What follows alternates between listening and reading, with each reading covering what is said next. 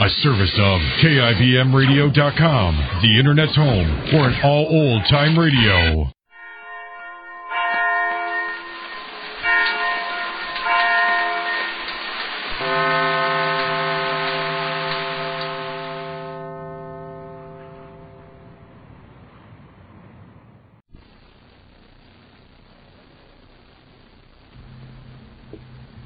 For a wash that's deep clean, sparkling clean, use deep cleaning Oxidol. Oxidol is deep cleaning. Deep cleaning. Deep cleaning.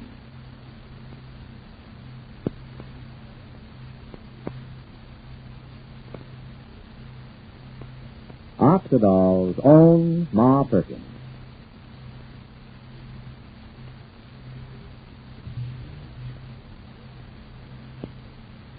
All over America, the news is out, and everywhere there's a tremendous amount of talk and excitement about deep cleaning Oxidol.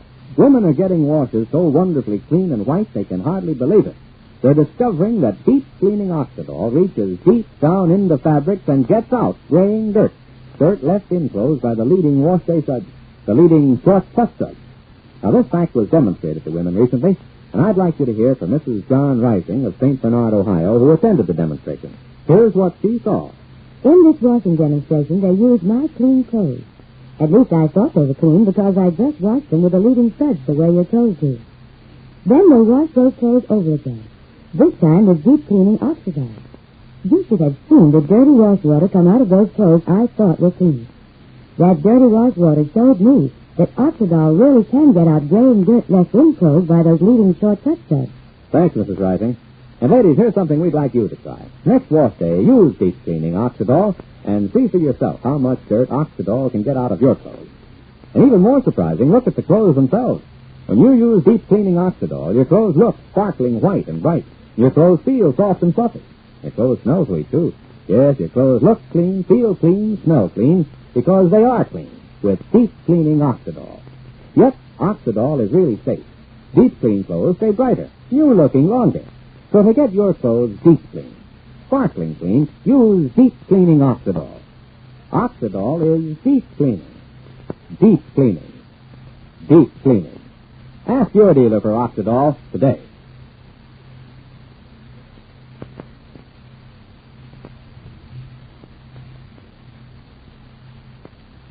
And now for Ma Perkins. Well, yesterday, Ma's eyes were opened at last. Ma is at last learning the truth about her deceitful kinfolk. Ma discovered that Cousin Ed has been lying to her about Mitch Myers, a particularly dramatic discovery there in the little barroom of the local hotel. Let's turn the clock back just a moment. Our scene is again the same. It's shortly before 11 o'clock at night. Ma and Chuckle and Willie are staring in horror at Cousin Ed and Mr. Myers. Look. Amateur is my best friend in the whole world. Sylvester Amateur is my best friend in the whole world. He's a big shot mining executive, Mr. O'Boy, with such right. Nothing's too good for my best friend as the Amateur family. Well, look at this swell suit of clothes they brought me. The Hamilton family told you to say that you're a big mining executive, Mr. Myers? Sure did. They give me a pair of shoes, too. I don't believe them. Who's going to believe a drunk like him? Because, Ma, he's lying. He ain't lying. There, Ma. There's the truth at last. From this here poor feller himself. What do you say now? Do you believe me now, Ma? Yes, Chuckle, I believe you, Ma. Now, just a minute, Cousin Ma. You're not so hasty, Cousin Ma. Hasty? Did you say Ma's hasty? Why, you no good, sawed-off, runty little imitation crook. Ma's been showing you and your crooked family the faces of the angels. For months now, Ma's put up with your hocus-pocus and your dirty tricks and your shenanigans. Well, there ain't a human being on earth who'd give you the bracelet Ma Perkins gave you. And now, at last, when Ma can't stand your little tricks no more, you tell Ma that she's hasty. I feel like giving you a good back right square on your stupid nose. Stop it, Chuckle, stop it. Willie, help Mr. Myers to a chair. And then we'll take our leave. Yes, Ma. But, Cousin Ma, I can explain everything. You've been explaining for quite a while now, Cousin Ed. When did you and your family come to this town? The day before last Christmas, wasn't it? And from that moment on, I ain't had a moment's peace. Right here and now, tonight, there flashed through my mind all the bad things that have happened during this year. And for everything which happened, you always had an explanation, Cousin Ed. And for some of the things that happened, I made the explanation. Did you ever know that, Cousin Ed? Yes. Yes, for dear Benita's sake, I'd make an excuse for you. An explanation. Just so as not to have no issues between you folks and us. Like the time that you was going to buy that lumberyard in Middleborough with Willie. Or the time you left town so mad at me because I wouldn't lend you $10,000. And each time I'd say, Ed Hammaker ain't a bad man. He's done nothing wrong. Who are we to sit in judgment on another human being?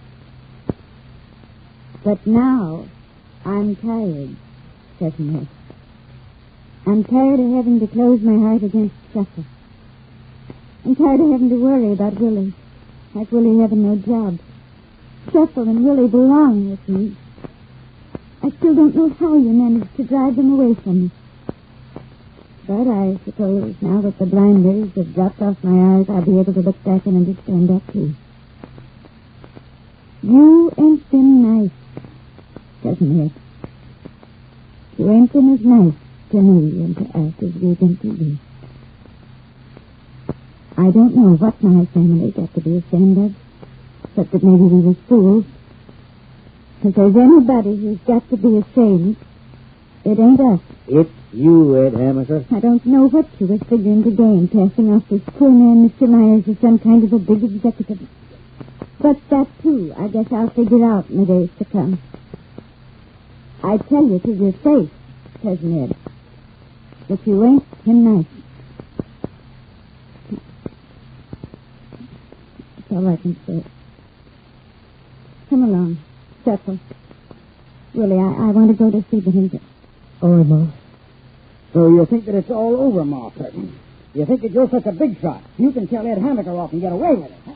Ed Hammaker, don't you take such a tone with Ma Perkins or I'll stretch you out flat on the floor. Very easy, and that's the darn truth. Everybody says that. Everybody's proud. We'll see who comes out on top. The Hammakers or their fancy pants cousins, the Perkinses. When was the last time you seen your precious itsy-bitsy Fay, if I may ask? Fay? Fay? What's Fay got to do with it? What's Fay got to do with it? Yeah, wait and see, Big Shot. Just wait and see. Ed, you Ed Hammaker. What's this about Fay? Speak or I'll murder you right now, this minute. Let go of me. Let go of me, Shuffle. Help! Where's Fay? What's this about Fay? Shuffle, let go of him. Ed, where is Fay? What do you mean about my face? Well, and that's your darn truth. Hey, didn't Fay have a date with Sylvester tonight? Sure. Sylvester told us. Him and Fay was going out. Yes, that's right. Fay and Sylvester went out tonight. Sure they went out. What time is it? Yep, it's after 11. That's probably all accomplished by now. And congratulations are in order. Congratulations? And the first thing we're going to do when little Fay's Mrs. Sylvester Hammaker, we're going to remember them who was nice to the Hammaker family and them who wasn't. Mr. Sylvester Hammaker? Ed, you're lying. He's lying, Ma. Fay wouldn't be caught dead with Sylvester Hammaker. Ed, you mean tonight? And Sylvester eloped? And wouldn't you like to know? Now who's singing out of the other side of their face? Come on, Nick. Let's you and me have a little drink. To celebrate the newlyweds.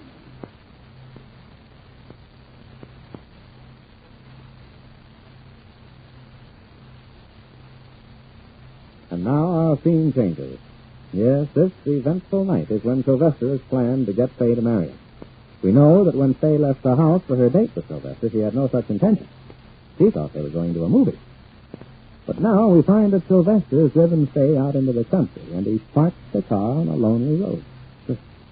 I hope you don't mind that I'm parking like this, little lady, but I have so much to talk over with you. I didn't think this was the road to Fort William, Sylvester. Well, let go my hand, please. You said talk. Oh. Doesn't say when the two of us are together like this. Don't you feel that there's a spark between us? I can't describe it. You feel all choked up and you feel nervous and it just feels good and Little lady, you ain't a kid. Don't you know what I'm trying to say? Yes, I guess I know, Sylvester. You know, I'm really kind of a plain person. I've told you a dozen times that I'm not very much fun to take out. Well, it's not taking out to which I'm referring to, Cousin Faye. It's more, well, everything. Oh, Cousin Faye, are you going to let everything pass you by? Nobody's getting any younger, and the years go by, and there you sit in your ma's house. Ain't that true, Cousin Faye? Don't you wake up lying there in your bed, and don't you say to yourself, all my life just been such a terrible rut. Why don't something happen? Yes, I do. Natural, I think.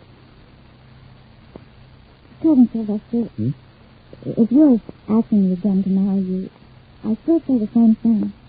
I'm not sure.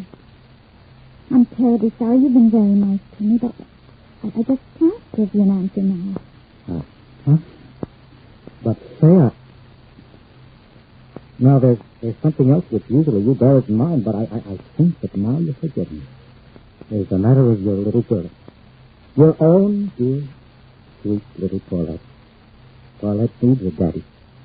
Have you looked at it from little Paulette's point of view, Sarah? What you say is very true. If I were going to marry anyone right this minute, I would have Paulette in mind. But I haven't decided yet, Sylvester. I've got the car sold tonight. But, Cousin Faye, you haven't given me one single solitary reason why you keep saying no. I don't want to argue about it, Sylvester. I can't say yes, not tonight. I'm sorry. I haven't made up my mind. Maybe your trouble is that you've got to have your mind made up for you. What did you say? I said maybe you've got to have your mind made up for you. Maybe I've been too nice to you. Okay. I gave you your chance, Cousin Faye. Okay. Well, from now on, we're playing it my way. Hold on to your hat, little lady, because here we go. Ladies, if you have a really big wash to do each wash day, you'll especially welcome deep cleaning Oxidol in the giant economy size package. For this giant Oxidol package saves you money and needless trips to the store.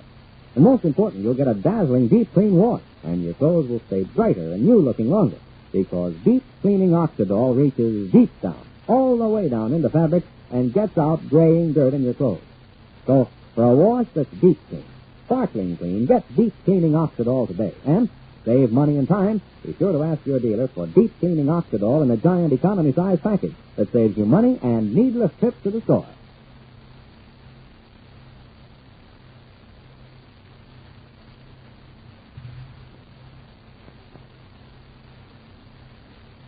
And what's this with Faye and Sylvester?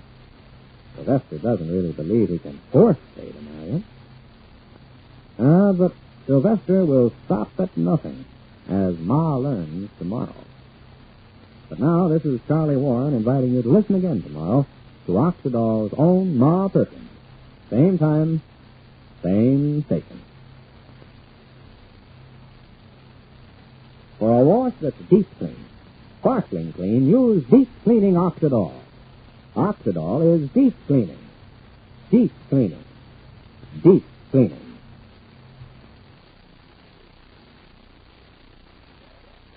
Lux presents Hollywood.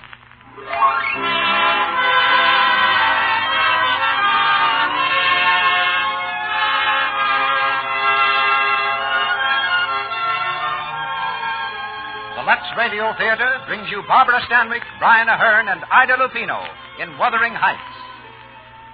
Ladies and gentlemen, your producer, Mr. Cecil B.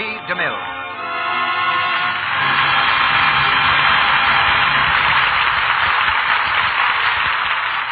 Greetings from Hollywood, ladies and gentlemen. Tonight's play is a powerful, gripping tale, written by a girl whose life was as bleak as the somber Yorkshire moors where the story is laid. It's already stirred many millions, as it will tug at your heartstrings tonight.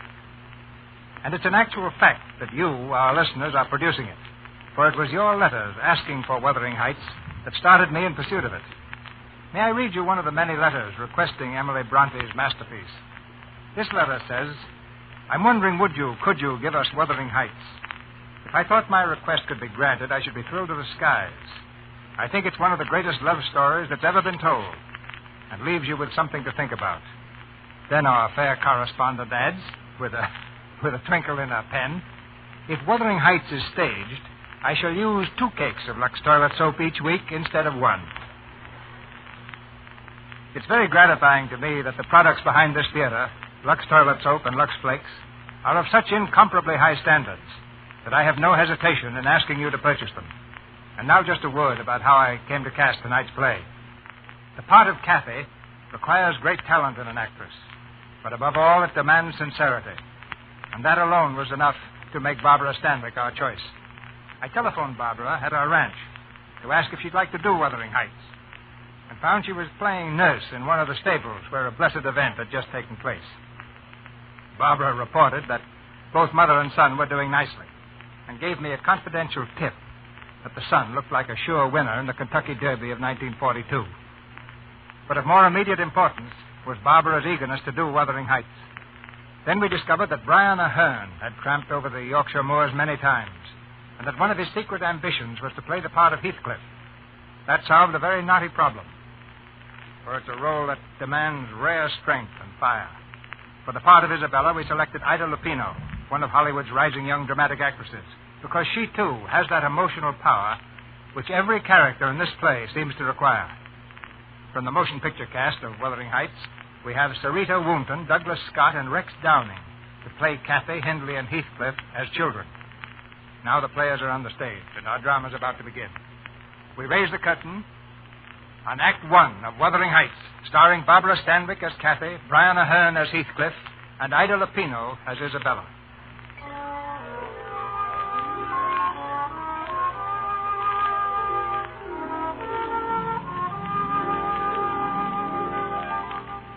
Desolate and lonely are the rolling moorlands of England, where in the winter night the snowdrifts stand like giant specters in the teeth of screaming gales. About 100 years ago, a stranger lost his way on such a night. Freezing, blinded, and stumbling, he saw at last the fitful lights of an old manor house, aged and crumbling on the hillside. He knocked desperately at the door. It was opened by a doddering old butler who stood staring at him. Then, without a word, he led the stranger into the musty living room, where, in the dim candlelight, a man and 2 women sat without moving. The man was tall and dark-skinned like a gypsy. On his face, the stamp of years of bitter suffering. At his feet, a great dog growled ominously. At last, the man turned and spoke. Who are you? And what do you want? My name's Lockwood. I've lost my way on the moors. Down, Wolf, down. Strangers have no business on the moors at this time of the year. And no business here at any time. But I couldn't find the village. A man could die out there on a night like this. I'm afraid I shall have to presume on your hospitality until morning. Do as you please. I beg your pardon. Now, don't keep accommodations for visitors. You'll have to sleep with one of the servants. Heathcliff, you can't. He's our guest. Then suppose you attend to his comfort. Ellen, show the gentleman to the guest room, please. The guest room, mistress? Yes, there's no other place. Yes, mistress. This way, sir.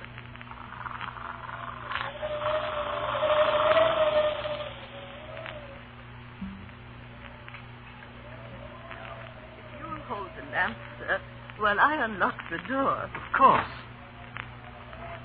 Mind you don't stumble on the carpet.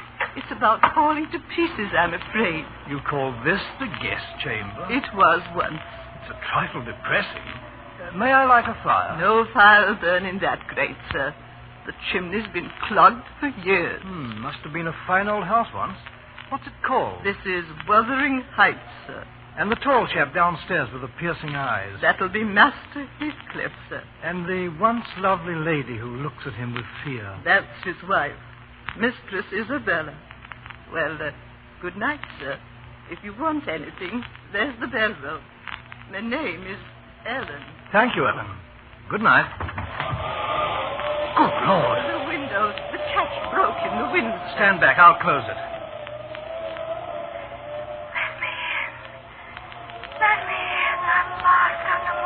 Listen. I heard a voice. Let me in. I'm lost on the moor. It's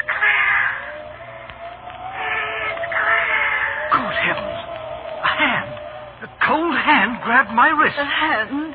Didn't you hear the voice? A woman shouting she's lost on the moor. What's going on in here? A voice out there, a woman crying that she's lost. Then she's come. She's come again at last.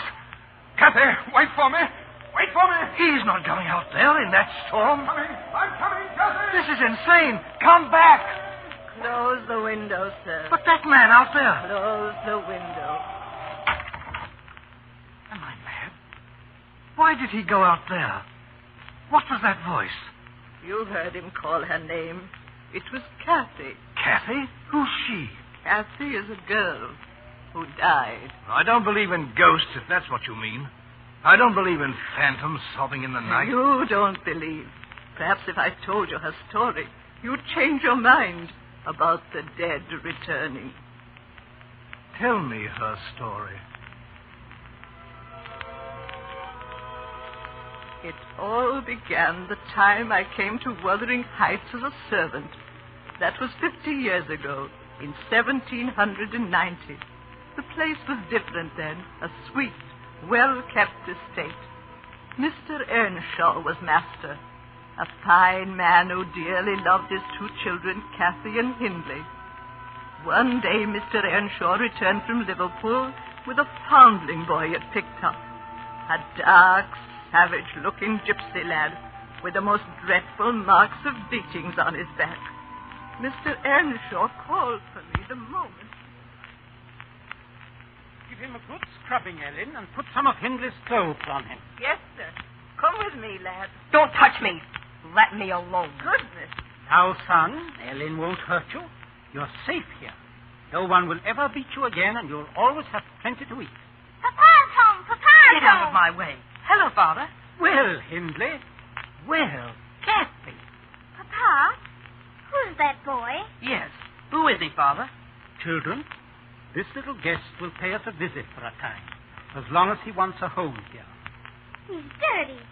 Look at him. Kathy, don't make me ashamed of you. Hindley, he will sleep in your room. In my room? I won't let him. He's a dirty gypsy. That'll do, Hindley. You must learn to share things. Take charge of the lad, Ellen. And what'll his name be, Mr. Earnshaw? His name? I think we'll call him Heathcliff. Yes, sir. Come, Heathcliff. That dark, brooding boy brought a subtle change to life at Wuthering Heights. The three children seemed to play together well enough, going scamping up over the moors on their ponies and climbing the crags together. But neither Kathy nor Hindley were open and frank anymore. And one day the children fought. Your father gave me this pony. It's mine. Give me that pony, do you hear? Or I'll tell Father how you boasted that you'd turn us out when he died. That's a lie. I never said it. Of course he didn't. He did. He worms his way into everything Father does for us. He'll cheat us out of everything. You never had a father, you gypsy beggar. And you'll never get mine. Hindley, don't hit him. No, don't. Heathcliff, look out. He has a stone. Ooh, there. Fancy that'll teach you. Hindley, he's bleeding. Serves him right. Gypsy scum. Heathcliff, are you hurt? He hit me with that stone.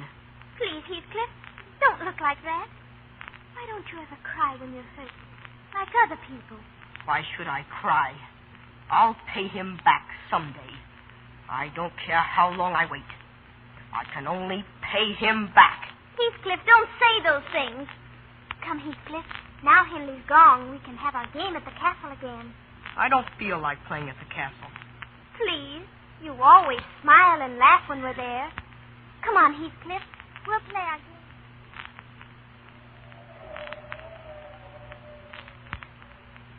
Don't frown so, Heathcliff.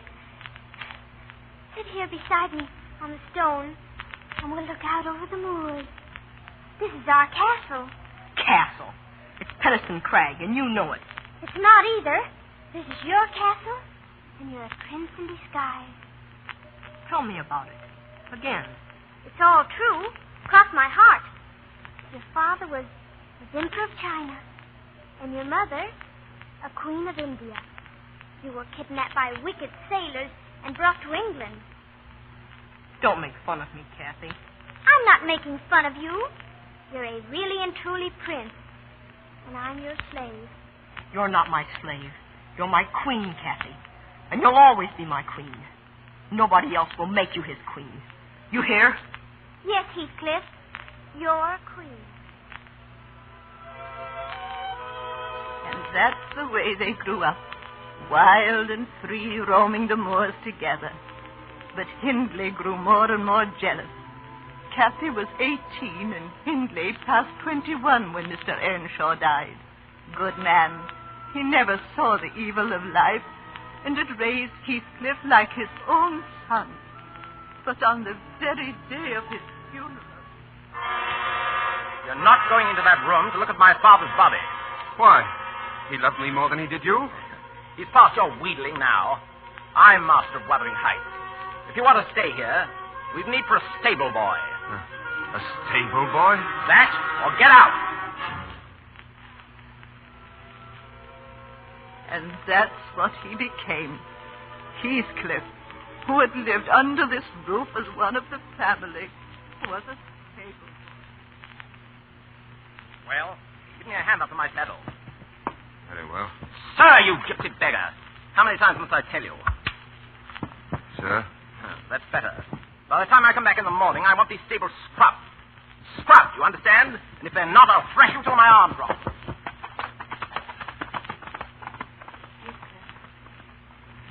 Heathcliff. Yes, Kathy? Heathcliff, I heard him. How much longer are you going to stand for this? I don't know what you mean. Look at you, dirty and unkempt and in rags. Why aren't you a man? Why don't you run away? Run away? What, from you? You could come back rich and take me away. Why aren't you a prince like we said long ago? Why can't you rescue me, Heathcliff? Kathy, come away with me now. Now? Where? Oh, anywhere. You mean leave as we are? Live in haystacks? Steal our food? Oh, no, Heathcliff, that isn't what I want. Oh, you just want me to go off, alone. Well, it won't do.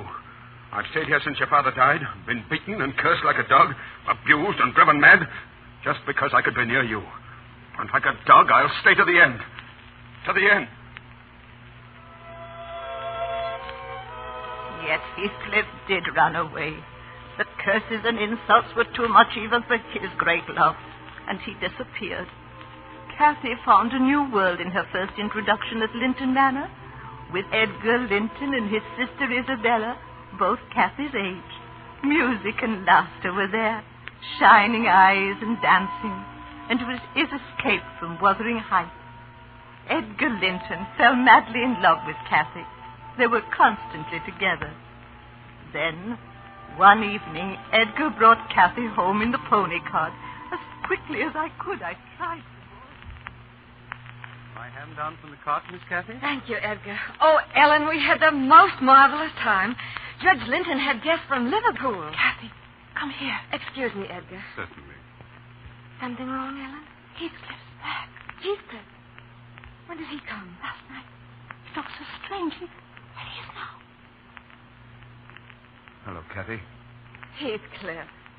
You said you'd stay away until... Why were you gone so long? I didn't expect to find you here. Why were you gone so long? Because I've met the Lintons. Because I was at their house. Because I've learned to dance and had a wonderful, delightful, fascinating time. Are you the stable boy? Would you mind putting my horse up for an hour? Yes, and you might wash your hands and comb your hair, Heathcliff. So I needn't be ashamed of you before a guest. And look after Mr. Linton's horse, please. Let him look after his own horse. Pleasant fellow. How can your brother allow such a beast of a gypsy stable boy to act like this? Beast of a gypsy stable boy? Of course. A roadside beggar giving himself airs of equality. What do you know about Heathcliff? Judging from this performance, all I need to know. He was my friend long before you. That blackguard? Blackguard and all. He belongs under our roof, and you'll speak well of him or get out. Kathy, are you out of your senses? Get out, I said, or stop calling those I love names. Those you love? That stable boy? Yes. Kathy, do you realize what you're saying? I'm saying I hate you. I hate the look of that milk-white face. I hate the touch of your soft, foolish hands. Some of that gypsy's evil soul has got into you, I think. Yes. Some of that beggar's dirt is on you. Yes. Now get out. Get out. Kathy, get out. Kathy, please, come back. Kathy. Oh, Ellen, where is he? Where's Heathcliff? Tell me. He's across the moors, towards Feniston Crag. Heathcliff.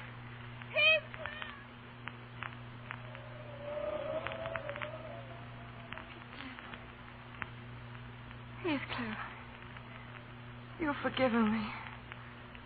Oh, say you've forgiven me. It wasn't your heart that spoke, Kathy. No, my darling. Because my heart is yours. Kathy. The clouds are lowering over Jimerton Head. Yes.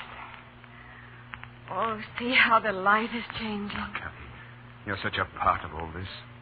Perhaps we belong to the moors, you and I. Oh, Heathcliff, make the world stop right here. Make everything stop and stand still and never move again.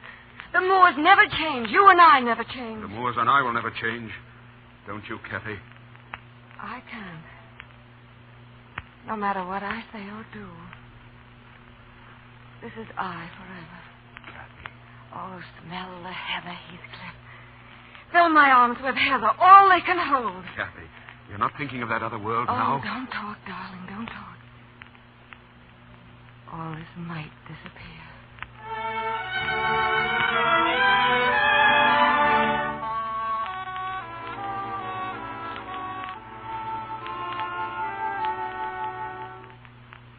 Ellen, hurry, please. My hair's not nearly done yet. What's the matter? Supposing you're not ready when young Mr. Linton gets here. Any young man who'll come sniveling back after the way you treated him. But I sent my apologies to him, didn't I? Of course he'll come. Kathy, I can't believe this change in you.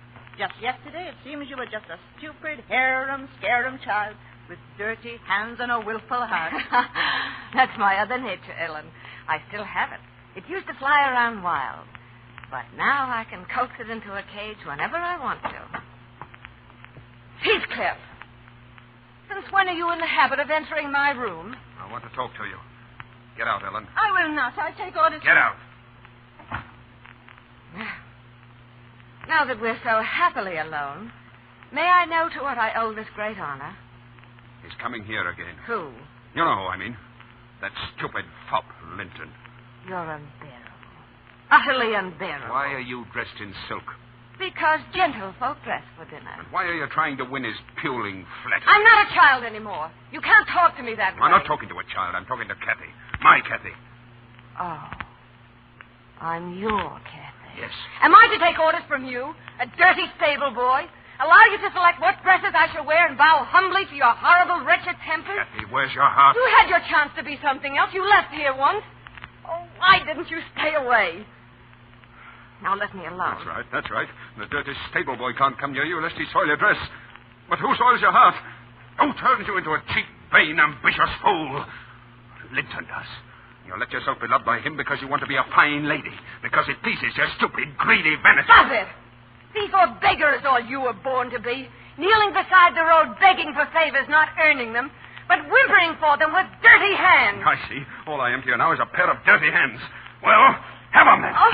Have them where they belong. How dare you? How dare you? No. It doesn't help to strike you.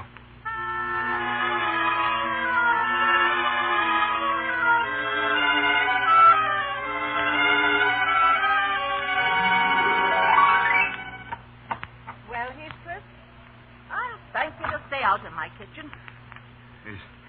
Is Kathy still with him? Yes, she is. What's the matter with you? What are you staring at? I want to crawl to her feet. Whimper to be forgiven for loving her. For needing her more than my own life. For belonging to her more than my own soul. I want to beg for a smile. I don't care if she loves Linton or whom she loves. If only she'll look at me and say my name. Oh, Heathcliff, you... Ellen! Ellen! Get out, Heathcliff. I'll wait outside the door. No, you can't. I want to be where I can see her. And hear her. Heathcliff. Ellen, where are you? Oh, here you are. Yes, Miss Kathy. Has Mr. Linton gone? He just left. Oh, Ellen, I've some wonderful news Well, for the you. kitchen's no place for that dress. Come inside. No, listen.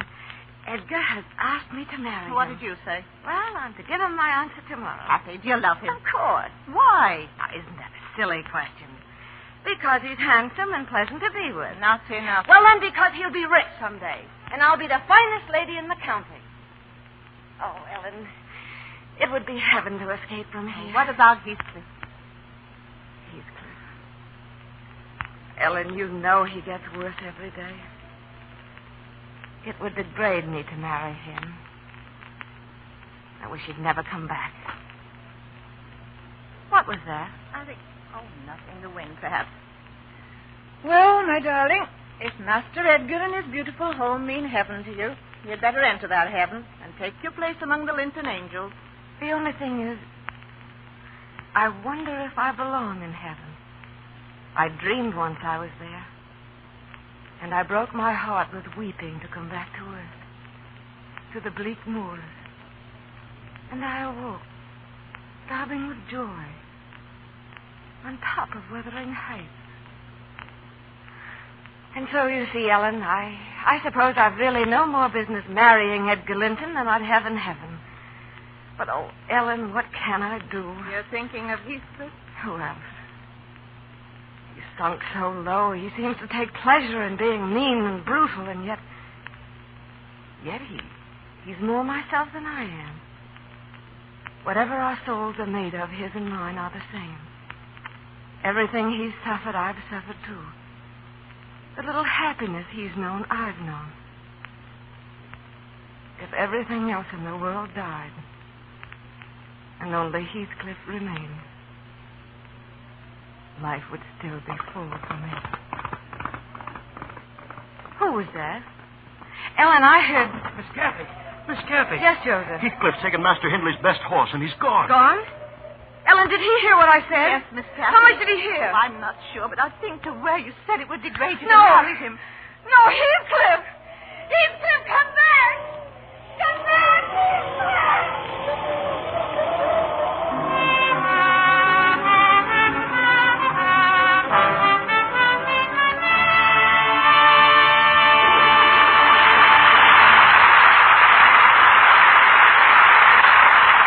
Curtain falls on the first act of Wuthering Heights. Stormy conflict and adventure lie ahead for Kathy and Heathcliff in the second act of our play. But this is intermission time, and Mr. Ruick is going to tell you a little story that he told me at rehearsal yesterday. Ladies and gentlemen, in this brief intermission before our stars, Barbara Stanwyck, Brian Ahern, and Ida Lupino, return in Act 2 of Wuthering Heights, I should like to say a word about the product which brings you tonight's play, Lux Toilet Soap. I just want to tell you what a lovely and intelligent lady, whom I know here in Hollywood, said to me the other day. She knows that I talk to the Lux Radio Theater audience each Monday night, and we chatted about the program for a while. Then she said something I'd like to pass on to you. She told me that she thought I ought to tell our women listeners of her own experience with Lux Toilet Soap. You'll be interested to know that the lady in question was Joan Bennett. She said, I think you could be even more emphatic than you are about your soap. Here's what I mean. For example, some years ago, I used to buy an expensive soap. Then I found Lux Toilet Soap in a neighboring star's dressing room and tried it. I liked it better than the soap I'd been using. It seemed milder, gentler, and it agreed with my skin. Well, since then, I've been one of your most enthusiastic users. And here's what seems to me so marvelous. For a few pennies, literally, I get a beautifully made, subtly perfumed complexion soap that I like better than the very expensive one. Why don't you tell women what a bargain Lux soap is? It is interesting to realize that for a few pennies, any woman can buy the very same soap that the lovely screen stars use, 9 out of 10 of them, to help keep their complexions lovely. I'm sure I don't need to remind the women in our audience that taking care of your complexion, making the most of your looks, pays rich dividends in the admiration and love of those around you, and in bringing you romance and keeping it. No woman ever quite outgrows the longing for romance, the need for it. No woman ever grows tired of hearing the lovely things that loveliness makes people say. There's a song you may remember that says the kind of things I mean exceptionally well. If there is someone lovelier than you, then I am blind, a man without a mind. If there is someone lovelier than you.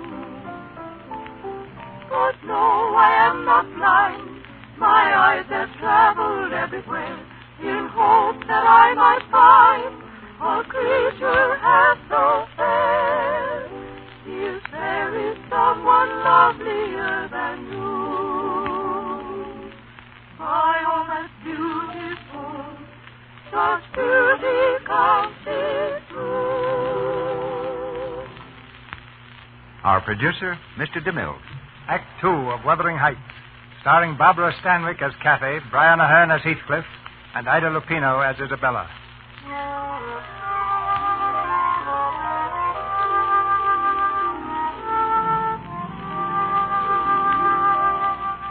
On that stormy winter night, a century ago, the traveler Lockwood sat in the musty guest room at Wuthering Heights, listening to the story told him by the old servant, Ellen. Outside, the wind swept over the moors, shaking the ancient house to its foundations. The lamp on the mantelpiece flickered, casting eerie shadows. That night, Heathcliff went away. Kathy ran far across the moors after him in the bitter cold, calling his name into the wind. Hours later in the morning, Edgar Linton found her, half frozen in her silken party dress, unconscious on the crag the children used to call the castle. For weeks after she was ill, the Lintons took her to their manor house, and I was glad. For day by day, the strange influence that Heathcliff had had upon Kathy wore off, and she was happy with him. Why can't you remain here forever, Kathy? Oh, Edgar, you and your sister, you've been too kind to me already. If I can make you happy by just being kind, that should be enough for me. After all, what else can I give you? What else? You've given me a great deal else, Edgar. You've given me your own self, your strength. My strength? You'd understand if you really knew what my life was before. It was like the moors, endless and desolate. And I was lost in them, calling for someone in the darkness to save me, and nobody answered. I couldn't even see the trace of a path. I was so frightened, so terribly alone. And suddenly you were there, Edgar.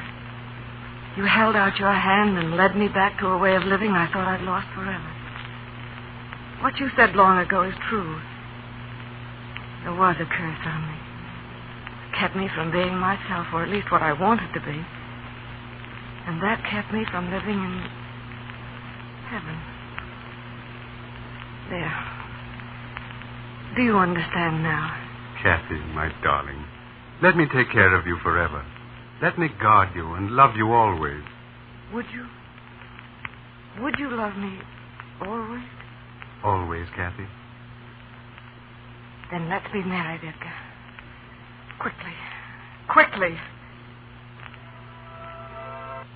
If the Linton home had seemed heaven to me before, I don't know what to call it after she became its mistress. The only one who did not seem completely happy was Edgar's sister, Isabella.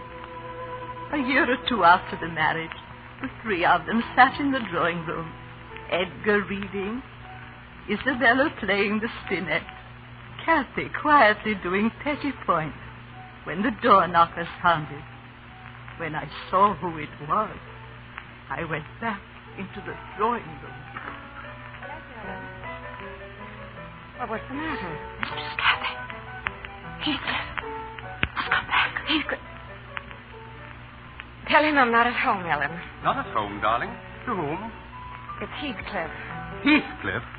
Well, does he seem the same, Ellen? No, sir. I hardly recognize him. Fine clothes. He seems quite the gentleman. Don't prattle, Ellen. I said I didn't wish to see him. Oh, nonsense, Kathy. It's been a long time. Bygones must be bygones. Oh, yes. Let us see some kind of caller. Show him in, Ellen. Yes, sir. Edgar, this is a mistake. Why, Kathy, your hands are trembling. Are they? The past is dead, dear. Don't hesitate to smile and be nice to him, because I'll understand it's my wife who loves me who smiles. Thank you, Edgar. You always understand. Mr. Heathcliff. Come in. Hello, Kathy. How are you, Heathcliff? Have you met my sister, Isabella? Oh, I'm sorry. How do you do, Miss Linton? We are glad to see a guest, sir. Thank you. Well, Heathcliff, I must say I've never seen such a complete change in a man. You seem to have prospered. You must have gone to America. I did. We wondered where you went. You must have found at least a gold mine. No, I merely remembered that my father was an emperor of China, and my mother a queen of India. I beg your pardon? So I claimed my inheritance. Kathy will understand. It's an old joke between us. I see. Are you staying long in the neighborhood? I'm staying the rest of my life. Really? I've just bought the horses, the cattle, and the moors belonging to the estate known as Wuthering Heights. No! You mean Kathy's brother Hindley sold out? Yes. But he doesn't know it yet. I imagine it'll be a shock when Hindley discovers that his gambling and drinking debts were paid up for him by his former stable boy. Heathcliff, you can't have done that. That's as underhanded a piece of work as I've ever heard of. If I'd known that his holdings were being stolen by a stranger... I remind you, Mr. Edgar Linton, that I am not a stranger. I'm merely a neighbor. So now, I'll say good night. Wait, Heathcliff. Well? I want you to know that we sometimes have friends who come here as guests. Edgar and I. You're welcome to come, too. But not with the old scowl on your face or the old bitterness in your heart. Thank you, my old friend Kathy, for the warning. Well, I just remembered I forgot to congratulate you on your marriage. I've often thought about it, I can assure you. May I now express my delight? Good night. Edgar, I think you behaved abominably. What? And you too, Kathy. What in thunder do you mean? You could at least have been civil. Dismissed him as if he'd been a servant. Well, do you consider him anything else? Yes, I find he's grown fascinating and distinguished. Really, Isabella, I hope I misunderstand. Well, you don't. We see all too few people. And I, for one, shan't be rude, if he ever calls again. Edgar, I greatly dread what the future will bring. Oh, nonsense, darling. I tell you, the past is dead.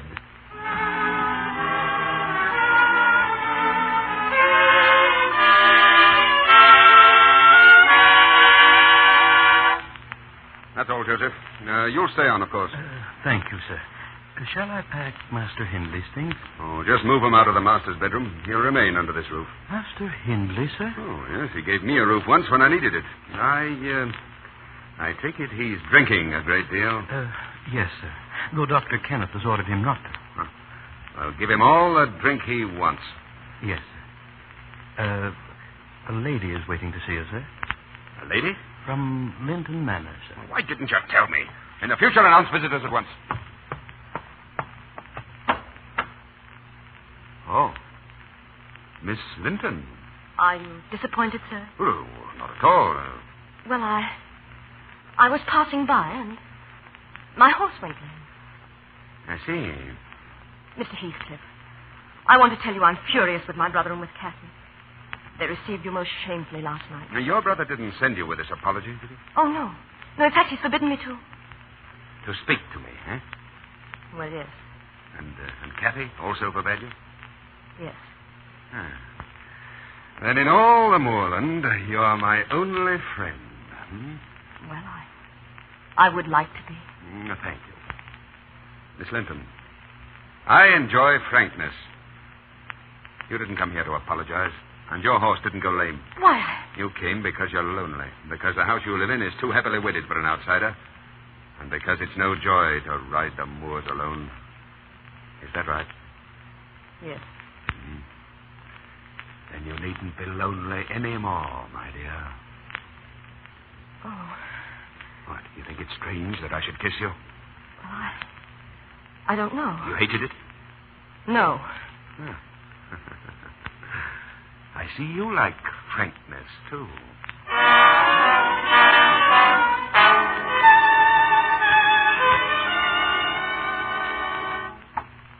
Oh, come in, Kathy. Wasn't it a lovely dance tonight? Though I think you could have been more gracious to my guest. Isabella, may I speak to you for a moment? Well, You behaved disgracefully. how may I ask? It was bad enough asking Heathcliff here without consulting us or preparing You'd us. have forbidden me. But to make a spectacle of yourself, to throw yourself at him the way you did. Well, nobody else would pay attention to him. You refused to dance with him. I had to dance every dance as a result. Oh, you fool. You vain little fool. Really, Kathy. I'm going to open your eyes, Isabella. He's using you. Using you to be near me. To smile at me behind your back. To stare at me until I guess fear his murderous gypsy look. To try to rouse something in my heart that's dead. And I'll not let you help him any longer. So that's what you mean. It's you who are vain and foolish, Kathy. Heathcliff's in love with me. It's a lie. It's not a lie. He told me so. He's kissed me. Yes, kissed me. Held me in his arms. Told me he loves me. Oh. I'm going to your brother. Yes, go to Edgar. Tell him Heathcliff asked me to marry him, and that I've said yes. You hear? Yes. You can't. He's not a man. He's something horrible and dark to live with. I know why you say these things. Because you love him. How dare you say that? Yes, you do love him. You're mad with pain and jealousy at the thought of my marrying him. Because you want him to pine for you, dream of you, die for you, while you're safe as the lovely Mrs. Edgar Linton. You won't have him happy. You want to hurt him, destroy him. But I want to make him happy. And I will. You hear? I will.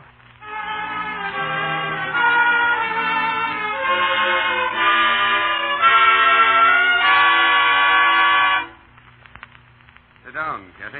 Oh, I won't say I'm not surprised to see you. Heathcliff, is it true? Is what true? Did you ask Isabella to marry you? Oh, Heathcliff, you mustn't do this villainous thing. She's never harmed you. No, but you harmed Then me. punish me. And that's what I intend to do. I don't understand. Every moment I hold her in my arms, when I kiss her, when I promise her life and happiness, you'll be punished. You'd marry her to do that? Yes, to teach you the ways of pain and the hell that I'm in. Oh, Heathcliff, you can't.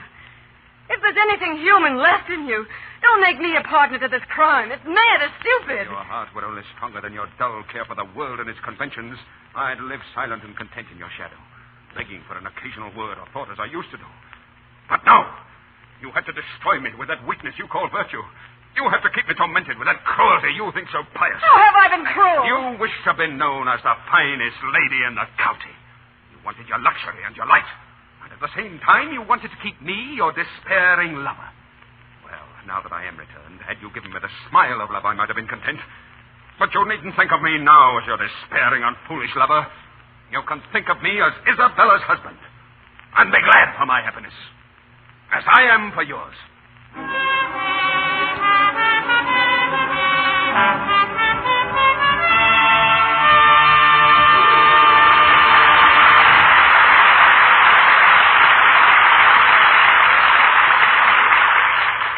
So ends the second act of Wuthering Heights. In a moment, we hear Act 3 and the dramatic way in which the love of Kathy and Heathcliff seeks its own solution. But before we continue, let's listen to a man we all like here in the Lux Radio Theater.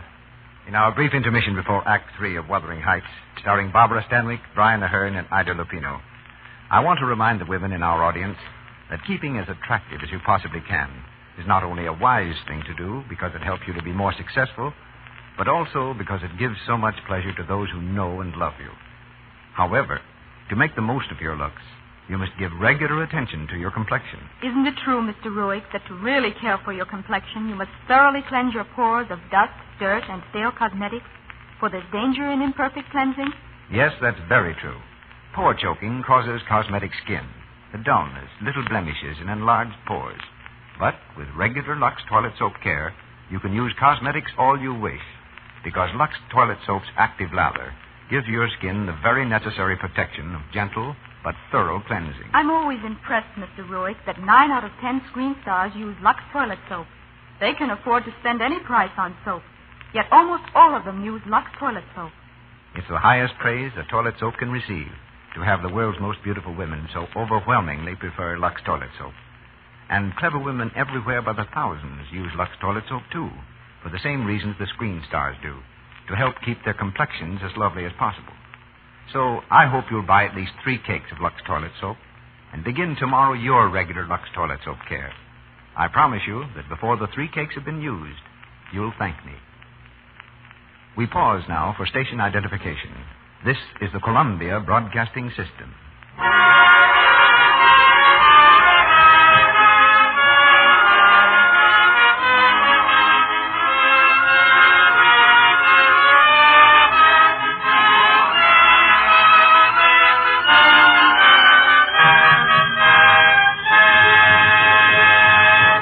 Once again, Barbara Stanwyck, Brian Ahern, and Ida Lupino in Wuthering Heights.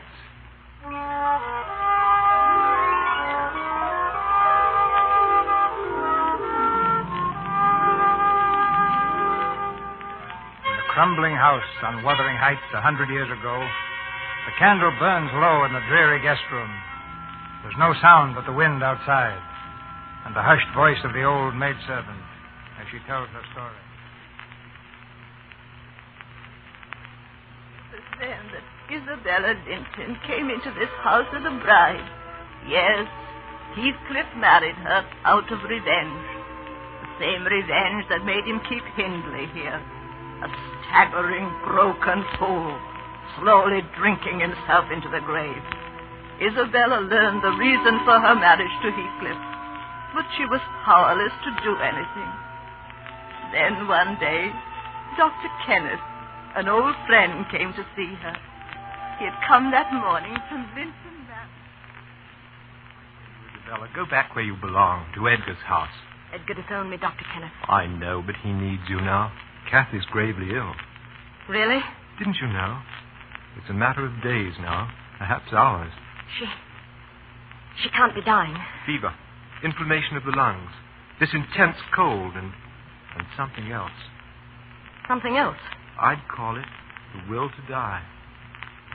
Kathy dies. I might begin to live. Isabella. Begin to live. Ha! In this house with Heathcliff, nothing can live. No, Hindley. Nothing but hate. Goodbye. So you think you'll begin to live when Kathy dies? You won't. Oh, Hindley, what is it? This house. I can feel the hate within it like a crushing weight. Of course you can. And you. He hates you even more than he does me. Stop it! He loathes you. Every time you kiss him, his heart breaks with rage, but it's not Kathy. Isabella, why don't you do what I've been too weak to do? Kill him. Don't talk to me. Get away! While there's still time to save your immortal soul. Well, Hindley. Remarkable. Heathcliff. Really, Hindley, the first coherent speech I've heard from you in weeks. Heathcliff, please don't.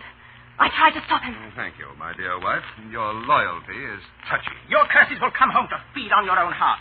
Every agony you've given will return. Laugh now, Heathcliff. There's no laughter in hell. Heathcliff, why do you have him here?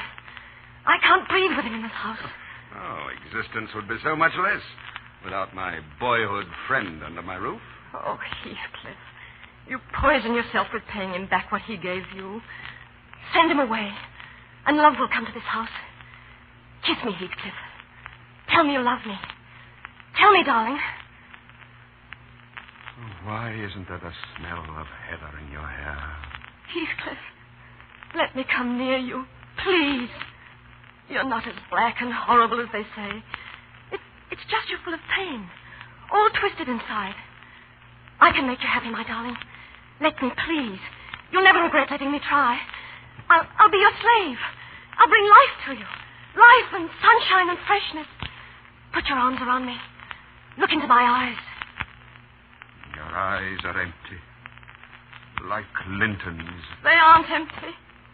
If you'll only look deeper, Heathcliff. Look at me. I'm pretty. I'm a woman.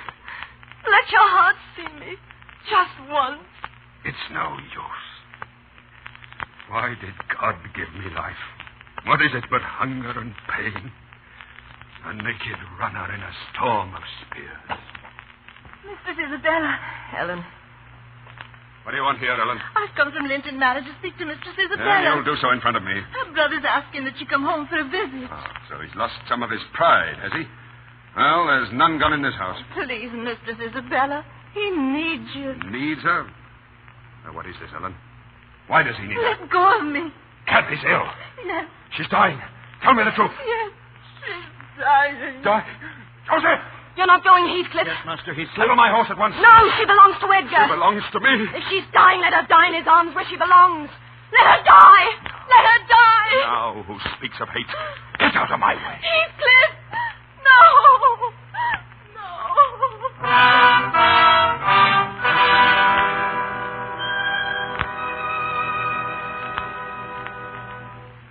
And there was a murmur from the height, a faraway and wild, heartbroken moan.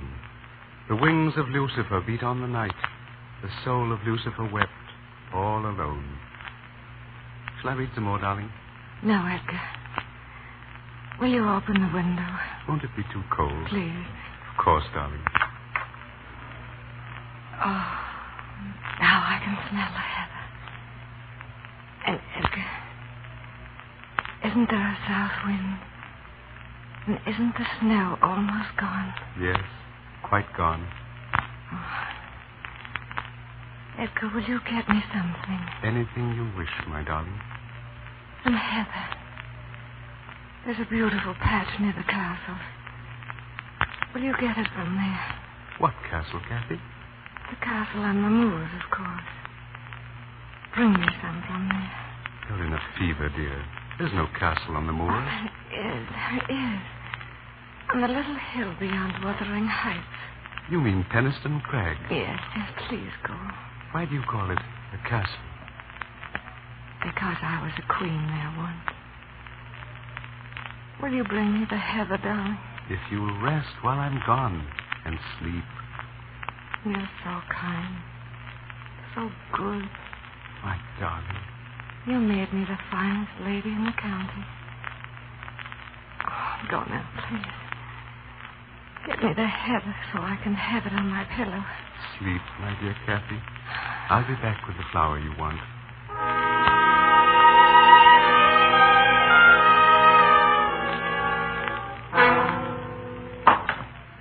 Where is she? Where's Kathy? She's not to be disturbed, sir. Master Edgar's gone for the doctor. Get out of my way.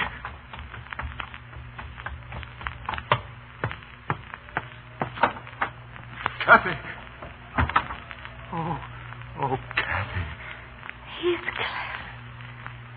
Come here. Kathy, my life. How can I bear this? I dreamed you'd come before I died. And when you came in my dream, you scowled at me once more. Kathy. Oh. Does it hurt so much to see me dying? Please, Kathy, don't hurt me. Oh. How strong you look, Heathcliff. Oh. How many years do you think you'll live on after me? Kathy. Oh, my life. My soul. Oh, my darling. Don't let me go. Oh, if only I could hold you till we were both dead. Please don't speak of death. Will you forget me and be happy when I'm in the earth? Never.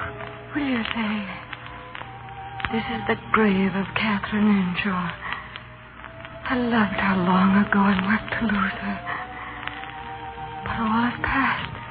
I could as soon forget you as my own life.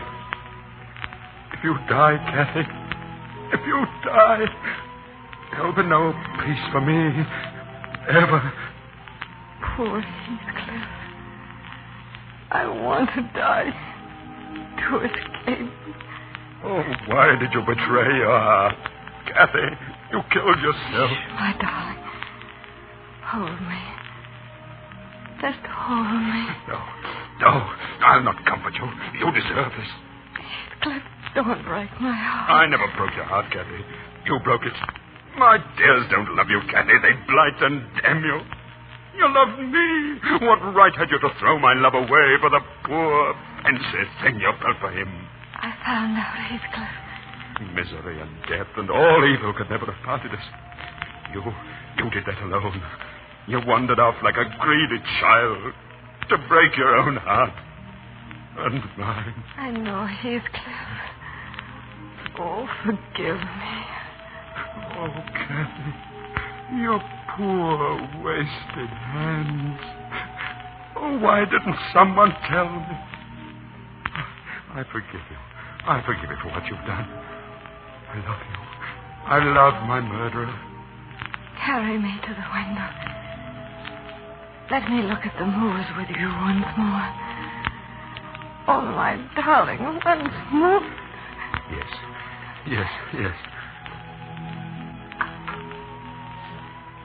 Oh, how lovely the sky looks.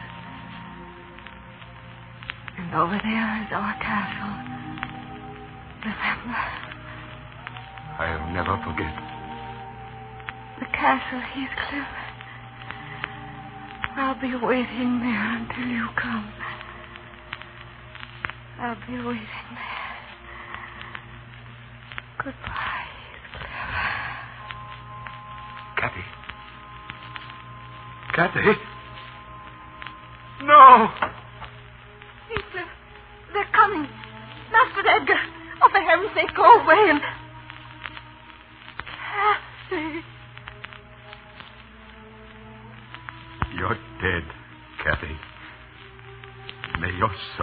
hear this before I go.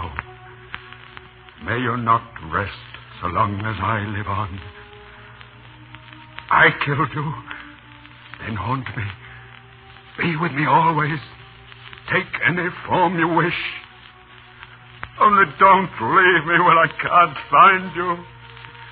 I can't live without my life. I can't live without my soul.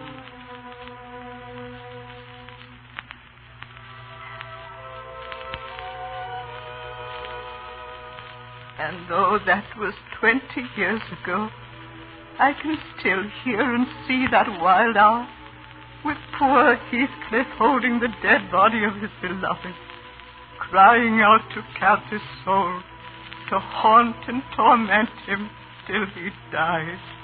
Then the strange hand that gripped my wrist last night, the strange voice that called to me was Cathy, and Heathcliff went to follow her into the storm. It wasn't Cathy herself, but her love, Cathy's love, stronger than time, sobbing for its unlived days. Who's there? Dr. Kenneth, open the door. Dr. Kenneth, what's the matter? I was just crossing the moor on my way home. Did you see Heathcliff? Yes. I saw him from my carriage. He was wandering through the snow with a woman. A woman, you say? A young woman, she seemed, and as mad as himself. They were walking through the storm with their arms about each other. I shouted at them, but they didn't hear. I was nearly up to them when of a sudden my horse reared and plunged. And then I found him, alone, lying in the snow. Heathcliff was dead. Dead? Was it by the castle? By the Penistone Crag? Yes. However did you know?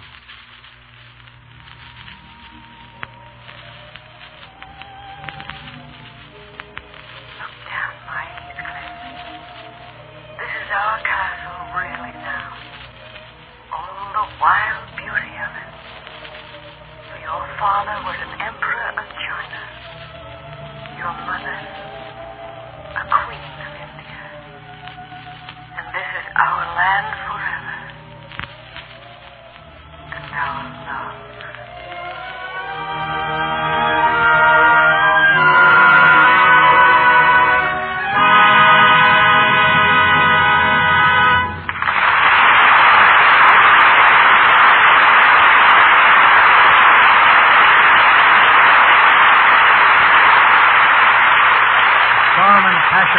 Wuthering Heights, fade into the dimness of 100 years ago.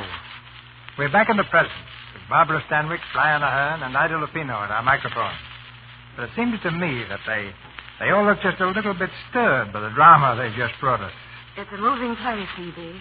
But more than that, I think it has a lesson today for every woman. It shows the necessity of holding on to one's ideals. But Cathy gave up what she really wanted for position and security. That's a common failing among women, isn't it, Mr. DeMille? On the contrary, Ida. I think women are less likely than men to sidetrack their ideals. Well, whatever Cathy's faults, she was one of the most real characters I've ever come across. Yes. If you know the story of Wuthering Heights, I imagine it'd be pretty easy to hear the voices of Cathy and Heathcliff out on those moorlands when the winds begin to howl. What about it, Brian? You've been there. Well, that wind is one of the weirdest sounds I've ever heard. It's no place to be at night. No place for my Irish imagination. No, for anybody's without a good big flashlight. You ask me, the safest way to cross those moors is in an aeroplane. Yes. What have you been doing with your airplane, Brian? Oh, very useful, C.B., very useful. Last time I used it, I went up to Northern California and got myself a marriage license. Yeah, that's right. You've taken on a co-pilot. Congratulations and happy landing. Thanks. Perhaps my co-pilot and I can take you for a ride sometime. Or how about you taking us? Yes, you're a pilot, too, aren't you, C.B.? Oh, yeah. But before we fly away from here, I want to tell you how much I've enjoyed working with you again in the Lux Radio Theater. And that I'm still absolutely loyal to Lux Soap, too. It was a number of years ago that I started using it, and I've been a faithful Lux fan ever since. It does a swell job for my skin. Well, I agree with Barbara. Lux Soap is a wonderful beauty care. And I know we're all looking forward to the Lux Radio Theater next week, Mr. DeMille. I see by the rehearsal schedule backstage that you're going to have Ginger Rogers, George Brent, and Edith Fellows next Monday night, Phoebe. If you'd read a little further, Barbara, you'd have seen the name of the play, too. She Married Her Boss. A story about a girl who thought the boss's home should be run as efficiently as his office. Ginger Rogers, George Brent, and Edith Fellows in She Married Her Boss. Well, I'll be waiting for that. And good night. Good night. Good night. I wish I had you three in a picture.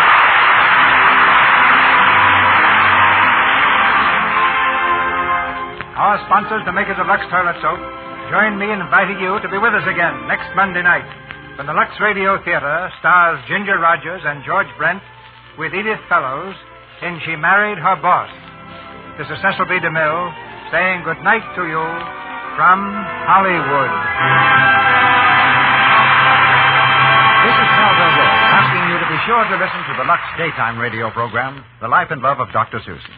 This human and gripping story of a young, attractive woman doctor is brought to you every afternoon, Monday through Friday. For the time and station, see your newspaper. The Life and Love of Dr. Susan comes to you in addition to the Lux Radio Theater. Also heard in tonight's play were Thomas Freeburn Smith as Edgar Linton, Kendall Cooper as Hindley, Marga Ann Dighton as Ellen. Barbara Stanwyck's current film is the Columbia picture Golden Boy. Brian Ahern will be seen next on the screen in the RKO production Vigil in the Night. Ida Lupino's latest picture is Paramount Studios' The Light That Failed. Louis Silvers is from 20th Century Fox, where he directed music for The Rains Came. Here is important news for those of you who live in communities not operating on daylight saving time. If you live in a community which does not operate on daylight saving time, you will hear this program beginning next Monday night, 1 hour later than heretofore. And now, ladies and gentlemen, may I take this opportunity to announce that there's a very great treat in store for you. Tomorrow evening, over the Columbia Network, a full hour of top-notch entertainment. First, Edward G. Robinson, dynamic star of stage, screen, and radio, returns to the air, starring again in a new series of the dramatic expose Big Town with lovely Ona Munson. Immediately thereafter, the Tuesday Night Party, starring Walter O'Keefe, with special guest star Sophie Tucker and Bobby Dolan's orchestra. A half hour of thrills, excitement, and dramatic action, followed by a half hour of laughs, song, and music. See your local paper for the exact time and station.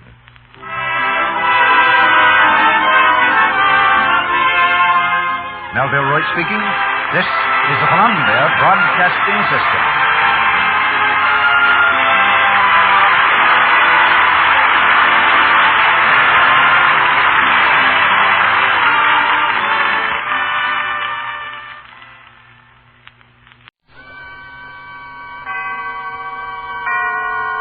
Autolite and its 96,000 dealers present Suspense. Tonight, Autolite brings you The Wages of Sin, a suspense play starring Miss Barbara Stanwyck as Ruby Miller.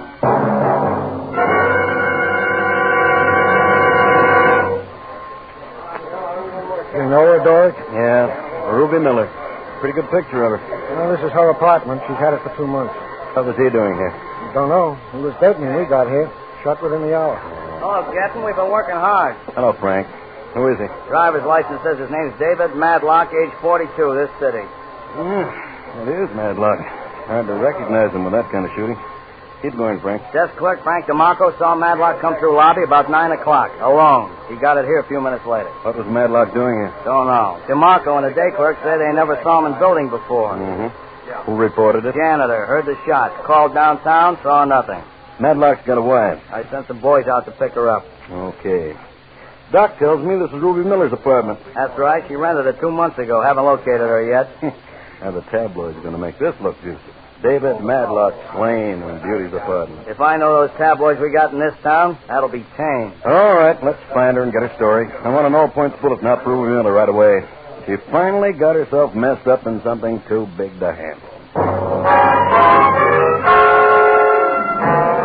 In just a moment, Miss Barbara Stanwyck in the first act of The Wages of Sin. What's going on, Harlow? Why, it's tune-up time, Hap. For what? Your car. Get it tuned up before winter weather wages war on your engine. Winterize it by putting in antifreeze, change of oil and grease. And check the spark plugs, too. Realistic reminder, Johnny Plug Jacks, because spark plugs are the very heart of your car's ignition system. You mean spark plugs need winterizing, too? Why, they sure do happen. That's why it'll pay you to see your friendly Autolite spark plug dealer. He'll replace weary, worn, and wilted spark plugs with world-famous ignition-engineered Autolite spark plugs. They're engineered by the same Autolite engineers who design coils, distributors, and all the other important parts of the ignition system, used as original factory equipment on many leading makes of America's finest cars. That's why Autolite spark plugs operate as a perfect team with your car's ignition system. And that's why you can't buy better spark plugs for your car than Autolite. Okay, Harlow. I'll have my car winterized. And check the spark plugs, too. Right. So, folks, see your friendly Autolite spark plug dealer. And whether you choose the standard type or the resistor type, you can be sure you're always right with Autolite. And now, with the wages of sin and the performance of Miss Barbara Stanwyck as Ruby Miller, Autolite hopes once again to keep you in suspense.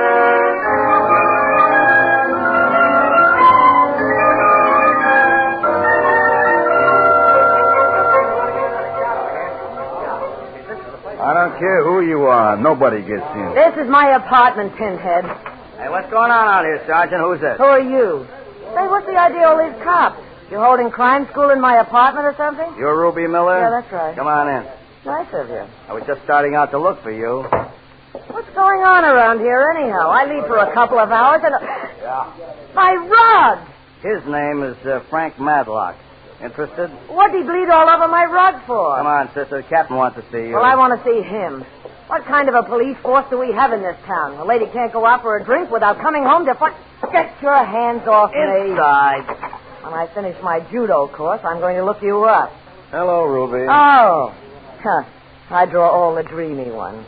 I might have known it'd be you, Captain Salvador. That's all, Frank. Yeah, that's all, Frank. Tell me about yourself, Ruby. You losing your hair? It's falling out worrying about you. The last time was 47. No visible means of support. I didn't know we were going to talk about old times, or I'd cracked a bottle. We aren't. Going to talk about that guy lying in there in front of your fireplace. Well? They tell me his name is David Madlock. You know that's his name. What's he doing in How there? should I know? I never saw him my whole life. How long have you been seeing him? What did you fight about? Ruby, you've had 4 arrests and 1 conviction in your time. You know we always get the answers. Captain Doric Salvador, Copperoo. Huh. Been in the drugstore since 8:30. 15 people saw me drinking my malted milk while Junior in there must have been getting his brains blown out. Do they all have names? Every one of them. It was a bowling team on their way home. The loafers. You're telling me that corpse is a man you never saw before in your life? That's exactly what I am telling you. Your crew will find that out by poking into everything and everybody in town. They'll also find my alibi's good and that your guesses are bad. If Madlock, or whatever his name is, staggers into my apartment while I'm out and somebody bumps him off, that's not my fault. And you nor any other single-headed cop is going to write it any different. All right, Ruby. Let's go downtown.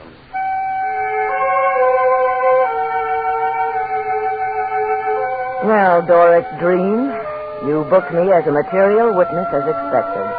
After all, you had to take somebody downtown. The newspapers tossed a lot of type around. My picture was in every paper, every edition. But after 2 days, it died on the vine.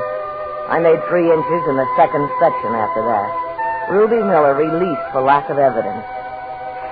The morning I got out... Oh, wait while you blush. I wanted a bath more than anything else. All right. Just a minute. I'm coming.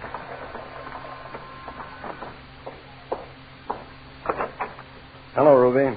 I missed you before you left the station. I'm tired of looking at cops, Captain. This will only take a minute. I'll time you myself. Thanks. I just been out talking to Marie Madlock, Dave Madlock's widow. And the way things happened, she still thinks that you and her husband were real palsy on the side. She hates the memory of him now. Don't you ever give up. I don't like to see a nice woman like Mrs. Madlock running around believing something that isn't true. My boys peeked under every rock in town before you were sprung, Ruby. They came up with 2 things that got you out. You were in the drugstore while Madlock was being killed, and you never knew the guy. I'm convinced of that. My bath water is getting cold, so am I. Look, Ruby, you moved in that apartment 2 months ago, paid $400 rent in advance. The same day, you deposited $1,000 at Freeman's National. You also bought $400 worth of clothes and trinkets. I hit a horse. Somebody gave you dough to play a part in this. Who? We've gone all through this before. Who, Ruby? A key to this apartment was found on Madlock's body. How'd he get that key? I don't know, Captain. I just don't know. I should have my lock changed.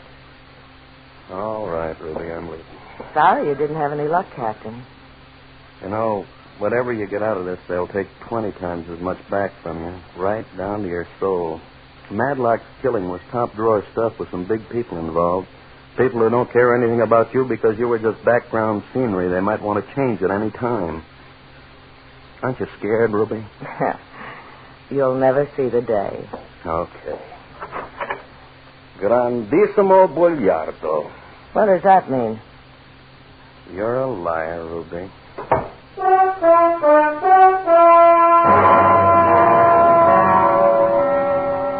Where did you get off thinking I was scared? What was there to be scared about? I held 3 aces in the deck, and that was enough, at least to make a starting bid.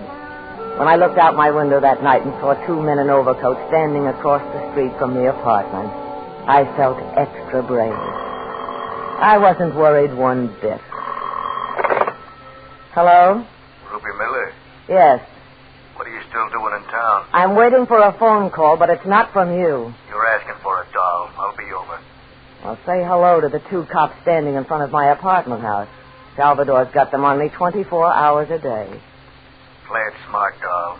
Get out of town while you got legs to walk on. Listen, you thick-lipped creep. I want to talk to him, the big man, right away. And if I don't, I'll talk to the cops. I just said how you better act, doll.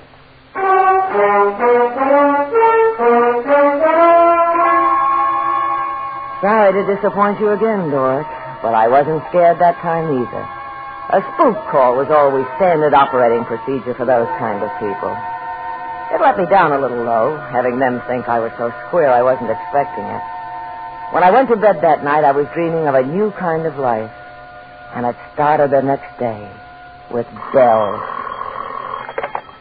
Hello? Miss Miller, my name is Victor Sheridan. I'm the attorney for the big man. And that's as close as you're going to get. Take it or leave it. My offices are in the Equity Building, Suite 203. I'll expect you any time today.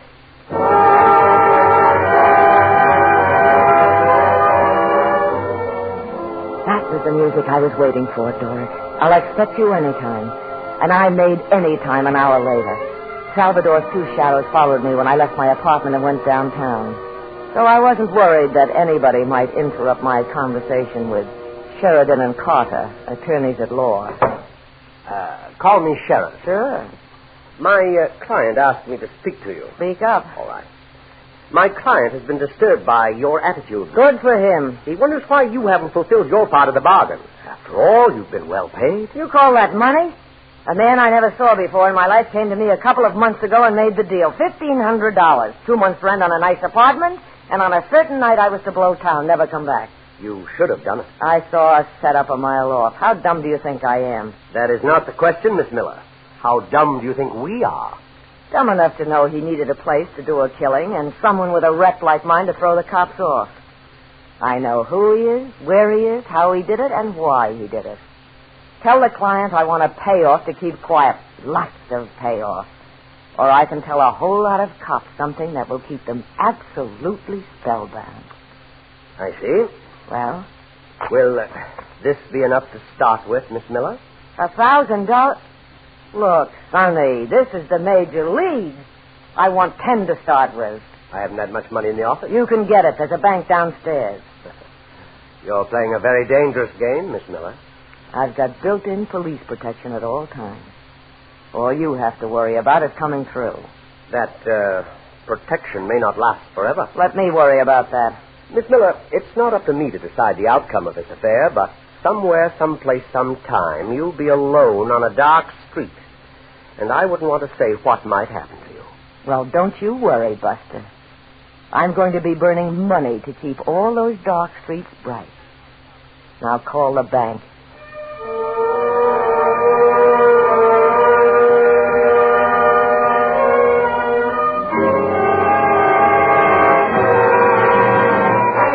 Autolite is bringing you Miss Barbara Stanwyck in The Wages of Sin. Tonight's production in radio's outstanding theater of thrills, Suspense.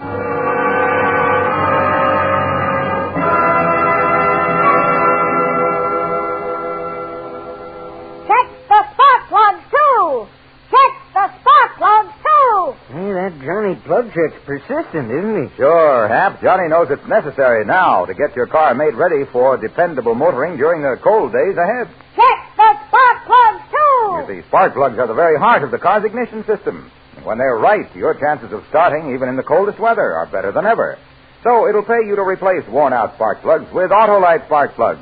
The spark plugs that are world famous for quality and dependability. Autolite spark plugs? Nothing finer, Hap. And when you replace worn-out spark plugs with ignition-engineered Autolite spark plugs, you get smoother performance, quick start, and gas savings. You've sold me, Harlow. Well, folks, see your friendly Autolite spark plug dealer and have him replace worn-out spark plugs with world-famous ignition-engineered Autolite spark plugs. And whether you choose the resistor type or the standard type, you can be sure money can't buy better spark plugs. You're always right with Autolite. And now, Autolite brings back to our Hollywood soundstage Miss Barbara Stanwyck in Elliot Lewis's production of The Wages of Sin, a tale well calculated to keep you in suspense.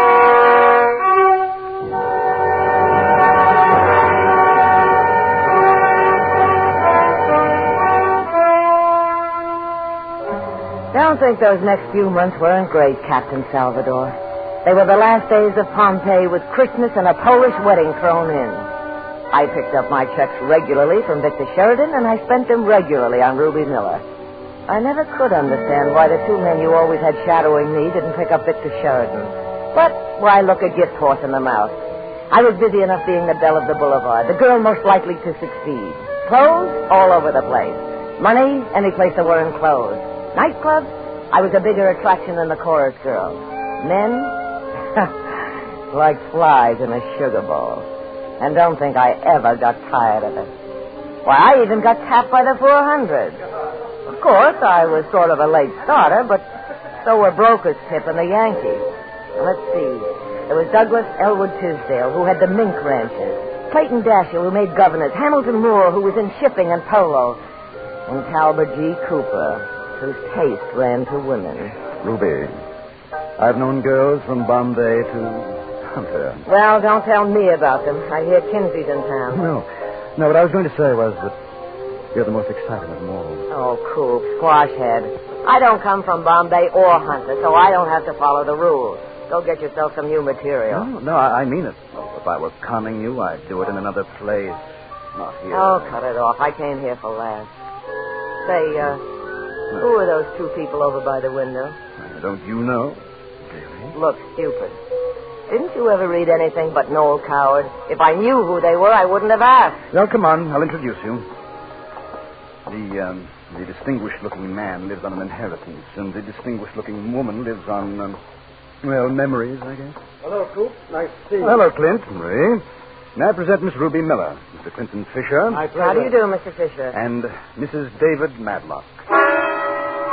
Talk about your drama. That moment could have run 36 straight weeks at the Barrymore Theater. As you know, Captain, it was my first performance at trying to carry on idle chit-chat with the widow of a man found dead in my apartment. Must have been her first, too, because she excused herself and walked quickly away.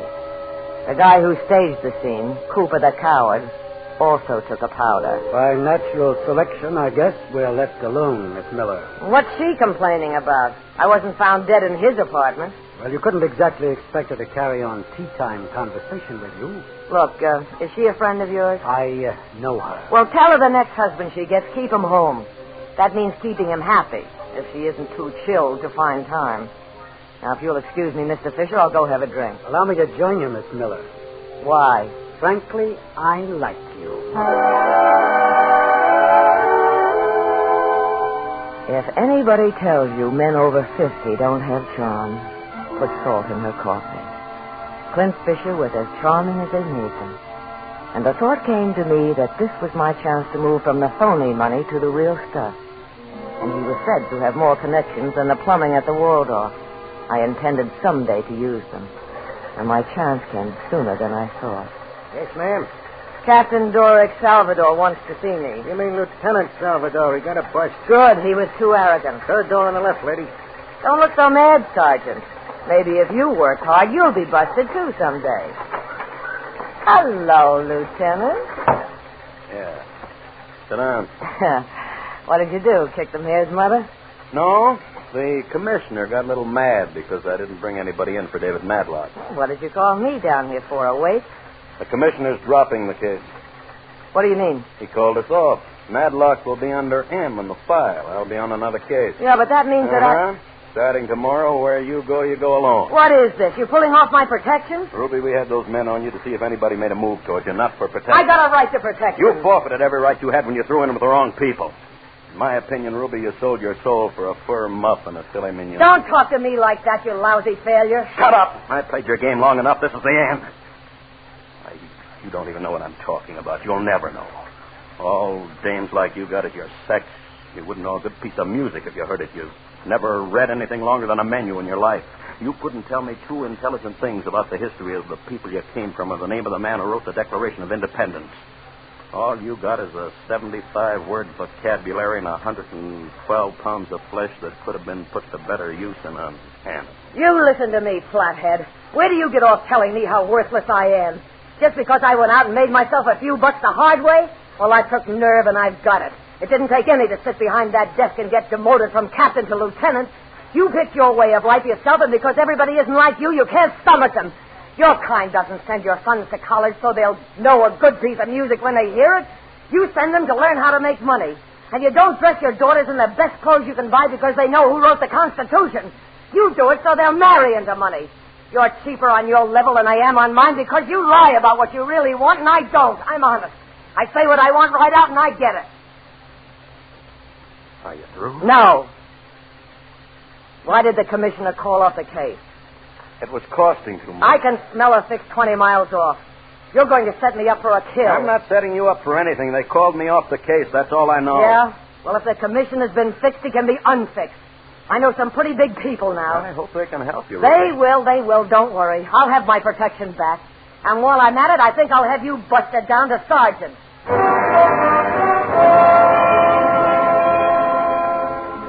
And I couldn't wait to do it to you. Clint Fisher was my boy. By then I had him wrapped around my little finger. He knew the skeleton in everybody's closet, and I was going to make him raffle a few. I pulled out all the stops, and he had my hero printed all over him when he said he'd see what he could do. You cops who thought you had a corner on everything fracture me. I slipped on a negligee and cracked a bottle of champagne. While I waited for my team to go into action. Hello? Clint Fisher, Ruby. Oh, Clint, darling. Oh, it's so nice to hear your voice. And it's nice to hear yours, Ruby.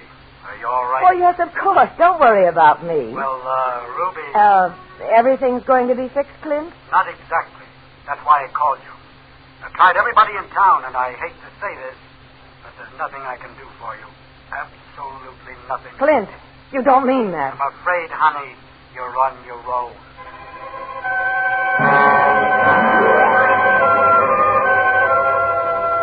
Don't tell me about men. I know more ways they can be cheap and lying, two-faced and vicious than you can count in a year. Clint Fisher wasn't the only man in the world who could fix things. So I tried the rest of them, up and down the social register and through the moneymen and tycoons, and every one of them chickened out, every one of them. No, Ruby. Sorry, Ruby. Try someone else, Ruby. That's all I got. Don't tell me about men. Then I began to get scared. Scared right down through the little veins. I locked the door and pulled the shades and told the desk to let no one visit me. And I sat there all night. I didn't dare sleep. And half the next day, I was scared. But then I remembered. I still had an ace to play. Sheridan. Yes, Ruby. Well, what's the matter with you? Nothing. I came to make a deal. A deal, do you hear me? Too late. I won't spill. I'll never say a word. Not a single word to anyone. I'll even get out of town. What are you laughing about? You. Trying to make a deal. I got the greatest deal in the world, the greatest. You never heard anything like this. Listen. I don't even know who the client is. I don't know. I never knew. Never. All I know is some creep I never saw before gave me a couple of $1,000 to use the apartment for a killing. I don't even know his name. He came and he was gone. That's all I know. Believe me. Sheridan! Shot me in the stomach. Who? The client.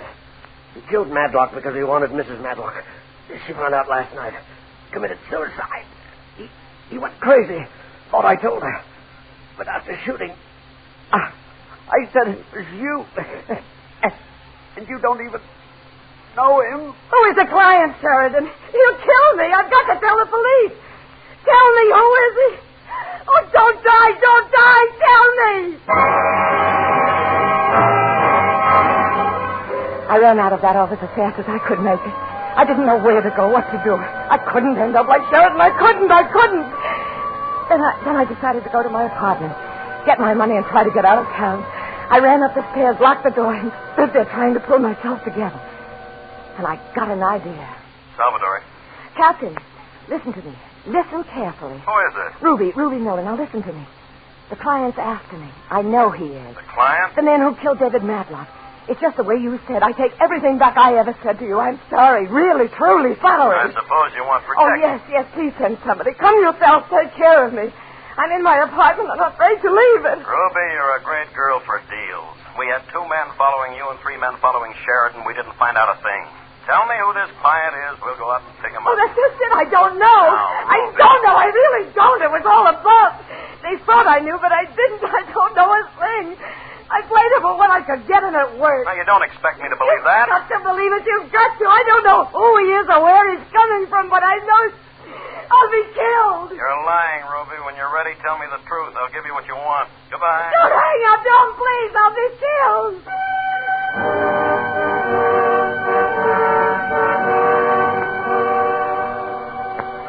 I tried to get you back, but they said you'd left the office. I wanted to tell you about Vic Sheridan's death. That would have been true. That's why I'm writing you this letter. You'll have to believe it. I'm packed and I'm leaving town, and I don't ever want to come back. I'm mailing it from the airport. So long, Dorothy. I hope you have better luck finding the client than I did.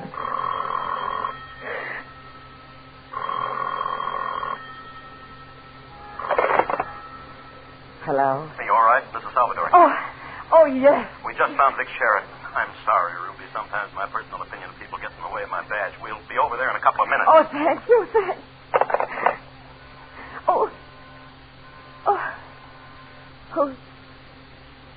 Who is it? It's Fisher. Let me in.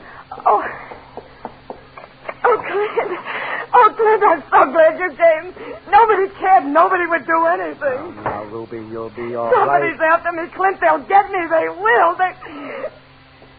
Clint, what's that gun for? For you, baby. Clint, don't do anything. I'll scream. That won't help. You can't outrun a bullet. You've had a free ride on me. I was perfectly willing to give you money when it meant something to avoid trouble.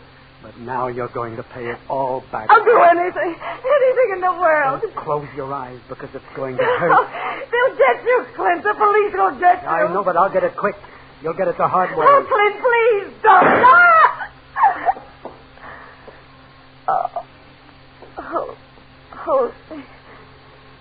Hold me up. How does it feel, Ruby? That's what you get for telling Mary Madlock I killed her husband. Mary was the one thing I wanted. I killed to get her, made it as sordid as possible. Girl's apartment and all, so she'd forget even his memory. And after all the dough I paid, you had to tell her. I didn't tell her. I didn't even know who...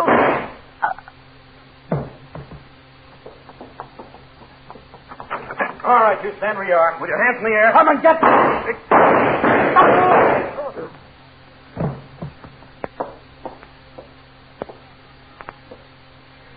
Hey, will you look at that?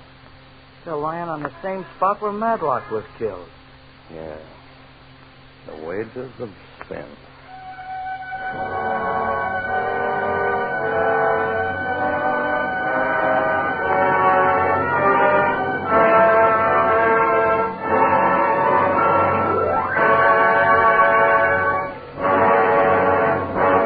Suspense, presented by Autolite. Tonight's star, Miss Barbara Stanwyck.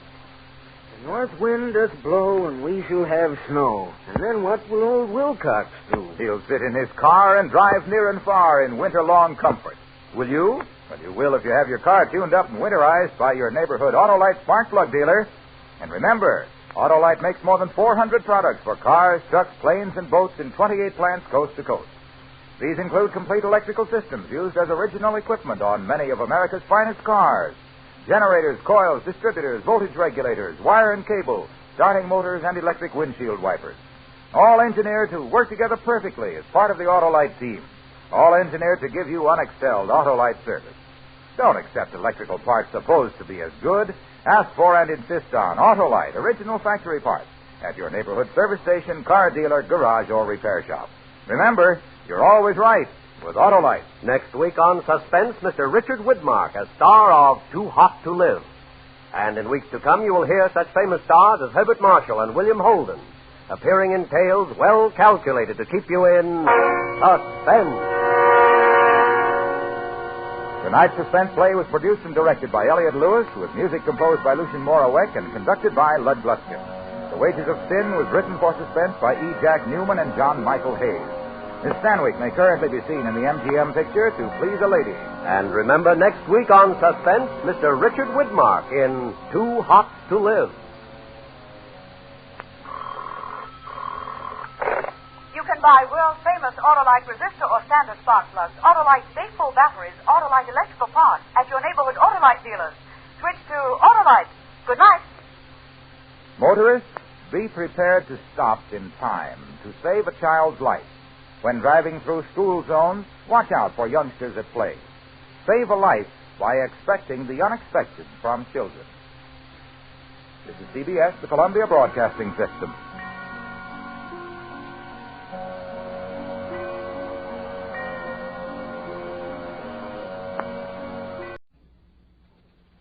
Lux presents Hollywood.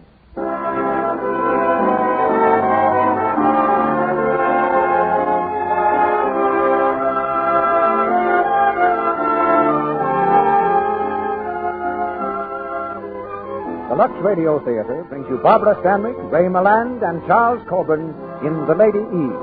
Ladies and gentlemen, your producer, Mr. Cecil B. DeMille.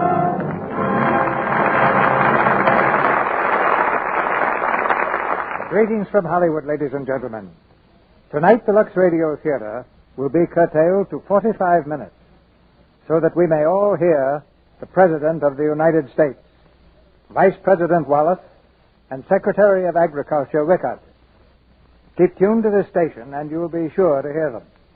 Now, compared to what Barbara Stanwyck does to Ray Milland in tonight's play, The Lady Eve, the woes of Adam seem like the life of Riley. Eve used an apple. Miss Stanwyck, aided and abetted by Charles Coburn, uses a deck of cards, a treacherous disguise, and a tropic moon. After what Barbara did with this blitzkrieg combination in the Paramount picture, Ray Milland should be forewarned of what's ahead of him tonight. But the Lady Eve gets her just desserts. She may be a card sharp, but she's helpless when love deals aces from the bottom of the deck. This time every year, I take on a little extra job. One that seems to go very well with producing pictures and radio plays, and also with Lux toilet soap. Schools and colleges all over the country send photographs of the girls in their graduating classes and ask me to pick the most beautiful. A very simple request, but not easy to answer. At first glance, it usually looks like a tie. In those cases, I suspect that all the girls have been using Lux toilet soap since they were able to talk. And a girl can say, Lux, very young. Now the curtain and the first act of The Lady Eve, starring Barbara Stanwyck as Jean Harrington, Ray Milland as Charles Pike, and Charles Coburn as Colonel Harrington.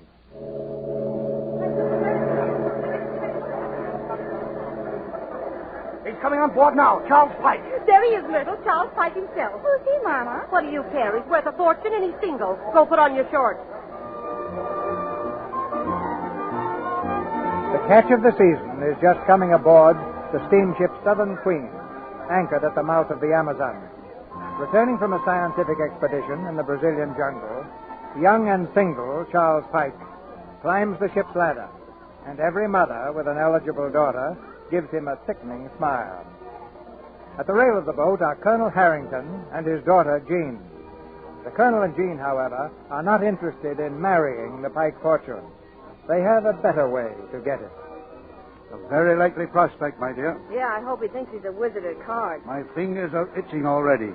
Maybe I ought to go to the cabin and fix up a nice cold deck. I wish he had a fat wife so I wouldn't have to dance in the moonlight with him. I don't know why it is, but a sucker always steps on your feet. A mug is a mug in everything. Well, I don't see why I have to do all the dirty work.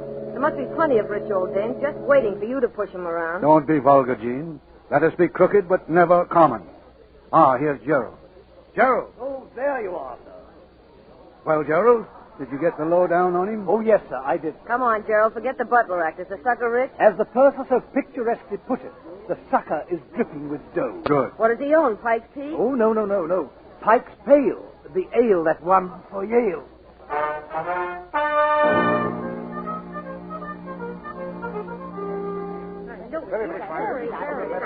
Bartender, another bottle of Pike's, please.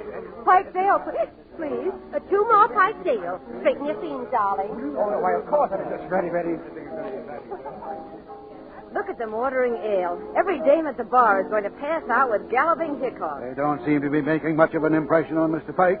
I think it's time you got acquainted with him, my dear. Look at that girl over to his left. Look over to your left, sucker. See those nice store teeth all beaming at you? Nope, she doesn't like them. Now he's getting up to go. He's coming this way, Jean. Move your chair back, Harry. I'm going to trip him on his face. You think that's a good way to meet him? Well, nobody else is getting any place. Look out, here he is. Oh, why don't you look where you're going? Why don't I look? You stuck out your foot and... Look what you did to my shoe. You knocked the heel off. Oh, I did? Well, I'm certainly sorry. If you didn't, you can take me right down to my cabin for another pair of slippers. Oh, well, I guess it's the least I can do. By the way, my name is Pike. Oh, everybody knows that. Nobody's talking about anything else. This is my father, Colonel Harrington. My name is Jean. It's really Eugenia. My cabin's down this way. Come on.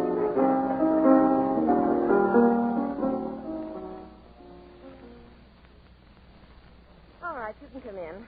Say, this is quite a cabin you've got here. Yes. Pretty cozy, isn't it? Yeah. Say. Something burning? Holy Moses. What's the matter? That perfume. What's the matter with it? Oh, nothing. It's just that I've been up the Amazon for a year and they don't use perfume. It smells good. Oh. The shoes are over here in the trunk, and because you were so polite, you can pick them out and put them on if you like. Put them on? You? Well, not on you. Go ahead. Holy Moses, look at all those shoes. See anything you like? Yeah. Gosh, it doesn't seem possible for anybody to wear anything this size. Oh, that's pretty. You'll have to kneel down, Mr. Pike. To put them on me.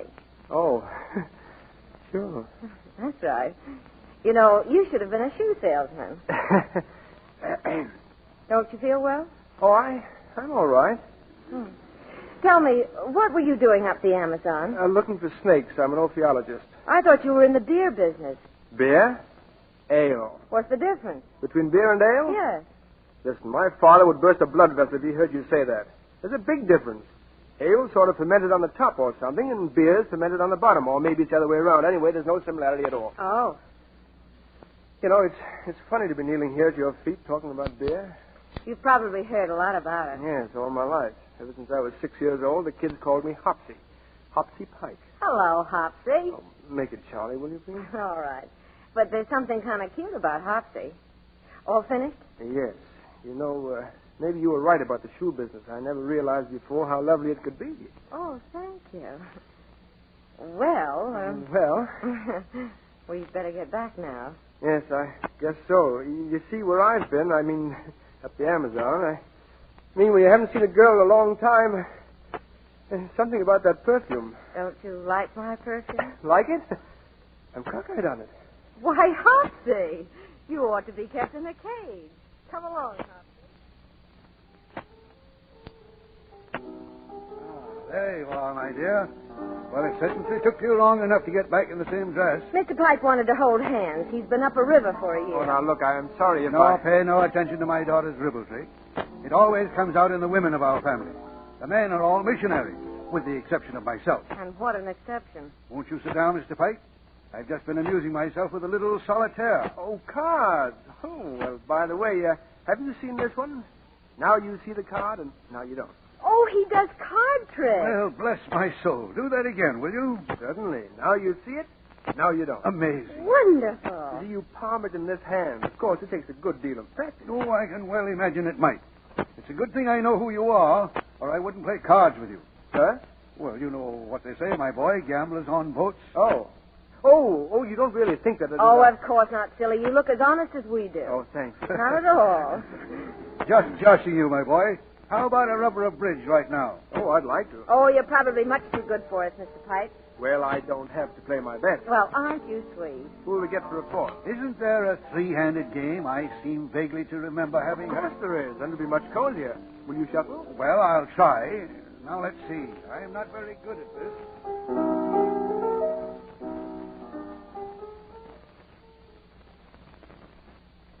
There you are, my boy. At 10 cents a point, I owe you $498. Oh, now, wait. I didn't want to win from you. Oh, Father's in the oil business, Mr. Pike. It just keeps bubbling up out of the ground. How much do I owe? Now, let me see. Roughly $100. That's rough enough. Oh, but look, I really... Oh, don't you worry. We'll get it back. Well, if that's a promise. You can depend on it. Well, if you don't mind, I think I'll toddle off and leave you young people to talk about whatever young people talk about. Good night, sir. I'm really awfully sorry about this. Oh, beeswax, my boy, beeswax. Good night, Jeannie. Good night, darling. Good night. Now, he's a nice fellow, your father. He's a good card player, too. Do you think so? Well, I don't want to be rude, but I thought he seemed a little uneven. He's more uneven sometimes than others. Well, that's what makes him uneven, of course. Yeah. But now you, on the other hand, with a little coaching, you could be terrific. Uh-huh. You really think so? Oh, yes, you have a definite nose. Well, I'm glad you like it. Do you like any of the rest of me? Oh, well, what I meant was in the card thing. I know what you meant. I was just flirting with you. Oh, I see. You're not going to faint, are you? Who, me? Oh, no, it's that perfume. Oh. Did you think they're dancing any place on board? Don't you think we ought to get some rest? You can see me to my cabin if you want. Oh. You know, you're certainly a funny girl for anybody to meet who's been up the Amazon for a year. It's a good thing you weren't up there 2 years. Yeah. Come on.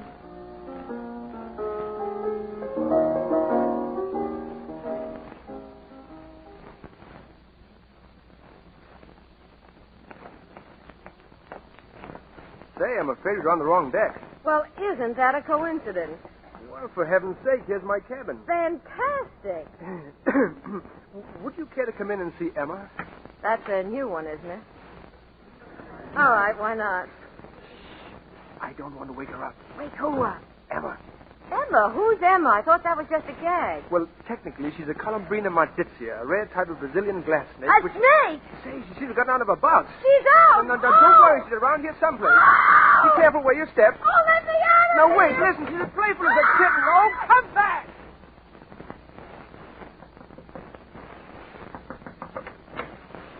Don't you come in here. Look, I'm terribly sorry. I wouldn't have frightened you for anything Why in the didn't world. you tell me you had a slippery But I thought you crawling? understood that Emma was a snake. How could I understand anything of the kind? Why should I suspect an apparently civilized please. man? Look under the bed. Now, how could you possibly get to your cabin? Please. Oh, all right. What's this? Oh! Oh, it's just a stocking. Oh. Oh, well, if you see any more, just leave them there. Oh, come over here. Hold me tight. Oh. Oh, you don't know what you've done to me. Well, I'm terribly sorry. I wouldn't have frightened you for anything in the world. I mean, if there's anyone in the world I wouldn't want to frighten, it's you. Oh, you're very sweet. Don't let me go. I won't. Thank you. How was everything up the Amazon? All right, thank you. What are you thinking about? Nothing. Are you always going to be interested in snakes?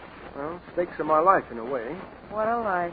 I suppose it does sound sort of silly. I suppose I should have married and settled down. Why didn't you? It's just that I've never met her. I suppose she's around somewhere in the world. Well, I suppose you know what she looks like and everything. I think so. How are her teeth? Well, you should always pick one out with good teeth. It saves expense later. Oh, now you're kidding me. No, not badly. You have a right to have an ideal. I guess we all have one. What does yours look like?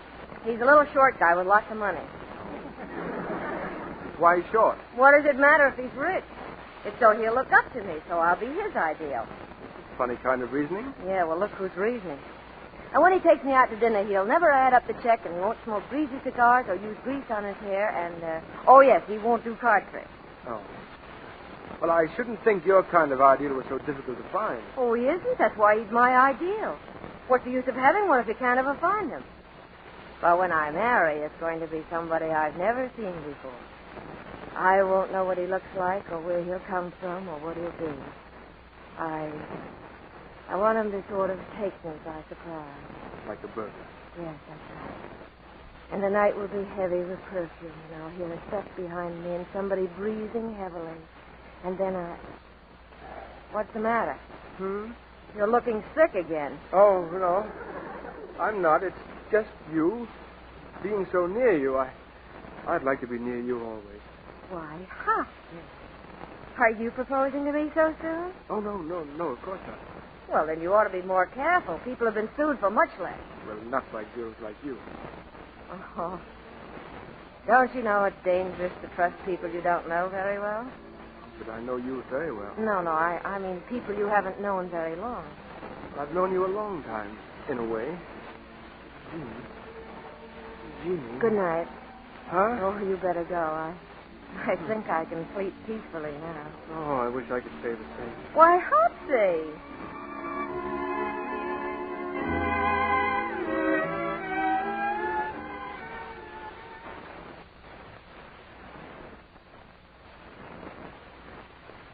Thank you, Gerald. High card cups are on the outside, cold hands in the middle. Cold hands I love, row-dow-dee-da-da-dee. Hello, Harry.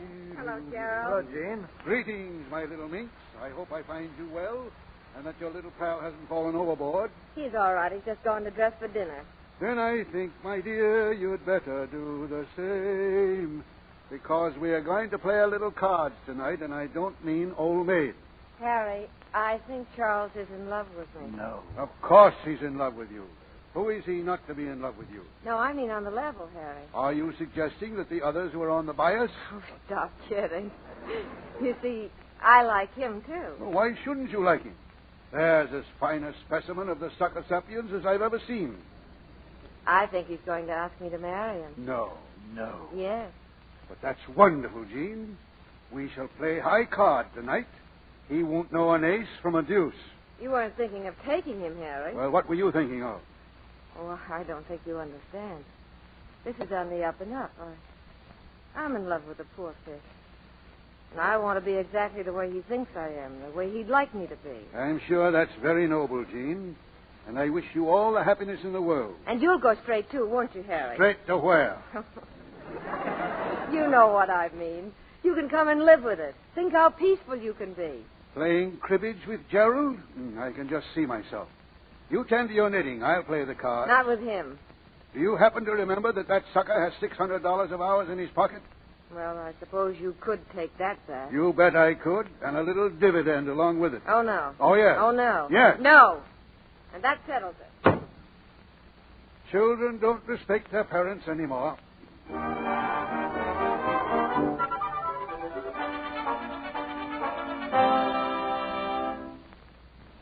I think I've had enough, Colonel. I'll make you out a check for what I owe you. No, my boy. I wish you wouldn't do that.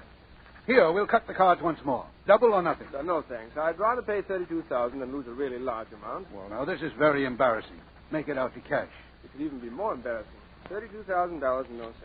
Here you are, sir. I feel terrible, my boy. Oh, by the way, I'd prefer if you wouldn't tell Jean anything about this.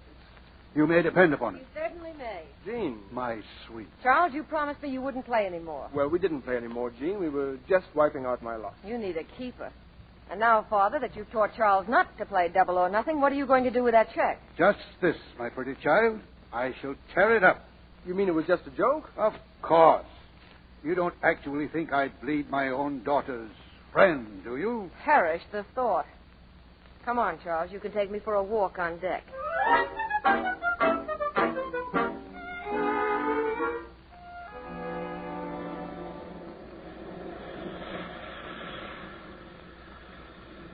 Oh, the air is good, isn't it?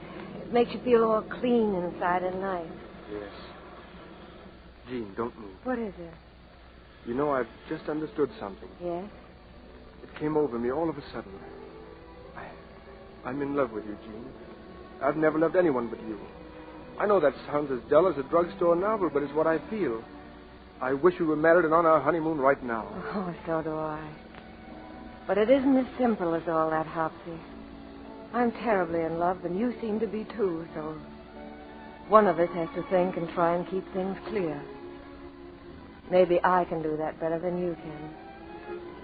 They say a moonlit deck is a woman's business office.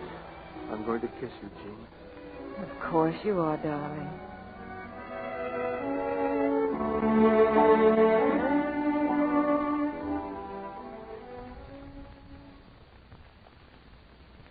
None of our business, Mr. Price, but I said to Myrtle, I don't care for those people. Mrs. Bullock, what are you trying to tell me? What are you talking about? The Harringtons. Myrtle, show Mr. Pike what we got from the purser's office, dear. Yes, Mama. You see, Mr. Pike? It's a photograph, and there's something on the back. Listen. Handsome Harry Harrington and his daughter, Jean, professional card shop. Let me see that. It's the Harringtons, all right. Also bunco, oil wells, and occasional gold mines. Card shops. We're sorry we had to tell you, Mr. Pike, but it's for your own good, of course. And like I said to May I Myrtle, keep this picture? Certainly. And if you would Thanks, like... goodbye. Mr. Pike, will you have dinner with us tonight? No, I will not. Why, the ungrateful... Mama, but I thought you said he'd be glad to hear about it. Shut up!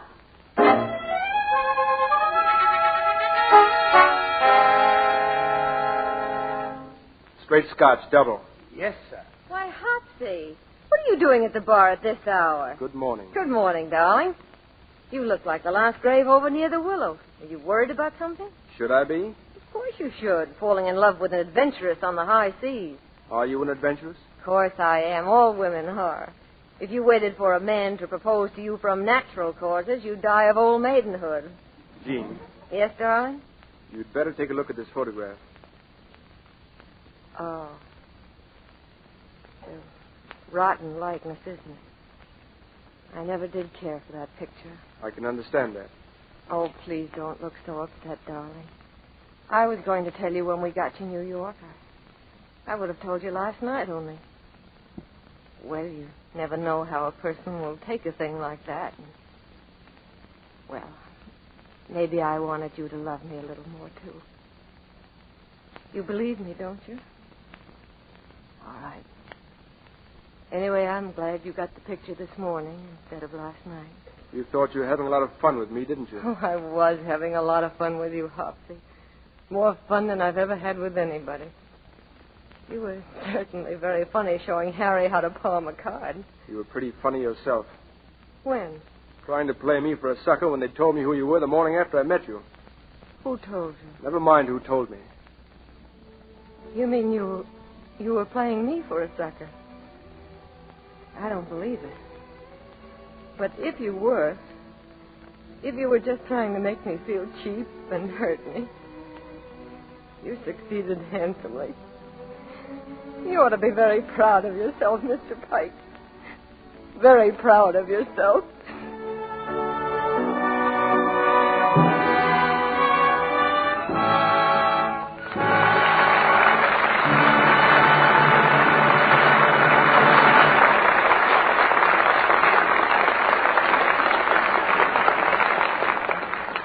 After a brief intermission, Mr. DeMille and our stars, Barbara Stanwyck, Ray Milland, and Charles Coburn, will bring us Act 2 of The Lady E.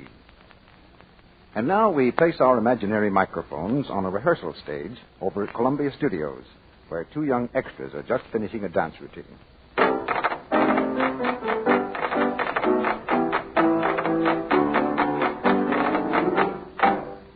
My goodness, I feel like a wilted lettuce leaf. That certainly was a workout. And me with a date tonight. Me, too. Say, we better get going. What we need is time for a nice, warm, soothing bath.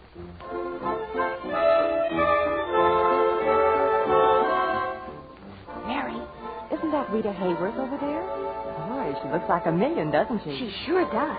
And after the hours, she danced in that ballroom scene today. Well, we're not the only ones who know what a nice, relaxing Lux toilet soap bath can do for a gal.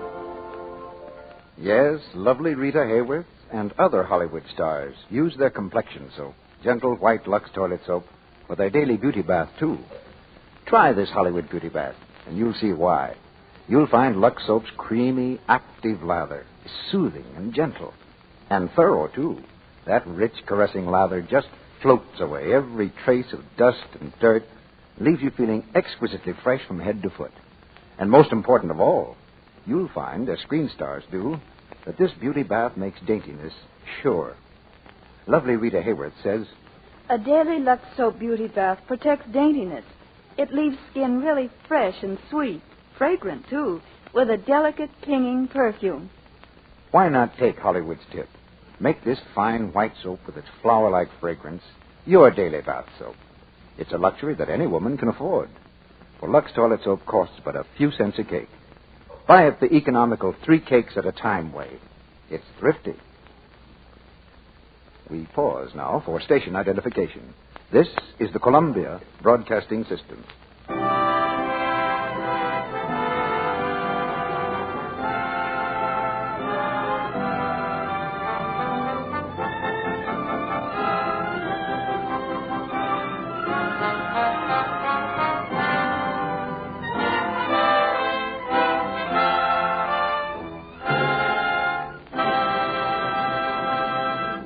Act 2 of The Lady Eve, starring Barbara Stanwyck as Jean Harrington, Ray Milland as Charles Pike, and Charles Coburn as Colonel Harrington.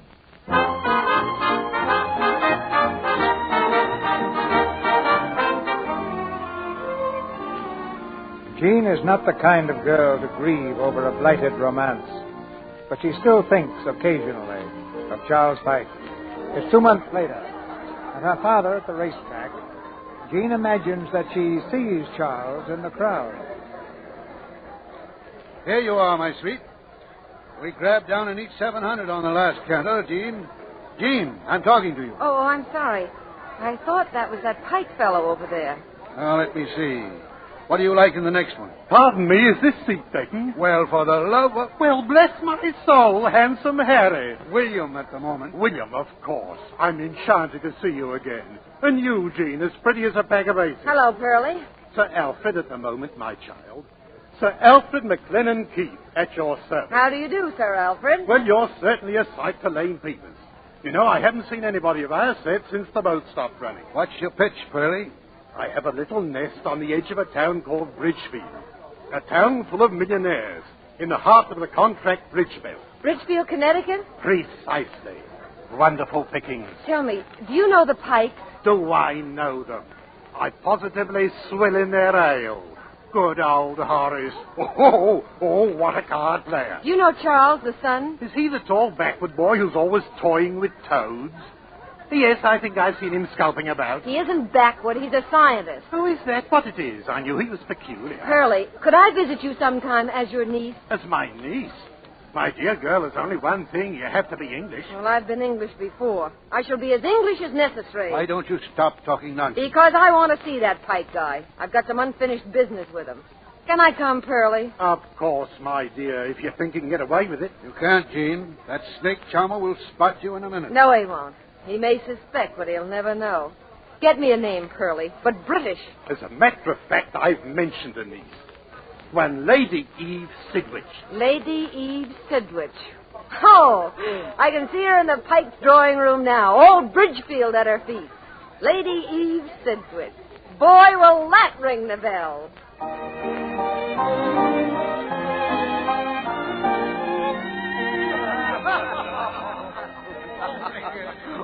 Go on, Lady Eve. Tell us some more. Well, when I arrived in New York, I wanted to find Uncle Alfred, of course, but I didn't know where he was. All I could remember was that he had said Connecticut.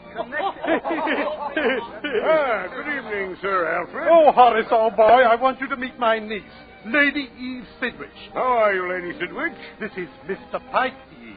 Mr. Horace Pike, our host. How'd you do? My niece was telling rather an amusing incident, Horace. Well, go on, please. Thank you. Now, where was I? You didn't know where Connecticut was. Oh, yes. So I took the tube. The tube? The subway, old boy. Yes, and to the official I said, be so good as to let me off at Connecticut. So he said, lady, I don't know where Connecticut is, but this train goes to Harlem. But I don't know how he knew I was a lady. Here's my son, Charlie. Charlie, come here. Yes, Father. Oh, Charlie, I want you to meet Lady Eve Sidwick. How do you do? How do you do, lady? Oh. So nice to see you. Oh, but oh. What's the matter, son? Who, me? Oh, Is he ill? Charles, what's wrong? Nothing. I mean, well, I mean to say, haven't we met? But of course we have. Your father just introduced us. Aren't you feeling well, Charles? Oh, sure, but I mean... Oh, I'm so sorry. You meant, of course. Hadn't you met me before someplace? Yes. Oh, very probably. Let me see. Where could it have been? Deauville? No. Biarritz? No. Then I give up. It couldn't have been on the Southern Queen between here and South America, could it? I'm afraid not. You see, I've never been in South America. You've never been in South America? As a matter of fact, I've never been in North America until about 3 days ago. Oh, you haven't? Well, then, you weren't on the Southern Queen. Say, what's the matter with you? Oh, well, I'm sorry. Oh, were you in love with her? Yes, he was in love with her, but he doesn't remember what she looked like. Don't let them tease you. You can tell me all about her. Yeah. Dinner is served. Ah, dinner. May I take you in? Oh, zipping. Thank you. This way, then. We, Be careful. Oh! Are you hurt? No, I just tripped over the sofa. Oh, look, you have hors d'oeuvres all over your shirt. Yes, I'll have to go up and change. Oh, yes, you are a little sticky. Now, look, son, you haven't been hitting the bottle lately, have you? Oh, of course he hasn't. Anybody's apt to trip. Not over a sofa. That sofa's been there for 15 years. No one ever fell over it before. Oh, well, now the ice is broken. You go upstairs, Charles, take a bath, and I'll like you just as much as ever. Toodaloo. So long. Excuse me. Thank you. Be careful. Oh! He did it again.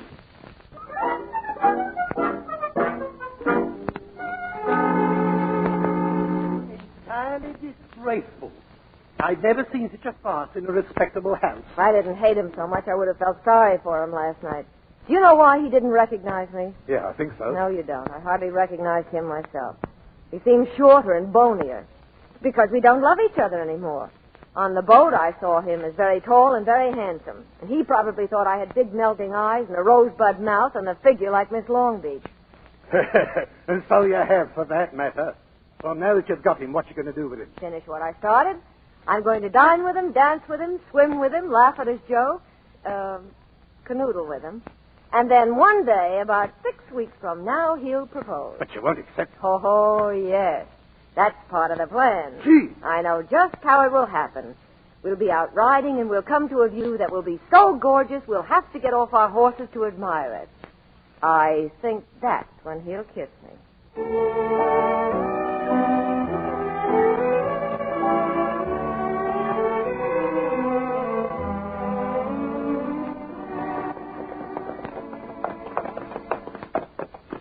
Look, Charles, isn't it lovely? Let's get off, shall we? Oh, right-ho. Here, let me help you. Thank you.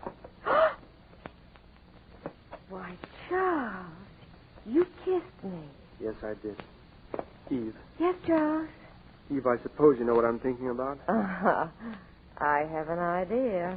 The union of two people for life, that is, marriage, shouldn't be taken lightly. Oh, how wise you are, Charles. I think that if there's one time in your life to be careful, to weigh every pro and con, this is the time. Oh, yes. You can't be too careful. That's right. Now, you might think that having known you such a short time... Oh, I feel I've known you always. That's the way I feel about you. Charles. Eve, darling, I don't need to tell you of the doubts I've had, but I want you to marry me. Oh, Eve, you're so beautiful. You're so fine. You're so... Oh, I don't deserve you. Oh, but you do, Charles. If anybody ever deserves me, you do. Richly. Eve. Charles.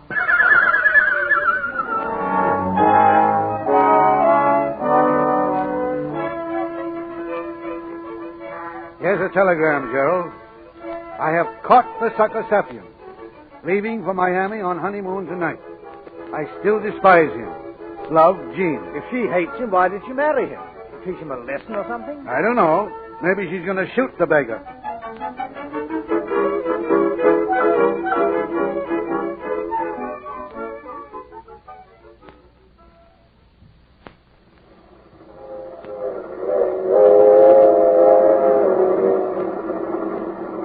Comfortably?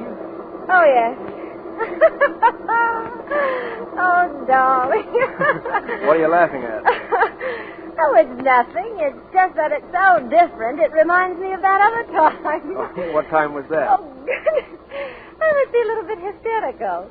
You see, we didn't have any money, so we went third class, and there was a farmer on the opposite bench with a cheese in his lap. Oh, it was very unromantic. Oh, where were you going? We eloped. Who eloped? Me. Oh, it was really nothing, darling. I was only 16 at the time. I'm sorry I even mentioned it. Let's pretend I didn't. Who did you elope with? Oh, now I planted a seed in your mind. Are you sure you want to know? Who was it? Oh, Angus. Angus? Oh, I assure you, darling, he was no one of the slightest importance. He was just a groom on Father's estate. A groom? Well, not really the groom, of course. He used to put on the groom's uniform on his day off, and then he'd be the groom that day. The rest of the time, he was just a stable boy. A stable boy? Yes. The boy who cleans up the stable. Oh, now you're upset. But it was nothing, darling, nothing at all. We ran away, but they caught us and brought us back, and that's all there was to it. Except, they discharged him. Good. And when they brought you back, it was before nightfall, I trust? Oh, no. You were out all night? Oh, my dear, it took them weeks to find us. You see, we made up different names all the time. Oh, you'd die laughing at some of the names we thought of. I'm sure I would. Oh, now you're upset. Well, who wouldn't be? Oh, Charles, please stop pacing back and forth. You're making me dizzy. Eve, listen to me. Yes, dear. Eve, if there's one thing that distinguishes a man from a beast, it's the ability to understand, and understanding forgive. Surely the qualities of mercy, understanding, and sweet forgiveness. Sweet what? Sweet forgiveness! Oh, yes, go on, darling. I won't conceal from you that I wish this hadn't happened, but it has. And I want to thank you for being so frank. The name of Angus will never cross my lips again, and I hope that you will do likewise. Oh, Charles, I knew you'd be that way. I knew you'd be both husband and father to me. I knew I could confide in you. Thank you. I wonder if now would be the time to tell you about Herman. Herman? Herman? Who's Herman?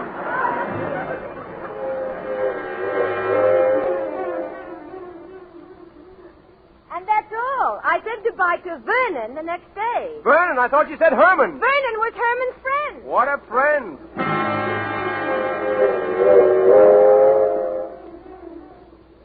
Now it's Cecil! Cecil! Darling, it's pronounced Cecil.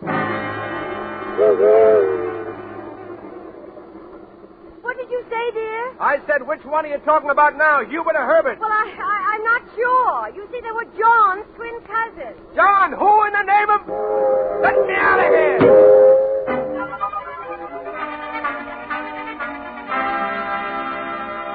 What's the matter with you, Gene? They want to make a settlement. His father's on the phone right now. Tell him I don't want to talk. Hello? No. Hold on, Joe. Hold on. Now, listen, Gene. They'll give you half when you leave for Reno and the balance at the end of 6 weeks. For once, we have a chance to make some honest money. Oh, tell him to go peel an eel. I don't think you realize the beauty of your situation. You're holding a royal flush. You've got him right by the ears, Gene. You know I had nothing to do with this arrangement, but now that you're in it, you might as well go all the way. All right, I will. Give me the phone. That's the girl. Here you are. Hello, Mr. Pike. This is Eve. I'm awfully sorry about the trouble I've made. I thought I had a reason, but now I just wanted to tell you this. I don't want any money. Jeannie. I don't want anything. He can have back his jewelry and anything else there is. My own daughter knifing me in the back. There's only one thing I do want, Mr. Pike. I want to see him first, and I want him to ask me to be free. That's all. No money, no nothing, but there's something I want to say to him before we part. What? He's already gone? Gone where? Havana. Oh, I see. Thank you, Mr. Pike. Well, you certainly fixed it. Hurry, get your things packed. I refuse to go to Reno with you. Reno? We're going to Havana.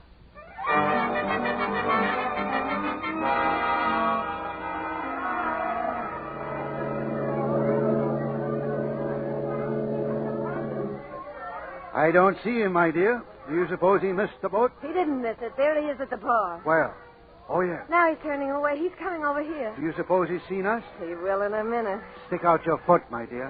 Oh! Oh, why don't you look... Why, Hopsy! Gene, what are you... Oh, Gene. Hello, my boy. What a surprise, Hopsy! Oh, Gene, if you only knew what it means for me to find you again, can we go to your cabin or someplace, huh? Now, just a minute. No, Colonel, I'm delighted to see you again, too. We must play cards this trip. Lots and lots of cards. Come on, Gene, come on.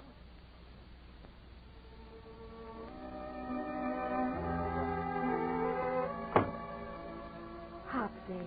Oh, Gene, I'm going to kiss you. Hopsy, darling. Oh, why didn't you take me in your arms that day on the boat? Why did you let me go? Don't you know you're the only man I ever loved? Don't you know I waited all my life for you, you big mug? Will you forgive me, Gene? For what? Oh, you mean on the boat? Well, the question is, can you forgive me? What for?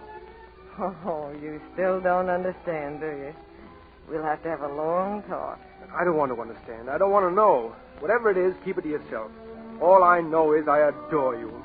But there's just one thing I feel it's only fair to tell you. It would never have happened except that you look so exactly like you. And I have no right to be in your cabin. Why? Because I'm married. But so am I, darling. So am I.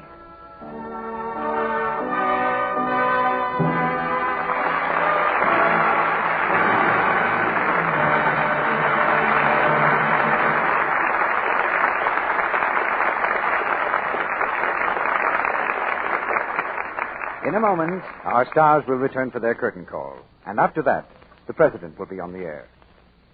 But first, here's a young lady who's just had a bright idea. Hands up, Bill. Hey, Ruthie, what's this? Just a skein of wool for that service sweater I'm making you. And you can help me wind it. Here, let me slip it over your wrist. Now I'll start winding. There, see how fast it goes? Oh, don't hurry. This is a break for me. Why, I can just sit here and look at you. Oh, gosh, honey, but you're pretty. Well, that's how it is with Lux girls. You know, there's something quite irresistible about a fresh, lovely complexion. A lovely Lux toilet soap complexion. And clever girls don't take chances with this charm. They use gentle Lux toilet soap regularly. They know what this fine white soap can do to help keep skin soft and appealing. For Lux toilet soap has rich, active lather that removes stale cosmetics and every trace of dust and dirt from the skin. Here's the active lather facial our pretty Lux girl depends on. Never neglects a single day. I pat the creamy Lux soap lather lightly in, rinse with warm water, then a dash of cool, and pat with a soft towel to dry. My skin feels so beautifully smooth afterwards. Try this Lux toilet soap beauty facial for 30 days. See what it can do to make your complexion lovelier. Remember, famous screen stars use this simple care. It's right for delicate skin. Get 3 cakes of smooth, white Lux toilet soap tomorrow. Now, here's Mr. DeMille with our stars.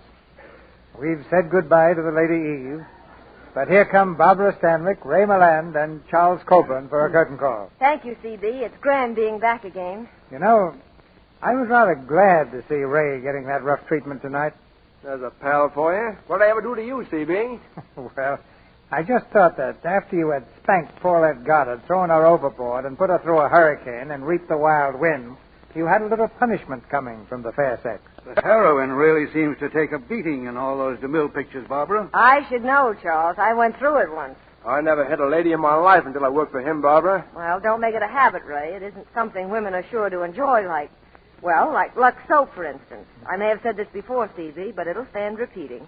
I think Lux soap is wonderful for the complexion. I've used it for years. Like old friends, Barbara. Lux soap never fails. What have you got on the schedule for next Monday, C.B.? Just about a thrill a minute, Charles. Because our play is the Warner Brothers hit Manpower. And starring in it will be Edward G. Robinson, Marlena Dietrich, and George Raft. It's an action-packed drama of the courageous men who work on the power lines of a nation.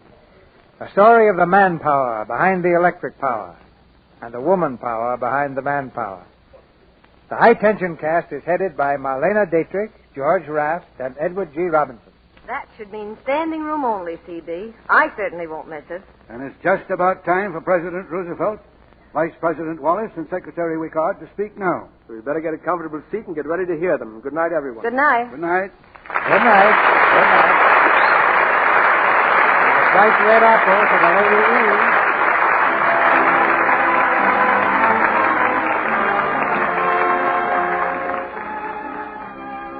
Our sponsors, the makers of Lux Toilet Soap, join me in inviting you to be with us again next Monday night when the Lux Radio Theater presents George Raft, Edward G. Robinson, and Marlena Dietrich in Manpower. This is Cecil B. DeMille saying good night to you from Hollywood.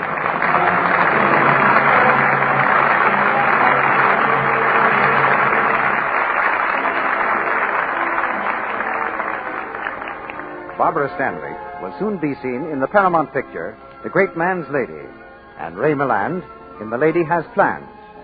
The picture, Lady Eve, was written and directed by Preston Sturgis, whose current picture is Sullivan's Travels, starring Joel McRae and Veronica Lake. Heard in tonight's play were Keith Hitchcock as Sir Alfred, Eric Snowden as Gerald, Ferdinand Munier as Pike, and Verna Felton, Thomas Mills, Doris Cederholm, and Warren Ash. Tune in next Monday night to hear Marlena Dietrich, Edward G. Robinson, and George Raft in Manpower. Our music was directed by Louis Silvers, and your announcer has been Melville Ruick. This is the Columbia Broadcasting System.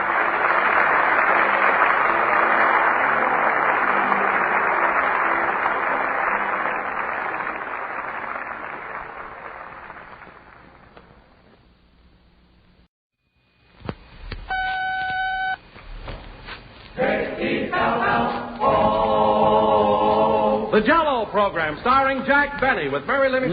No, Don, hold it. For heaven's sake, remember our new product. Oh, yes. The Grape Nuts Flakes program.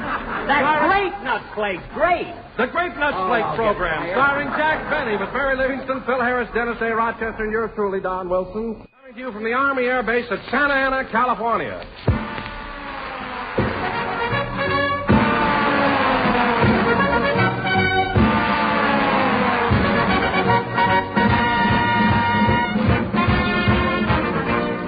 Friends, did this ever happen to you?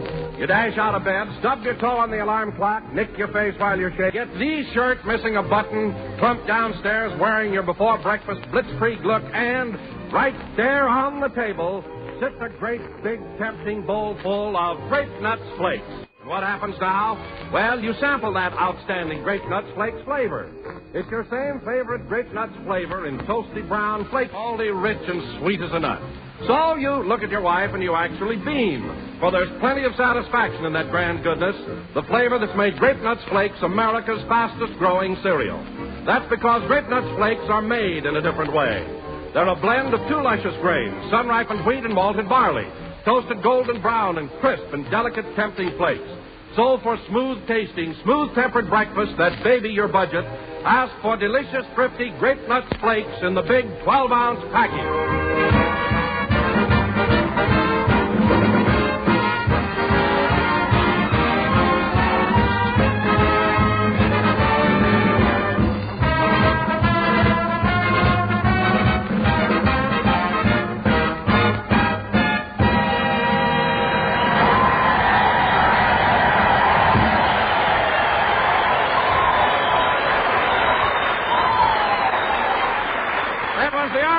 March played by the orchestra. Now, ladies and gentlemen, since we're at the Army Air Base at Santa Ana, we would like to reenact the scene which took place last Thursday when two cadets from this very field paid a visit to Jack Benny at his home in Beverly Hills. Oh, Don, who wants to hear about that? Jack and Rochester were hard at work in the kitchen, as I understand it, little suspecting that anyone would drop in. Oh, boy, that sure smells good. I got spurs that jingle, jangle, jingle.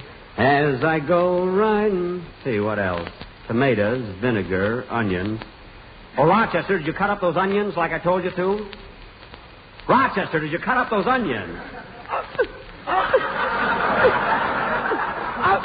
I'm cutting them up now, boss. Oh, pull yourself together. How many onions you got there? About 5, boss. You want any more? Yes, get busy. And stop crying. I can't help it, boss. Look, Rochester, if the onions make you cry while you're chopping them up, don't stand so close to them. Close to them? I'm using a hoe now.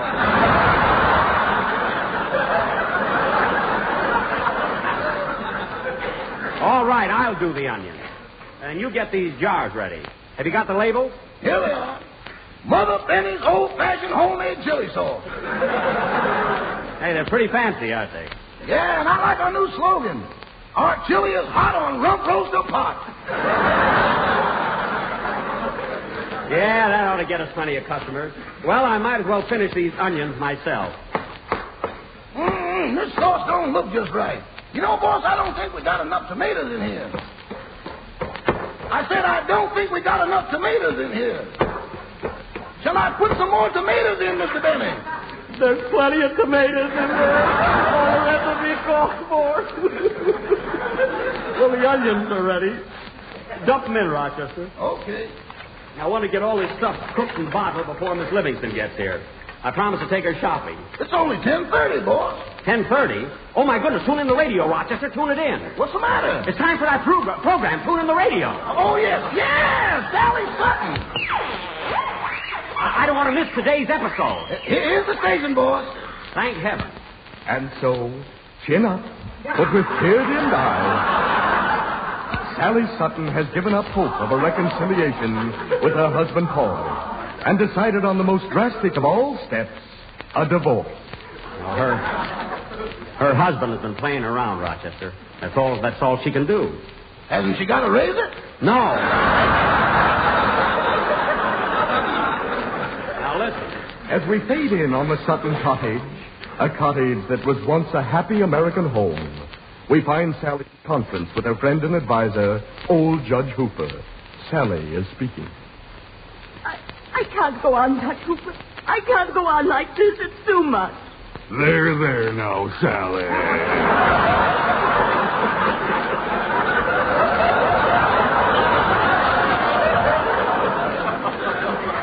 What? I've given Paul the best years of my life. Yes, Sally, honey. And I have to admire the way you've gone through all this. Chin up, but with tear-dimmed eyes. You said it. Tell me, old Judge Hooper, what shall I do about Paul? You might as well face it, Sally, honey. Paul's a drinking man. And if there's one thing I can't stand, it's a drinking man.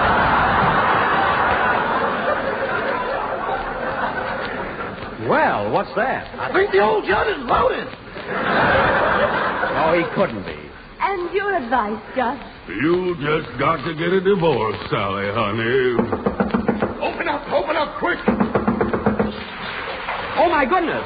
Sally's house is on fire. That's us, boss. The chili sauce just boiled over. Well, throw off the gas and stir it. Come in. Why, it's old Doc Thompson. Hello, Sally. Hello, old Judge Hooper. Hello, old Doc, honey. He calls everybody honey. I've got bad news for you, Sally. It's about your husband, Paul. Paul? What about Paul? The emergency hospital called just now and told me... Yes? That your husband... Yes. That your husband, Paul... Yes. There goes that darn radio again. Quick, Rochester, fix it. Fix it? Yes, hit it, kick it, shake it. That's the way you fix an alarm clock. Oh, wait, let me do it. All time for this thing to go haywire. I want to know what happened to Paul. Oh, hello, Mary. Hello, Jack. You ready to take me shopping? I can't take you now, Mary. Paul's in the emergency hospital. Paul Whiteman? No. Paul Sutton. The darn radio went on the blink. Right in the middle of the heartaches of Sally Sutton. Fix it, boss. There, good. Good, it's working again. Quiet now. Quiet, Rochester. And so, don't forget to tune in tomorrow morning for another installment in the heartaches of Sally Sutton. Well, I'll be... Till then, this is Truman Clapsaddle.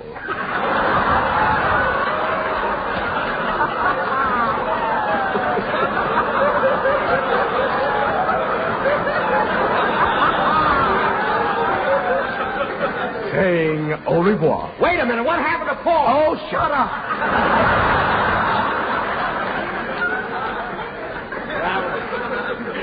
I'll just have to wait until tomorrow morning, I guess. Let's get back to our canning, Rochester. What is that stuff, Jack? Homemade chili sauce. Come on, Rochester, let's start pouring it in the bottle. You hold the funnel. Oh, fine. Chili sauce in bromo seltzer bottles. Well, I had a lot of them around. You know how I worry. Now, come on, Rochester. Let's get this stuff all bottled. I got spurs that jingle, jangle, jingle. That jingle, as I go riding merrily along. They sing, oh, ain't you glad you say, oh, ain't you, and that song ain't.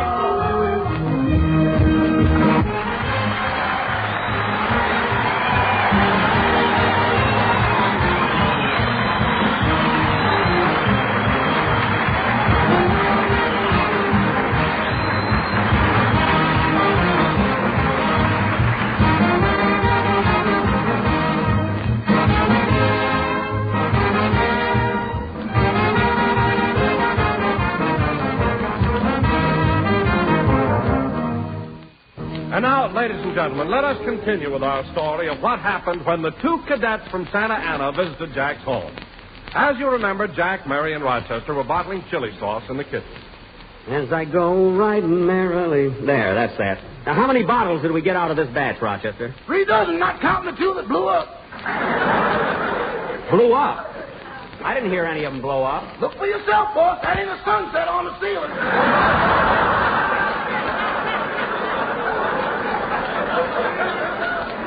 Well, wipe it off. Come on, Mary, I'll take you shopping. The car's out in the driveway. Okay. And incidentally, Mary, this will be your last ride in the Maxwell. I'm turning it in next week to the junk salvage drive. Do you think they'll take it? Yeah. Come on, grab a few of these bottles. I got a rush order from the farmer's market. I am not walking through Beverly Hills with my arms full of chili sauce. Oh, all right, I'll take it. There. Uh-oh, here comes that crazy boy of ours, boss. He's not crazy. Well, hello, Mr. Billingsley. Hello, Mr. Benny. Taking some of your blood to the Red Cross, I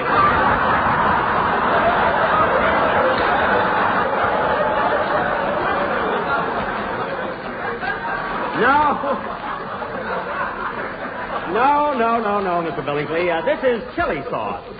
By the way, would you like to go to the farmer's market with us? No, thank you. I must go out to my laboratory and work on my new parachute idea. What's that? I'm putting ripcords on mushrooms. Mushrooms for for parachutes? My goodness.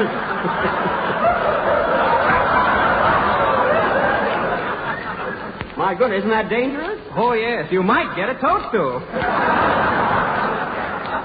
Well, goodbye, Mr. Benny. Goodbye. By Jove, you certainly are.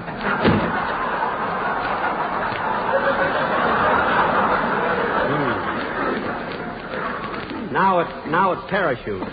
That Mr. Billingsley certainly is a genius when it comes to inventing things. Oh, yeah. How about that wristwatch he made for me? What's the matter with that watch? Every time I go to wind it, the hands get fresh with me. Oh, stop dreaming things up, will you? See who's at the door, Rochester. Okay, Mother Benny. That's only for the label. Now, see who's at the door. Okay. That Rochester is so lazy today. Well, naturally, it's Thursday, his day off. Not so loud. I didn't tear Wednesday off the calendar. Well, look who's here, Phil Harris. And he's got his baby with him. Hello, Phil. Hello, Jackson, Mary. You know, I had the kid out for a ride on my motorcycle, so I thought I'd drop in.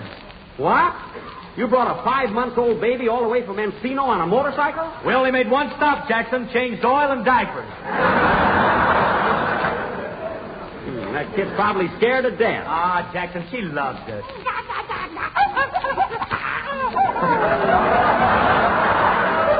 Oh, what a baby. Always laughing. Yeah. You know, Phil, I think she's going to have curly hair just like you. Sure, them things are liable to be hereditary. Hereditary? He means it runs in the family. I know what he means. Now, there she goes giggling again. Oh, let me hold the baby, Phil. No, Mary, just let her sit on the table here and play with these bottles. Careful now, darling. Careful now, sweetheart.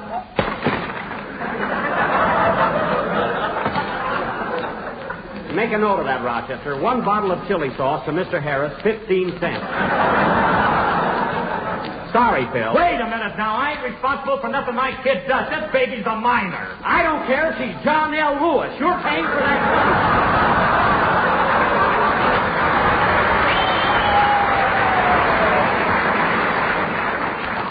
Now, come on, fork over. Uh-oh. Now see what you did. You made the baby cry. Now, baby. Here's another bottle of chili sauce to play with. Your daddy can afford it. Here, take the bottle. There now. Look out, Jack. Duck. Ooh.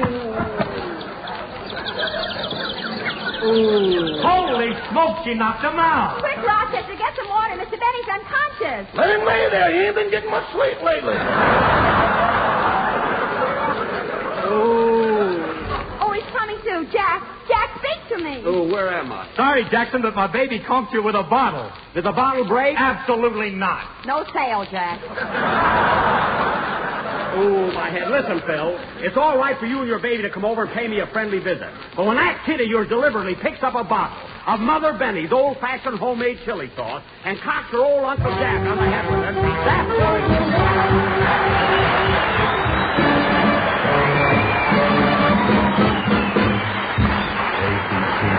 A-B-C-D-E-F-G-H, I got a gal in Kalamazoo. I don't want to boast, but I know she's the toast of Kalamazoo. Years have gone by, my, how she grew. But I liked her looks when I carried her books in Kalamazoo. I'm going to send a wire, hopping on a flyer, leaving today. Am I dreaming? I can hear screaming, hiya, Mr. Jackson, everything's okay. Yeah, what a gal, she's some room. I'll make my bid for that freckle-faced kid I'm hurrying to. I'm going to Michigan to see the sweetest gal in Kalamazoo.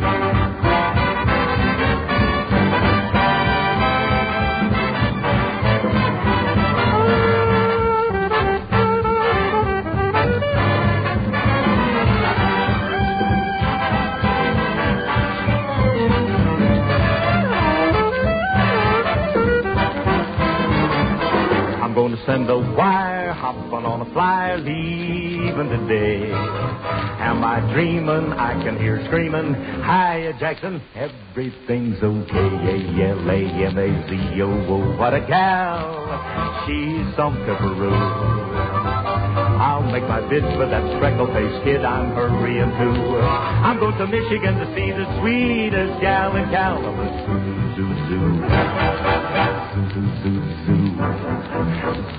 Kalamazoo.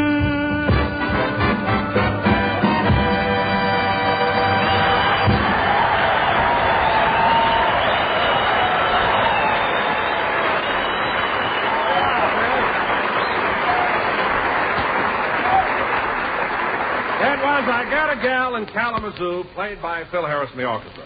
And speaking of Kalamazoo, ladies, whether you're a gal in Kalamazoo or Kankakoo... Oh, Brother Roo. Why not serve your husband a bang-up breakfast treat? Just try him on grape nut flakes. There you go again. Don, that's great. And now let us continue with our story of what happened when the two cadets from Santa Ana visited Jack in Beverly Hills. As we left Jack, he'd been knocked cold by a tack from a tiny spot. Look at that lump on my head. I'm glad Phil took the baby home. Believe me, the next time that kid starts after me, I'm going to be set. I'm going to be ready. Oh, put your fist down, killer. Well, I'm mad. Come on, let's take these bottles over to the market. You take the bottles out, Rochester. I'll answer the door. Coming. I got spurs that jingle, jangle, jingle. Oh, my head. As I go riding. Well, a couple of soldiers. Hello, fellas. Hello. Say, we're cadets from Santa Ana, and we're visiting the movie star's home. You are? Yeah. Can you tell us where Miss Barbara Stanwyck lives? Barbara Stanwyck? Uh-huh. Yes. She lives about 4 blocks down the street. But as long as you're visiting some of the big movie stars... This happens to be Jack Benny's house. I'm Benny.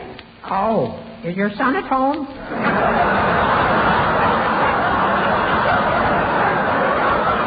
Now, look, I I'm Jack Benny. Me. Hello again. Great Nuts Place again. This is Jack Benny. Come on in, boys. Say, what do you got that dress on for? Oh, this is an apron. I've been making chili sauce. Come on in. Oh, well, thanks just the same, but we're especially anxious to meet Barbara Stanwyck. Oh, yes. Babs. She's a swell girl. Babs? Who's Babs? That's Barbara Stanwyck. You see, all her close friends call her Babs. I'll tell you what, fellas, it's only a short way. I'll walk you over there. Come on, Jack. Let's go shopping. Oh, Mary, come here a minute.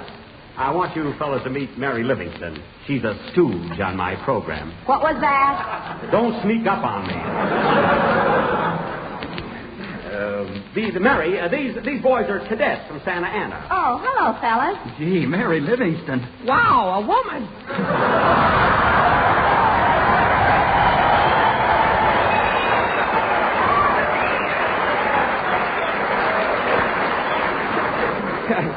I didn't know we had so many people in our front yard. Say, Mary, I promised to take the boys over to Bab's house. Would you like to come along? Who's Babs? Babs Stanwyck, Barbara. Come on, fellas, let's go.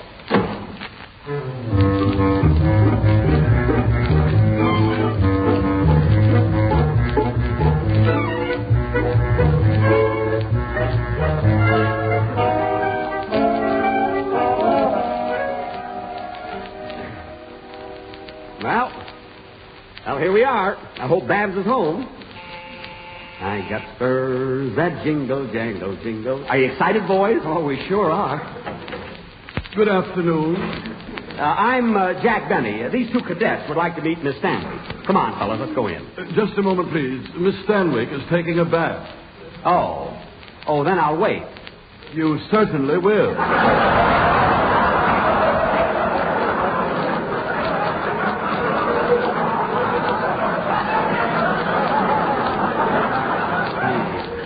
Say, you'll love Babs, fellas. She's my favorite, too. Who's that at the door down there? Down there is the butler's name. It's me, Jack Benny. Hello, Barbara. Oh, hello, Jack.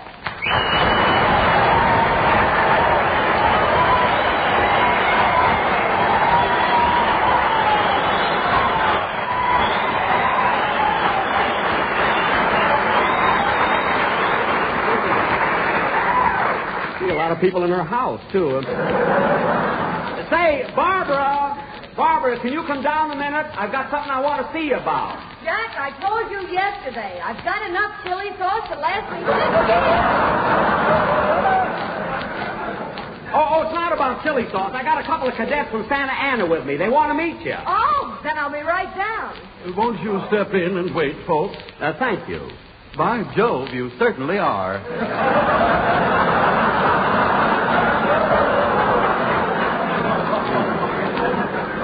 He must be a friend of Mr. Billingsley's. Oh, here's Barbara now. Hello, Mary. How are you, fellas? Hello, Barbara. Gee, glad to meet you, Miss Stanwyck. We've sure been looking forward to this. Hiya, Barbara. Good heavens, Jack. What are you doing in that apron? Oh, Mary, why didn't you remind me to take off this apron? I didn't know if you had any pants on. I've got pants on, but you can't see them. That Rochester got so patriotic, he cut my cuffs away up to the knees. Sit down, fellas. Yes, please do.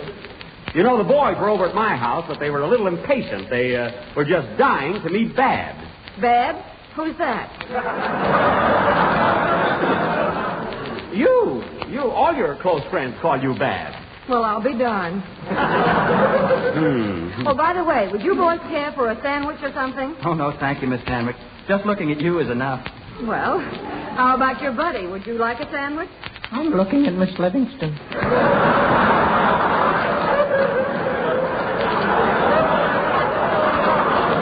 Well, say, I'm hungry, Barbara. I can stand a sandwich. Well, why don't you go out in the kitchen and make one? You're all dressed for it. Good. Well, never mind. I'll just have some of these walnuts here. May I?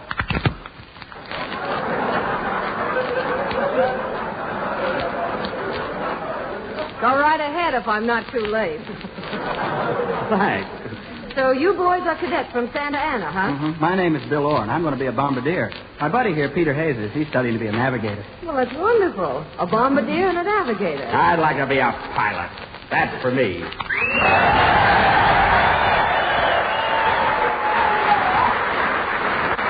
Oh, gee, these nuts are good. Now, wait a minute, Jack. Well, how many did I eat? I don't mean that. I mean that the bombardier and the navigator are just as important as the pilot. Their jobs are equally as interesting and require just as much training.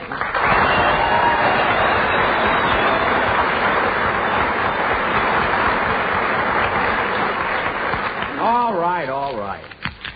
I can't be a pilot anyway. I'm over 26.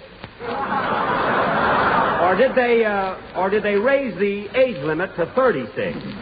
Till they put wings on rocking chairs, you don't have to worry. I don't know about that. Boy, these are the best walnuts. Gee, Miss Stanwyck, you sure got a beautiful home here. Well, I'm certainly happy you dropped in. Oh, by the way, where are you boys from? Oh, I'm from Scranton, Pennsylvania. I've only been out here about 2 months. Scranton, Pennsylvania. And where are you from? I'm from St. Joe, Missouri. Say, Joe, they love me there. Well, fellas, you've seen Babs. Come back to my house. I'll call up some girls, and the three of us will step out. Now, wait a minute, Jack. The boys will have a better time right here. Besides, I've seen those girls you go out with. Did you ever get a load of that one that floats around Beverly Hills on a broomstick?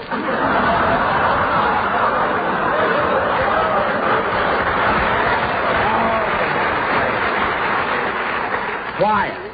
Oh, I know. Say, Mary, why don't you and I take the boys to the Brown Derby? There's usually a lot of picture people there. Oh, boy, the Brown Derby? Now, we can't go to the Brown Derby. They don't use my chili sauce. Oh, you and your chili sauce. I've tried it, and it's awful.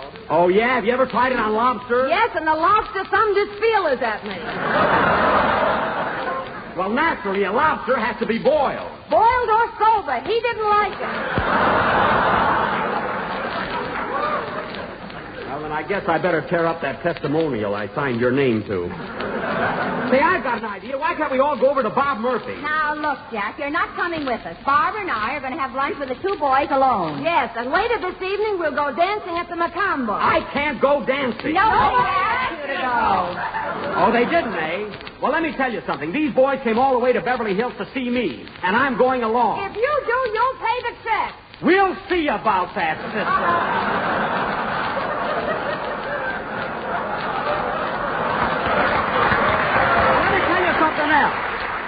Let me tell you something else, you Brooklyn bombshell. When it comes...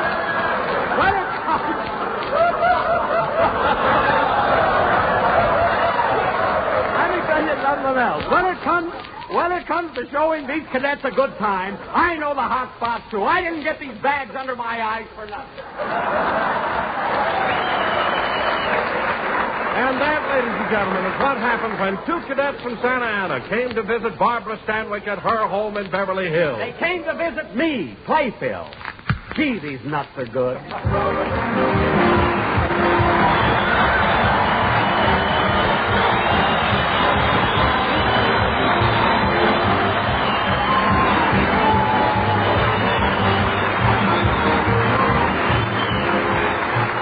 You know, friends, when you stop to think of it, manpower and woman power are really the result of food power.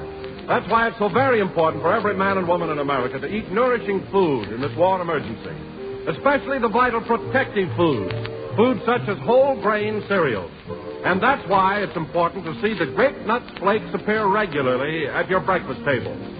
For delicious toasty brown Grape Nuts Flakes are a whole grain cereal. This means that Grape Nuts Flakes supply important whole grain food values, including 3 essential nutritive elements, iron, niacin, and vitamin B1. In fact, Grape Nuts Flakes contain more B1 than you'll find in the whole grain itself. So you see, you get a bowl full of real wartime nourishment when you sit down to a breakfast including malty, rich, sweet as a nut Grape Nuts Flakes. So for real breakfast enjoyment, plus real nourishment to start off the day, treat your family tomorrow morning to Grape Nuts Flakes.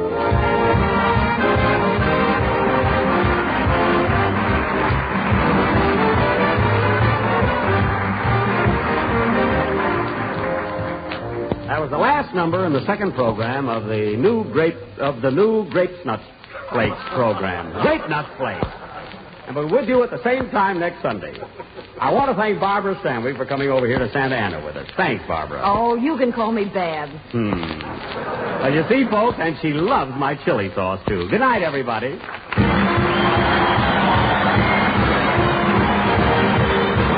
Program is written by Bill Maher and Eddie Beloy. Peter Lind Hayes and Bill Orr, who appeared on our program, are cadets here at Santa Ana. The presentation of the broadcast from the Army Air Base at Santa Ana is for the enjoyment of the officers and personnel and does not constitute an endorsement of our product by the War Department.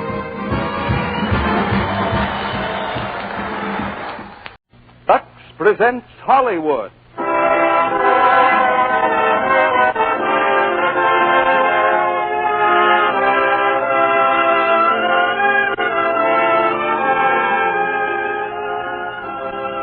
The Lux Radio Theater brings you Barbara Stanwyck and Tyrone Power in This Above All.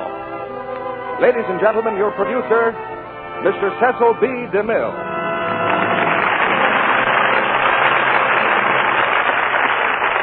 Greetings from Hollywood, ladies and gentlemen. Once more, it's opening night in the Lux Radio Theater, but a new kind of opening night, without benefit of searchlights or brightly lit marquee. Like Broadway's Great White Way, Hollywood Boulevard's neon lane is dimmed out for the duration. But there's no dim out on glamour and adventure inside the Lux Radio Theater tonight, as we present Tyrone Power and Barbara Stanwyck in the 20th Century Fox drama, This Above All, based on a novel by Eric Knight. It's the first great love story to come out of this war, the story of an English soldier and a girl in uniform who gives him the fighting heart to do his duty. You'll hear Barbara Stanwyck as that girl, and Tyrone Power in the same part he played on the screen, the soldier just back from the terror of Dunkirk. This, above all, is what the critics call an important drama, and what the public calls great entertainment. And don't be backward about telling us what other plays and stars you'd like to hear, because you are the real sponsors of this program, you and Lux Toilet Soap. You and Lux have been raising the curtain here for 8 years now, and as we go into our 9th season, we renew our pledge to bring you the best entertainment America can produce, the newest plays and the finest dramatic artists. There's a reserved seat in this National Theater for everyone, and the more the merrier. Your season ticket is that familiar cake of Lux Toilet Soap, and again, the more the merrier. And now for the 9th consecutive year, the thrilling moment arrives, as the curtain rises on the first act of This Above All, starring Tyrone Power as Clive Briggs and Barbara Stanwyck as Prudence Cathaway.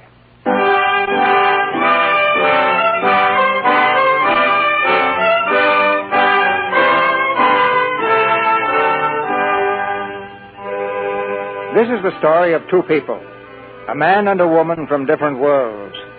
One reared in poverty in the slums of London, the other a child of England's aristocracy.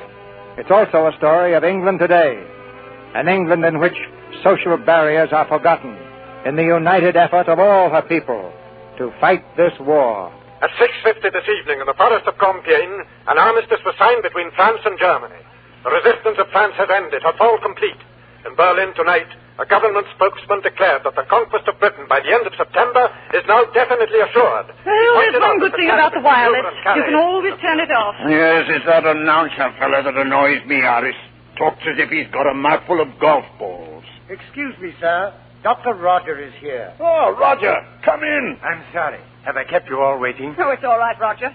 Your hospital must be getting some pretty bad cases. Have you heard the news, Roger? Yes, we know where we stand now, don't we? Well, Napoleon conquered the whole of Europe, but he never touched England. Napoleon didn't have 15,000 bombers. Well, there's no need for us to get excited. Don't you think perhaps it's time we did get excited, Iris? Why, Roger. Don't you know what our enemies say in their prayers every night? They say, "Please, Lord, keep the English from getting excited for one more year, and we shall never need your help again." Oh, for goodness sake, let's talk about something cheerful. Dinner is served, sir. Oh, fine. Now sit down before the soup gets cold. Parson, did Miss Prudence tell you what had delayed her? No, sir, she didn't.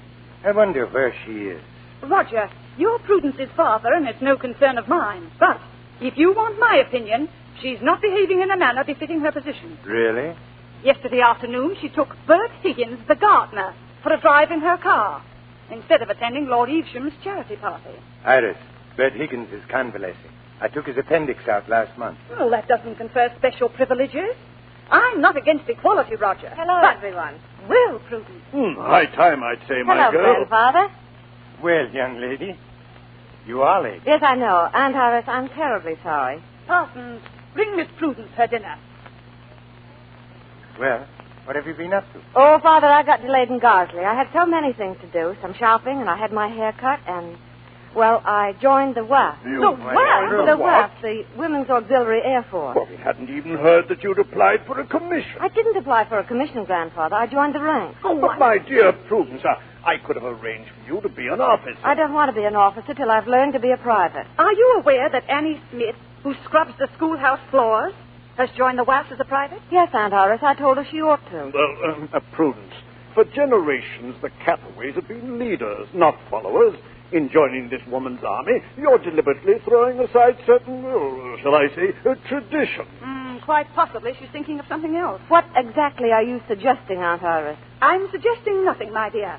But some of you girls of today would do almost anything in the world to be different, even at the expense of your family. Forgive me, Aunt Iris, but when you talk, I seem to hear words oozing through the holes of a moth-eaten sulfur. Prudence, remember where you are. I do remember where I am. I'm in 1940 and you're in 1880. Your kind of thinking is more dangerous to us than Hitler is. Prudence, yes, what? I mean it. You believe that 40 million people exist in England to make you comfortable. You hate this war because you knock your shins in a blackout. You grumble at it because it's deprived you of your favorite German bath salts. And you fear it because the common men who are doing the fighting may suddenly begin to doubt the importance of risking their lives to keep you an immortal part of England. Parsons, give me a glass of sherry.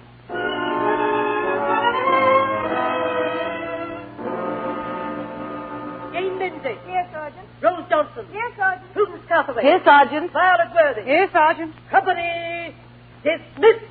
Oh, all this red type. I can see we're without calling out all them names. Say, you live in Gosley? No, I live across the downs near Walsham. I'm local. Say, do you know any boys around here? No, I don't. Oh, well, you leave that to me. I'll fix you up. What? What are you doing tonight? Why, nothing.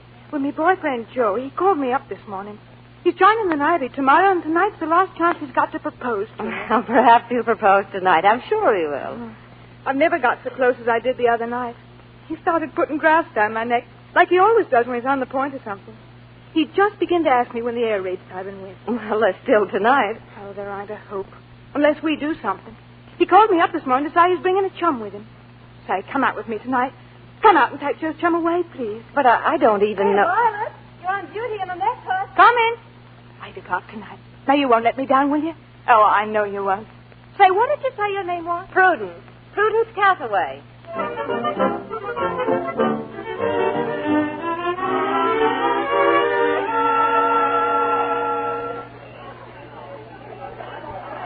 That you, Joe? That you, boy? Here we are. Oh, you've got a friend, eh? This is my chum, Prue Cathaway.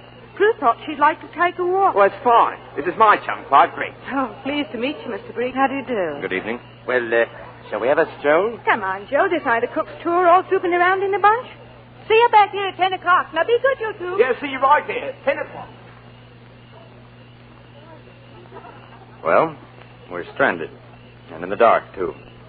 Is that what they usually do with you when you come out with them? I don't usually come out with them. Oh, I beg your pardon. You're a very superior wife, aren't you? I'm not in the least superior. As a matter of fact, I came to help a friend. Or didn't you realize that Joe and Violet happened to be in love?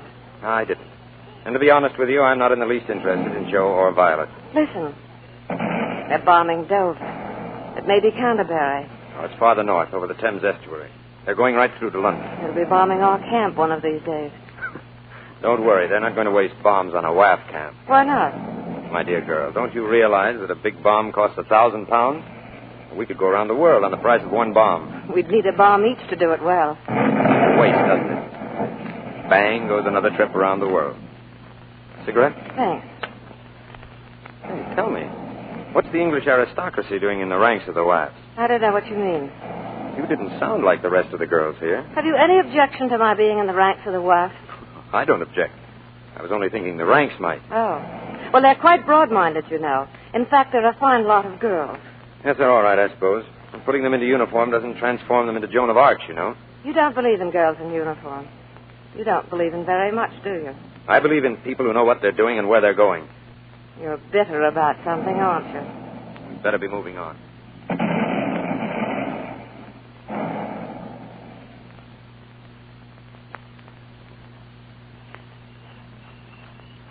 It's almost 10. We'd better say goodnight. Shall I see you again? I don't know. How about Saturday in the afternoon? I can't promise. I may be busy. I'll wait for you in the square by the statue.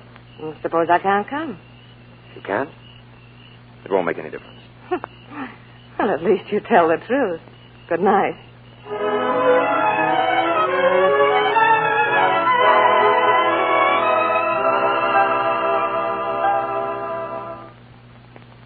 Hello there. Hello? I'm sorry if I'm late. I had an awful job to get away. That's all right. So, you're the girl I met in the dark, huh? Yes, this is me. Well, shall we go for a walk? If you want. What's that? Well, ordinarily, I'd say it was the Germans. But now it happens to be thunder. Oh, I was afraid it was going to rain. Here it comes. Oh, and we'll be soaked. Isn't there some place we can go? Well, what do boys and girls do under these conditions? Depends upon where they are and how they feel. Some of them get into hollow trees, and others go to the cinema. I expect all the hollow trees are full by now. That leaves only the cinema. Or perhaps... Oh, but look over there. Oh, the Albion Temperance and Commercial Hotel. Come on. Well, it's dry anyway.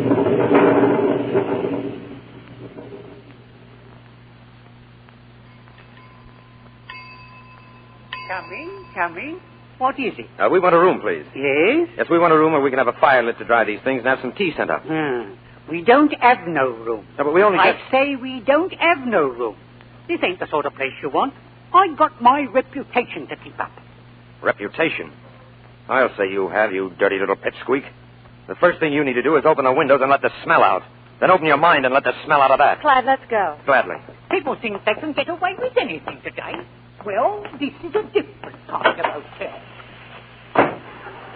Phew. I'm sorry. Don't think of it. Well, I can't help thinking of it. It made me feel suddenly dirty. Well, I suppose he's fighting the war in his own way. Still raining. Well, where do we go from here? Well, we're not having much luck. Might as well walk to keep warm. We might pick up the bus on the way. Oh, look, there's a shed. We can watch for the bus and keep dry at the same time. Let's make a run for it.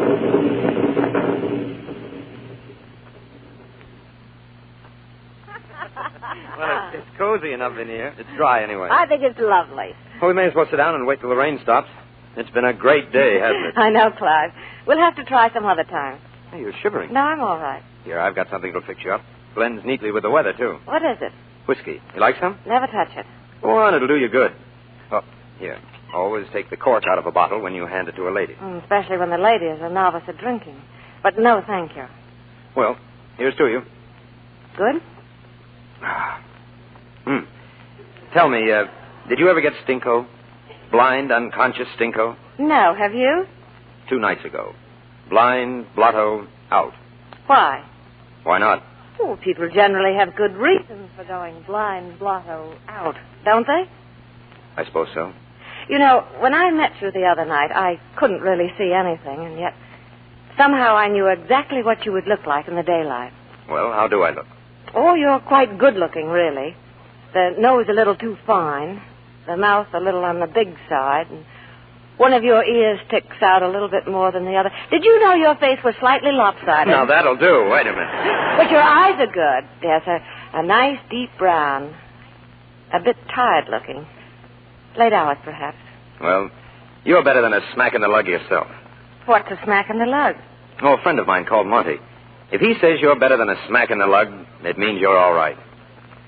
As a matter of fact, you are, Prue. Please, don't start that. I'm not starting anything. I just said you're all right. Clive, I wanted to ask you, why aren't you in uniform? You sure you won't have a drink? Just a little one? Oh, no, it would never do for me to get blind stinko. You might like it. No, it just makes me talk, that's all. Oh, not that I can't take it. Well, last Christmas I had 3 glasses of port and then won a ping-pong match. Did you?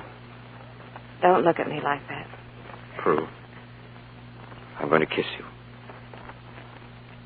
You know, I might just as well have taken that drink. I feel stinko. Quite stinko, in fact. Come on. We'd better go. Why, what's the matter? Nothing. We're going, that's all. But it's still raining, Clyde. We're getting out of here, rain or no rain. I'll get you back to camp.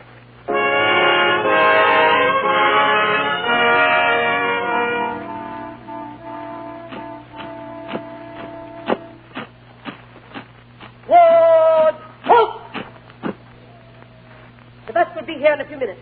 Take your kit bags over there. Forward. Dismiss. Prue, there's somebody asking for you. Over there by the star. For these? Thanks.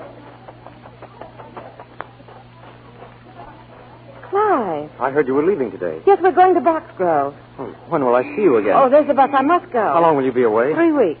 3 weeks? Is that a long time? Well, no, it's just... You'll be gone when I get back? No, I'll be here, Prue. I promise you I will. You know, Clyde, when I get back, I'll be due for leave. You will? Mm-hmm. Well, let's go away then. I know a beautiful place on the seacoast of Leaford. I'm afraid I couldn't. I'll have to go home to Tunbridge. I promised to. Come with me, Clyde. Me? To the ancestral home of the Cathaways? The pride of the family bringing home the man she found in the dark. You're not funny. I've never been more serious. Come on, Prue. We're leaving. I've got to go, Clyde. Goodbye. Goodbye, Prue. And remember, you're going with me to Leaford when you come back in 3 weeks. No, I'm not. You're coming with me to Tunbridge. You mean Leaford? Tunbridge. Goodbye.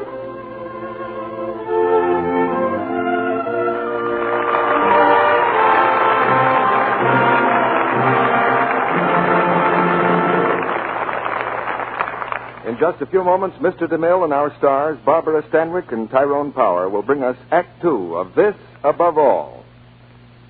And now, here's a young man and his girl tuning in for a little dance music. Ah, here we are, Betty. Who wouldn't love you? Who wouldn't care? You're so enchanting, people must stare. Hey, that's good. Well, that song could have been written for you, darling. I know you've guessed it. Betty is one of those girls with a fresh, lovely complexion. A Lux soap complexion. She knows the screen star's secret. That regular care with active lather, Lux Soap's active lather, is the smartest care that any girl can give her skin. There's a reason for this, of course. The rich, creamy lather of Lux toilet soap removes stale cosmetics, dust, and dirt swiftly, thoroughly, yet so gently, too. Is your skin as appealing, as smooth and soft as it could be? No? Then why don't you try Hollywood's famous 30-day care that women everywhere are enthusiastic about? Every day, regularly, take an active lather facial with gentle Lux toilet soap. Beautiful Jean Arthur tells you how she does it. I pat the creamy Lux soap lather lightly in, rinse with warm water and then with cool. Then with a towel I pat gently to dry. This facial leaves my skin feeling softer, smoother. You'll like the caressing touch of Lux toilet soap's fine, rich lather on your skin. And as you use this luxurious soap, you'll know you're giving your skin protection it needs. Don't take chances with complexion loveliness. Give your skin beauty care every day with the soap 9 out of 10 screen stars use. The soap that's as mild and pure as money can buy. Get 3 cakes of gentle Lux toilet soap tomorrow. Now, our producer, Mr. DeMille. Act Two of This Above All, starring Barbara Stanwyck as Prudence Cathaway and Tyrone Power as Clive Briggs.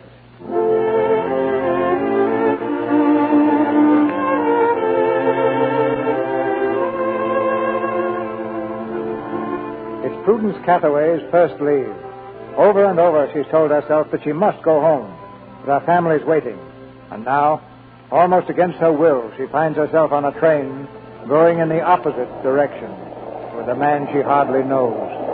I haven't seen you with your cap off before. Let me look at you. Well, my hair really needs a wave. But in the waft, the girl can't really attend to her coiffure. Honeytop. It's very pretty. No. Prue, for 6 whole days we can forget about the war. Everything. 7 days, really. 6 nights and 7 days. All Sunday, all Monday, all Tuesday. Mm-hmm. Prue. Why, that someone should come in. He'd see me kissing you. Clive. Oh, look, we're passing a watercress farm.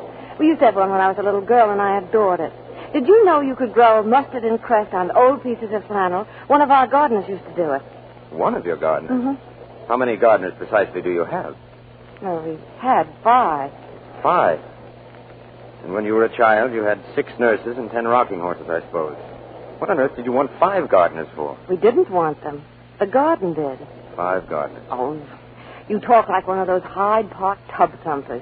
Who do you suppose keeps this blessed land in decent condition if it isn't the poor tax-bled landowners? You know, Prue, you're very pretty. Tall, slim, and cool. But you're a stranger. I met a waif in the dark, and I haven't got a gardener to my name. Oh, why do you punish yourself, Clive? You ask me questions. How big is our house? How much land have we got? And when I tell you, you look at me as if a fireproof curtain had come down between us. What does it matter? Oh, darling, nothing matters. We're on a holiday for 6 long, wonderful days. And you're very beautiful. Well, that's better. A moment ago, I was only pretty, and now I'm beautiful. We're getting along nicely, aren't we? Very nicely.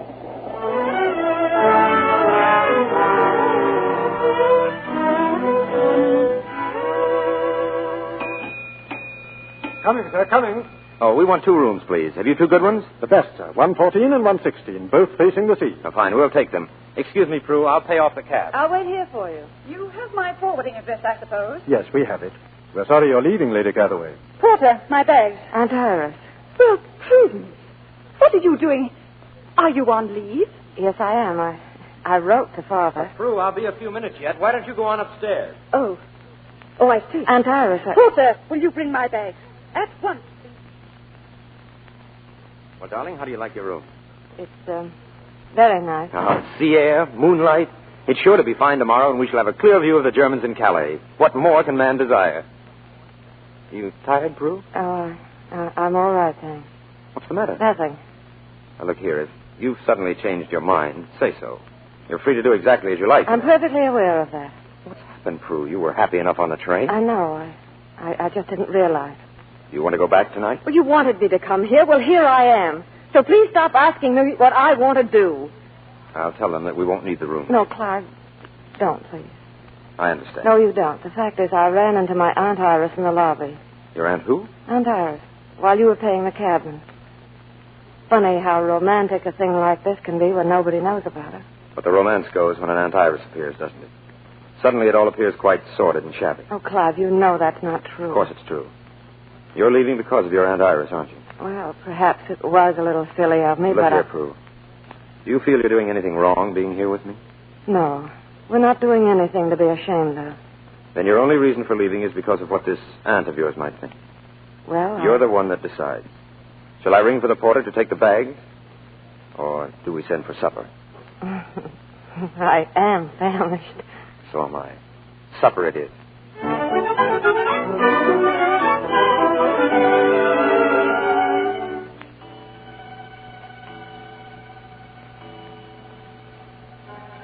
It's no good. Come on. You don't want to die here. Don't. You can't. What are you waiting for? It's no use. It's no use. Clive. Clive, wake up. What is it? Who's that? It's me, Prue. You were calling out in your sleep. Oh? I heard you, and I came in to see if you were all right. Calling out, was I? What is it, Clive? You are all right, aren't you? What was I saying? Well, I don't know. Something about dying. It's nothing, Prue. Don't worry. Just that sometimes when I get overtired, I talk in my sleep. Sorry if I woke you up. Would you like me to stay until you fall asleep again? No, please. Honestly, it's nothing. All right, Clive. Good night. Good night. They're firing again. Yes. Clive, Yes? you were in the army, weren't you? Yes. Why didn't you tell me? Why should I? We're on a holiday, and anyway, I'm out of it now. Were you wounded? No, I was ill. Is that all? I can hear the planes. I'd say there's half a dozen flying quite low. How can you tell? By the sound. You learned that in France. Oh, please, Prue. What was it like, Clive? You won't be satisfied till I tell you, will you? Well, it was dirty, foul, disgusting. Do you want any more? Not if you feel like that. Well, how did you expect me to feel? Proud. Well. I'm proud to see you there, Clive. Oh. What's that? Shrapnel. I'm afraid I'm not very brave. Come here. Sit here next to me. You are brave. And very beautiful. It's funny, isn't it? Supposing they dropped a bomb. Supposing I was killed and they found me in the room of a strange man. I shouldn't let you down. I'd go into your room. But if you were killed, too. Both of us, just as we are now. Then we'd both be dead and we would... That was a bomb. The closer it was, the safer we're going to be from now on. It's 1 in a million for 2 bombs to land on the same spot. It was worse than this at Dunkirk, wasn't it? It was 100 times worse. Clive. Yes? I'm so glad you were there. Good night. Good night.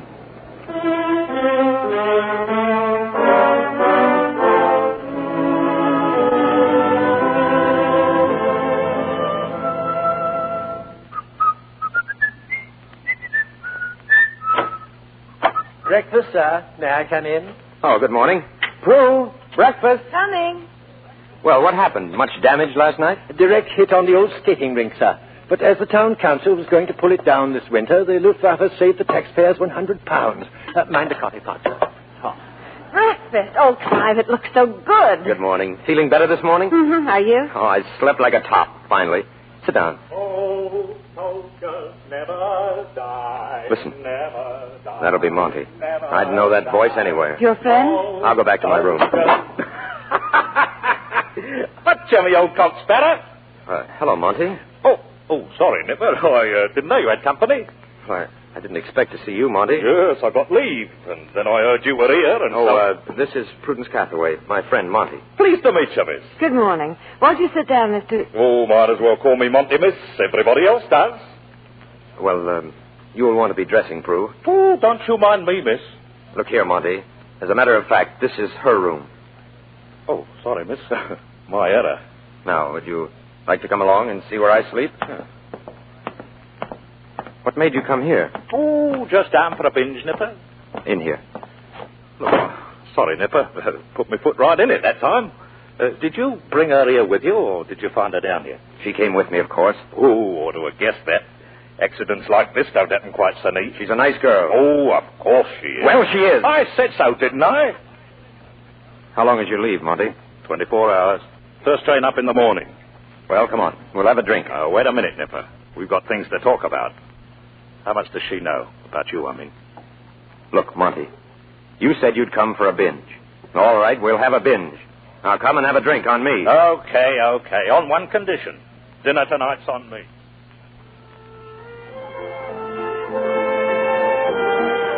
Suppose we sit here. I'll get the drinks, Monty. What's yours, Prue? Sherry, please. Pint of the old and mild for me, Nipper. Won't be long. Okay. Bit of all right, this, isn't it? Been meaning to tell you, miss, I'm sorry I crashed in like I did this morning. That's all right. It's tough on a girl when she has to meet her chap's friends, but don't you worry. You needn't judge him on me. He's class. He's educated. A real gent. Clive thinks a great deal of you, too, Monty. Were you in France together? I'll say we were. Was he a good soldier over there? Was he a good soldier? Well, if you'd seen him coming up the road from Arras, ration bags slung over his back, coming through cool as a cucumber, why, you wouldn't have to ask me if he was a good soldier. And I'll tell you something else. He's up for a medal. He is? Yes, for carrying his wounded company officer the last 2 miles down the road to Dunkirk, and then giving up his place in the boat to help the wounded. Tell me about it. Well, it was after the Belgians threw up the sponge. Look, here's the street in Douai where we had to fight a rear guard action. When you two have won the war, give me a call. You'll find me at the bar. Clive, Monty's telling me about the medal you won. What medal? Well, haven't you heard yet? Oh, you're up for a medal, me lad. You're a blooming hero. What are you talking about? Fact, I got it first hand from the Sergeant Major. Monty. Hello, Monty. Hello there. How are you, Bert? I didn't know you were here, Monty. Here, meet my friends. Clive Briggs, Miss Cathaway. Here, Clive, these are the boys from the East Kent Fusiliers. How are you? How are you? How do you do? Hello. How about a drink? Well, the fact is, we tossed for the privilege of asking the young lady for a dance, and I was the lucky one. Oh, I'd like to dance. Do you mind, Clive? Oh, go ahead. Why, thanks. That's fine. Drinks on me, Jen. she's a nice kid. Why don't you keep your mouth shut, Monty? All right. I didn't start it. She asked me. Asked you what? Oh, look here, Nipper. I don't like talking this way, but time's getting short, and maybe it's our last chance. You might as well face it. Absent without leave is one thing, desertion's another. They gave you a month's sick leave on the 10th of July, and today's the 15th of September. Now, we've been pals a long time. You can save your breath, Monty. I'm not going back. All right, Nipper. Here it is. The captain himself called me last Monday. He said, you're his pal, Monty. Try and find him and bring him back before it's too late. If he's not here by midnight Monday, he'll be posted as a deserter. Very noble of the captain to be so concerned about me. Oh, let's talk sense, Nipper. Every one of us has thought the same as you at one time or another. We get so dead sick and tired that we're ready to clear out and never come back, not even if they shoot us. But when the time comes, we always do go back. Oh, you don't understand, Monty. No. It's bigger than what you're talking about. Bigger than me, and yet it's deep down inside me. Oh, it's nothing to do with being afraid or sleeping in the mud or going without food. It just doesn't bear talking about. It's there, and nothing can ever change it. Oh, look, Nipper, we can't get away with it.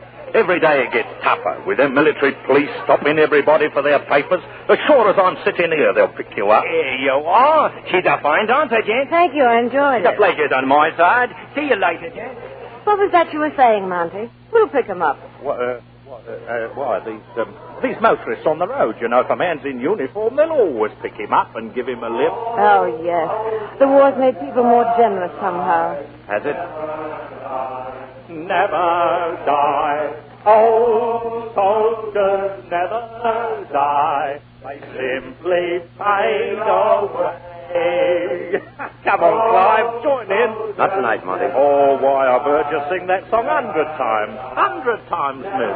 Old soldiers never die. Come on, Nipper. I said no. Just for me. I'm an old soldier, ain't I? And so are you, Nipper. One of the best. Believe me, missy. If you want me, I'll be at the bar. Here, Nipper, come back here. I say, Nipper. Never die. Never die. Monty seemed a bit wobbly tonight. Do you think he got to his room all right? Oh, Monty can take care of himself. What were you two talking about so mysteriously all evening? Please, No, Prue. really. Have you two got some horrible secret? Did you rob the church box when you were boys? Come on, what is it? Tell me, Clive. Well, it was about a friend of Monty's who joined up the day the war began. He was eager to fight and ready to die, ready to follow his leaders, and he did. And then he began to doubt. He began to wonder what it was all about and what he was fighting for. He didn't know. And no one could seem to tell him. Home and country and family, they said. Well, he had no real home. No family at all, and country. England. He didn't know what England was. It was too big for him to grasp. I don't think this man was a coward, not in the usual sense. It's just that he wasn't sure. And until he was sure, until he found an answer to all his questions, this man couldn't fight. Is Monty expected to answer these questions? Monty had nothing to offer in reply. Well, he might ask him whether it's the time to doubt and argue when his country's fighting for its life. Or we all know we were unprepared, but what's the use of whining about the past when we're fighting to survive? Monty should tell his friend that there are bigger things than his conscience to fight for. Bigger than he is. Bigger than his leaders. Bigger than you, Clive, and me. If we lose our faith, what's the alternative? To be beaten in this war would be terrible, unthinkable. He's told him that. He's told him that he must fight for England. But if our armies win this war, what share will this man have in the England he has helped to save? But you've only told me the things that this man's brain has told him not to fight for. What about all the things his heart tells him he should fight for? What things? Well, you must ask his heart. He doesn't think with his heart. But tell me just a few. All right, I'll try. If I said England was Shakespeare and thatched roofs and the countryside, he would laugh. If I said it was speakers in Hyde Park, free to say what they wish, and polite bobbies at the corners and those cliffs over there, he'd laugh again. If I said that England was the new forest deep in ferns and holly trees, If I said it was May blossoms rich in spring, and bluebells like a God-sent carpet, and the rain and the shine and the green of our blessed land. If I said it was the shout of a newsboy on the corner, or the sound of a taxi horn, or the age and dignity of our cities. If I tried to say it's all the things that make the pride and joy and gentle gladness of the British people, well, I would use words badly and shame the things themselves by doing so. But if I could make him see England... Wait, it's Monty and the boys coming up the road from Douai. It's you, Clive, helping the weaker men into the boat instead of getting in yourself. Whatever this man is, blood and bone, mind and heart and spirit, England made him, every part of him. And when he says the word England, it must be for him as it is for me. Like music that's rich beyond the power of music. Those are the things. And he's got to go back and fight for them. Because that's England, too. Knowing that we'll never give in. Knowing that we won't be beaten. We won't. We just won't.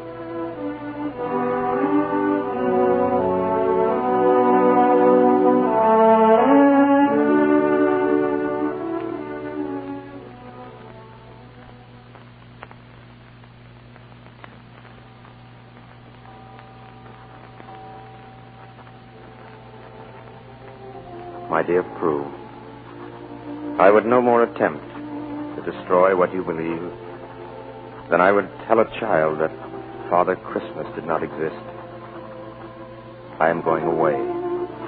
Where, I don't know. And I don't care. I'm tired. I just want to say how decent you were. I wish I had been more decent to you. Our coming from the darkness into the light of knowing each other was very, very sweet. Shall we meet again after all this is over? I hope so. Goodbye, my dear. Bye.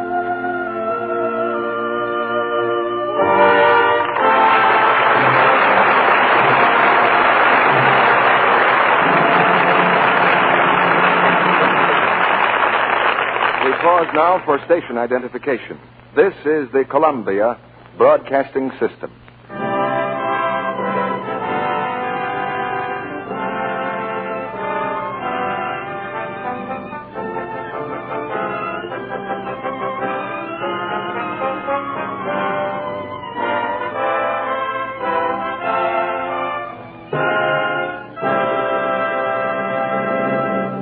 After a brief intermission, Mr. DeMille presents Tyrone Power and Barbara Stanwyck in Act 3 of This Above All.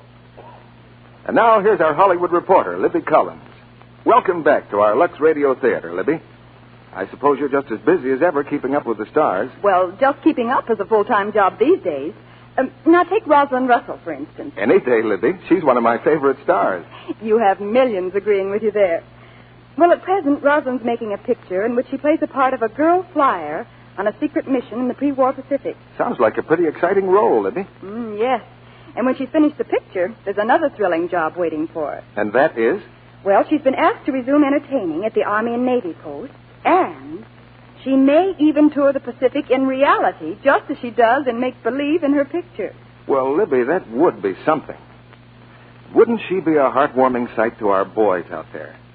Rosalind's a real beauty, with her dark hair and eyes and lovely, fresh complexion. It's a real Lux complexion.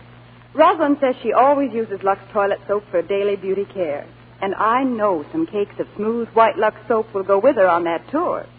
More than ever these days, Lux soap is important to give precious complexions quick, effective care. Yes, Libby, it's a fact that Lux soap has a leading role in the daily beauty ritual of many of the loveliest ladies in the country.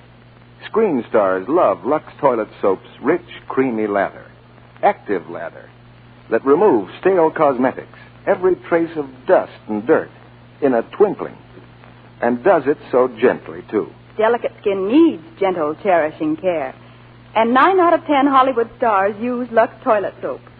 Now there's a beauty tip for smart women everywhere. Thanks, Libby, for bringing that valuable beauty hint to the ladies in our audience. And here's another I'd like to add. Lux toilet soap is thrifty, too. This luxurious soap costs you so little. Why not get 3 cakes of Hollywood's beauty soap tomorrow? Now, Mr. DeMille returns to the microphone. The curtain rises on the third act of This Above All, starring Tyrone Power and Barbara Stanwyck.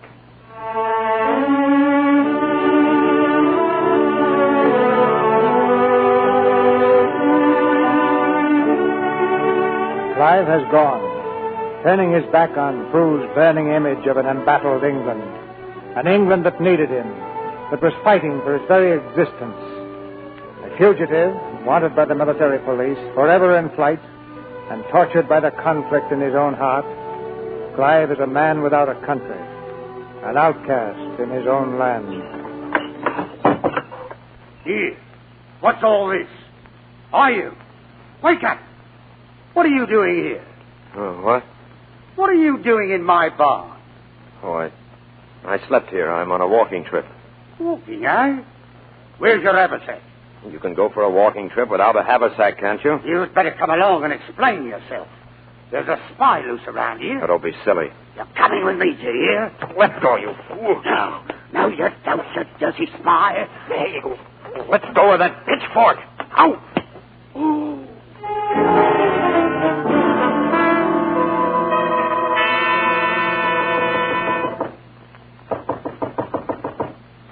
Yes, come in.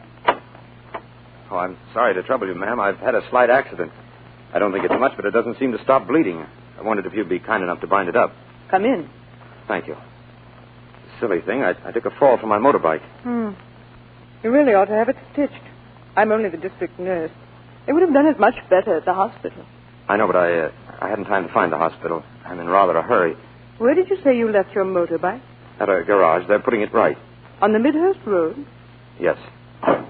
Did you see them go by, Mama? See who go by? The police. There's been a fight, Mama. A spy. Who told you that? Mr. Robinson told the teacher. They found a spy in Mr. Bristow's barn. They had an awful fight. Mr. Bristow wounded him with a pitchfork, but he got away.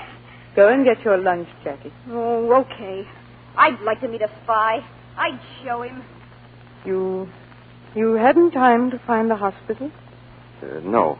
It's on the Midhurst Road, half a mile from here. You couldn't miss it very well. Yes, I know, I'm sorry. I'll have to telephone the police. I'm not a spy. Please believe me. But you must have this dressed again. It really needs a stitch. Give me 10 minutes. Then do whatever you like. Even huntsmen give a stag 10 minutes start. You'd better go now. I wish I could thank you. I only did my duty. And it's your duty to tell the police? Yes. Goodbye. Thank you.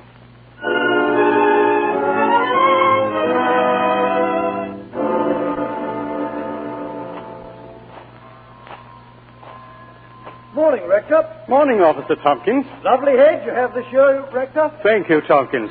But haven't I missed you the last 2 Sundays at services? Well, sir, truth is we've been rather busy lately. They say a lot of German spies come over with our chaps from Dunkirk disguised as Tommies. We got word of a young fellow acting peculiar in Midhurst yesterday.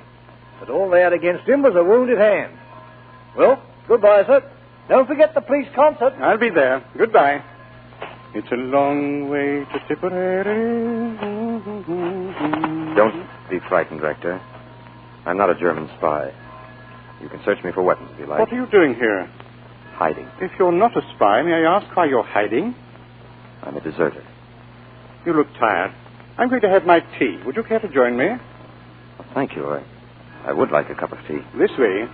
Don't walk on the graves, please.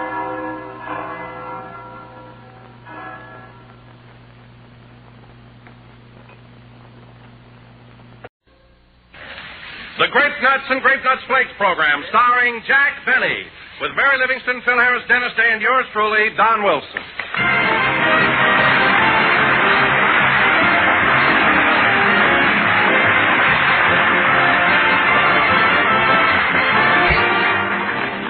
Say, folks, Do you know what it is to wake up some morning with that just-can-face-it feeling? Why, sure you know. It's the day you get out on the so-called wrong side of the bed. Well, that's the morning to be doubly certain there's a big bowl of crisp and cheerful grape nuts or get to the table. They look so good, and boy, they are so good, you'll feel all perked up in no time at all.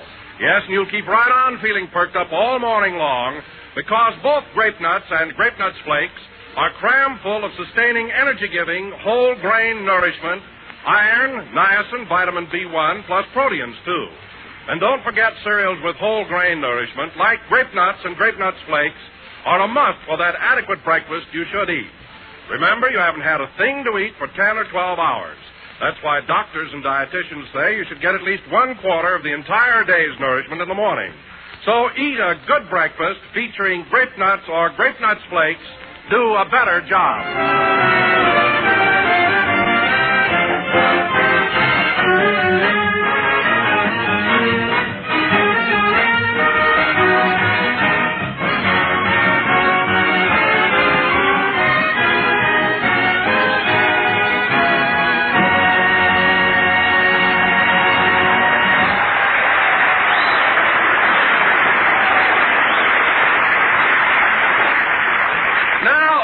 Gentlemen, let's turn back the clock. It's Saturday evening, and we take it to Jack Benny's home in Beverly Hills.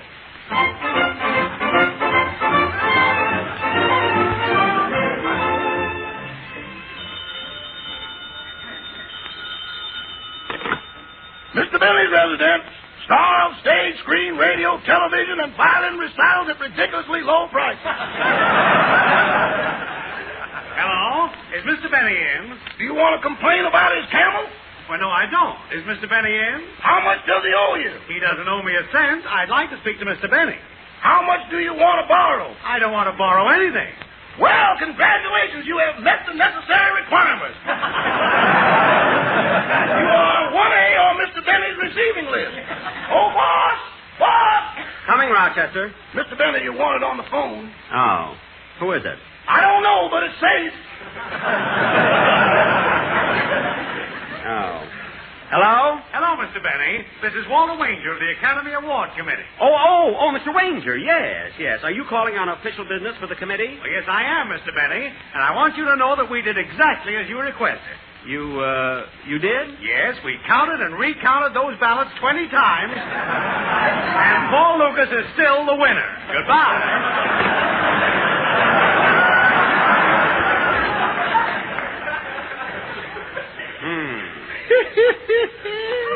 Rochester, there's nothing to laugh at. All that I was wrong about. Winning the award is a serious business. In totaling the ballots, the results can change up to the last minute. That's too complicated. Complicated? Yeah, in my business, all you got to do is roll them out, count them up, and that's it.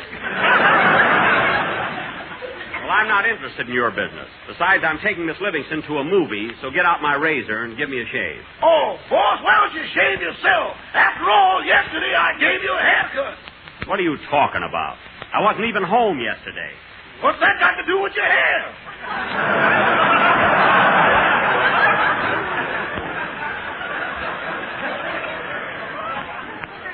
Well, that's the silliest thing I ever heard of. The hair on a toupee doesn't grow. The one you bought doesn't. I'm talking about the one you trapped yourself. Oh, yes, I did trap a couple of them. And you better stop wearing the one with the white stripe down the middle or you'll lose all your friends.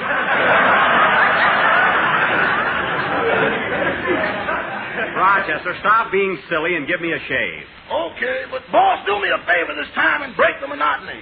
What do you mean? When I cut you, for heaven's sakes, bleed.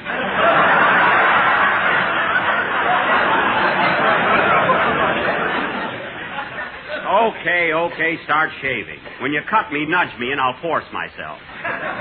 Miss Livingston may get here a little early, so hurry up. I want to be ready when she arrives.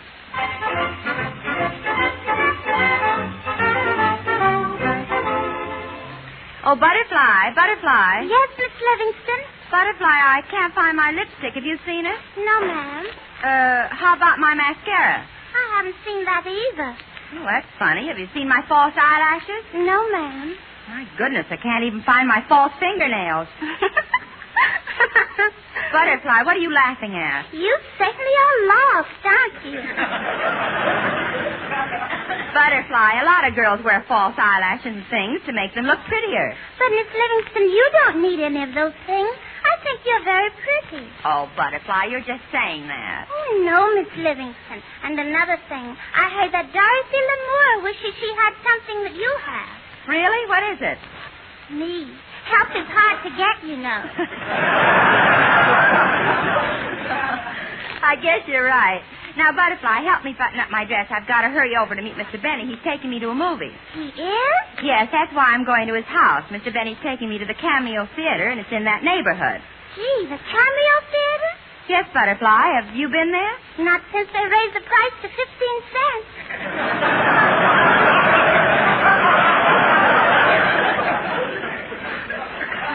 15 cents? Oh, they had to do that when they took out the benches and put in the folding chairs. 15 cents. He would. I'm going to call up Mr. Benny and tell him... come in. Oh, Miss Livingston, after all, you have a maid. Oh, I'm sorry, Butterfly. You answer the door. Yes, ma'am. Come in.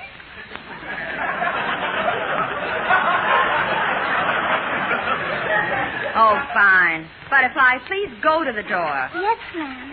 Massy goats and dozy goats and little lambsy divey, a killy divey too, and you all. La la la la la la la la la. Hello, Butterfly. Oh, hello, Miss Stanwyck.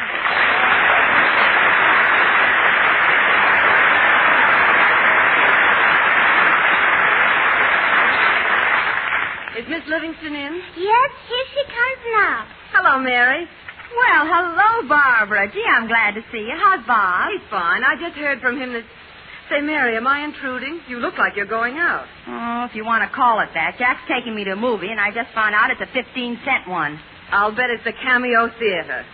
It is the Cameo Theater. Has Bob ever taken you there? Not since they took out the benches and put in the folding chairs.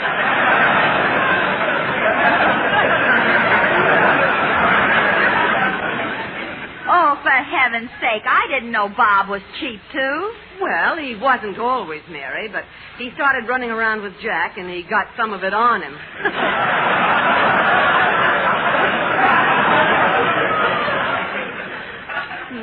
Leave it to Benny. No kidding, Mary. Is Jack really that type? Barbara, all I know is in Scotland, when two Scotsmen meet, one says to the other, "Say, McGregor, did you hear the new one about Jack Benny?" Anyway, I'm going to call Jack and tell him he can save his 30 cents because I'm not going to a movie. Say, wait a minute. What are you doing tonight, Barbara? Nothing. Good. Then you come to movies, too, and we'll make Jack buy tickets for the three of us. Would you like to come? Oh, I'd love it. It'll probably be a cowboy picture, and I'll be able to whoop it up. Whoop it up? Yeah. I haven't whistled at anything since I got married.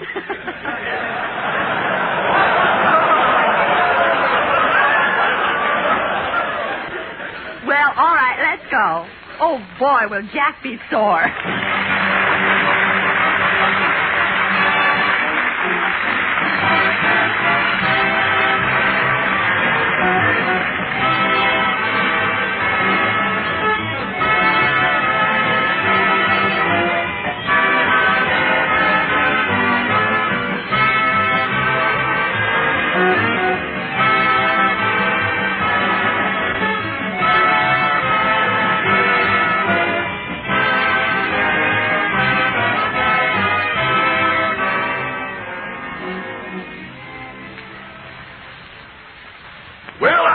Shaving you, boss. Gosh, Rochester, what a rough shave you gave me. See, my face feels awful. Did you cut me? I ain't saying, but if I held your nose and mouth, you could still breathe.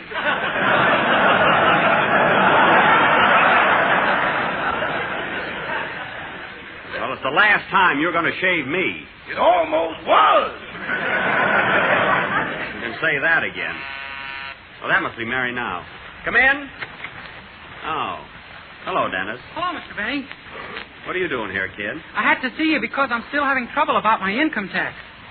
Dennis, I've explained it to you a dozen times. What did you tell him at the income tax office? I told him what you told me, that I make $186,000 a week.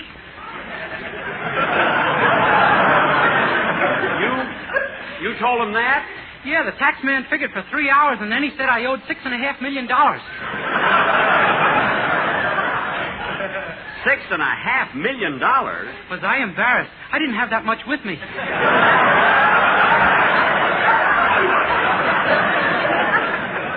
Dennis, I've told you over and over again, $186,000 is your theoretical salary. You actually get $35 a week. Oh. Oh, what? I'll probably get a refund. I gave him a check for $6.5 million. Well,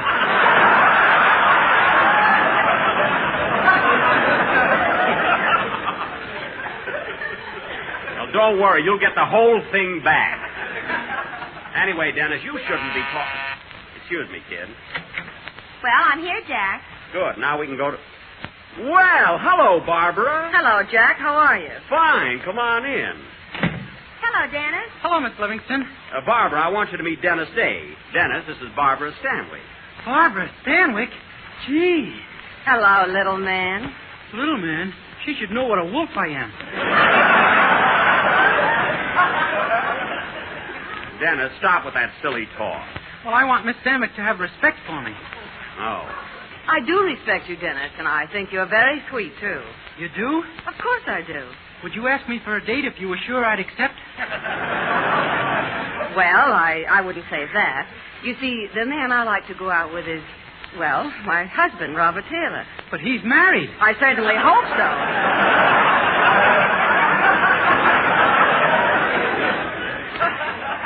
Well, come on, Jack. Let's get started. It's time we went to the movie. You know, Mary, as long as Barbara dropped in, it isn't polite for us to go to the movies and leave her here. I mean, especially since... They took out the benches and put in the folding chairs. I didn't mean that. Anyway, I've got 2 passes.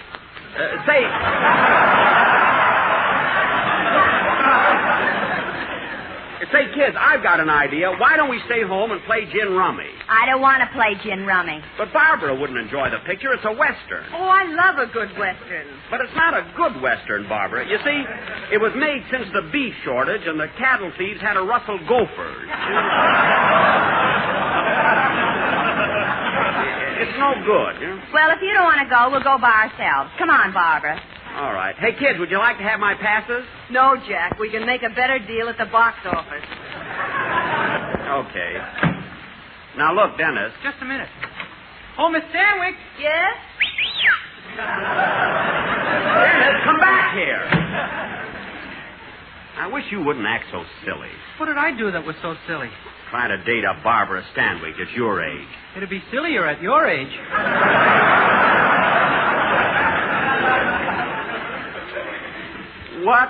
What did you say? Miss Stanwyck would have fallen in love with me if it hadn't been for you. Me? What did I have to do with it? You don't pay me $186,000 a week. Well, that's the craziest thing. Why would Miss Stanwyck fall in love with a kid like you? I could tell by the way she looked at me. You could tell what? That if you and Miss Livingston hadn't been here, she couldn't have controlled herself. Dennis, what's happened to you? I don't know, but it feels good.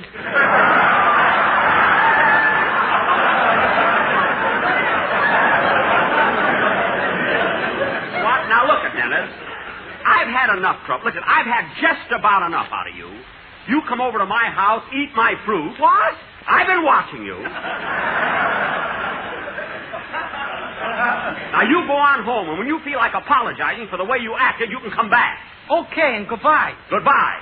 And get your hand out of that fruit bowl. Now, go home and think it over. I'll show him. Such a wise guy. He pays me $35 a week, treats me like a kid, and expects me to sing good. I'll get even with him. Next Sunday I'll sing lousy. That's what I'll do. You're darn right. I'll sing like this. Adios, little girl, I must go.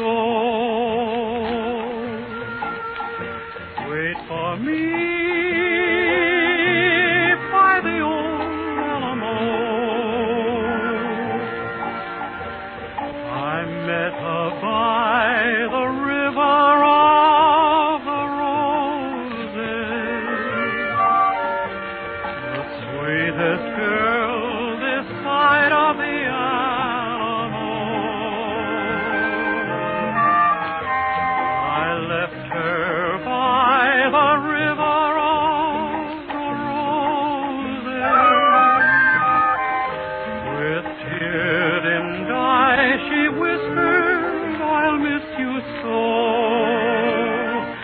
all the roses have faded since we've been apart. But the one rose she gave me will always bloom within my heart. And someday, by the river of the roses, I don't know when, but we'll meet again, I know. She's waiting by the river of the roses, the sweetest girl this side of the Alamo. Adios, little gal, adios, till we meet by the old Alamo.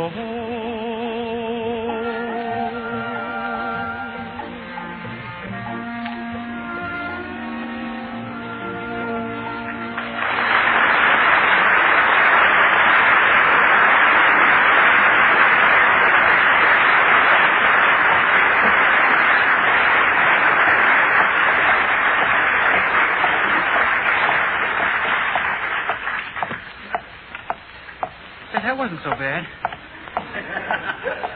But I'll sing loudly on the program even if I have to practice to do it. I'll show Mr. Benny. Oh, darn it, I passed my house.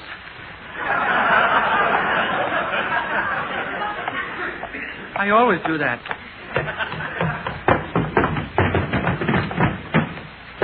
I always do that, too. Oh, well. Oh, Mother! Mother! Your mother isn't here, son. Who are you? Your father.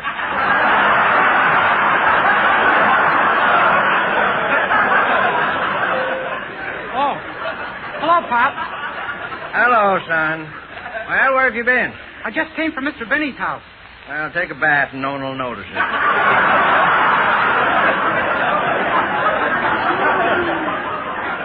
Okay. Say, where's Mother? She went to work. Oh. Who are you betting on? Strangler Lewis. Oh. Hey, Pop, I just had a big fight with Mr. Benny about Barbara Stanwyck. Who? Barbara Stanwyck. Gee, Pop, is she beautiful. She's got eyes like stars, lips like rubies, a figure like Venus de Milo, and... Son, stop talking like that in front of your mother's picture. Gee, even you're against me. Everybody's against me. I'm going to get undressed and go to bed.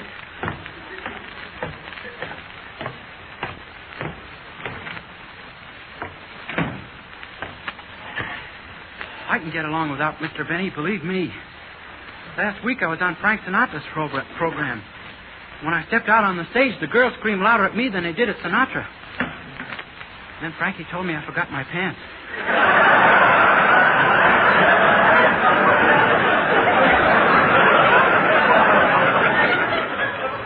Frankie said I should have my own program, and I'm going to have it, too. And another thing, from now on, I'm going to listen to Fred Allen with the door wide open.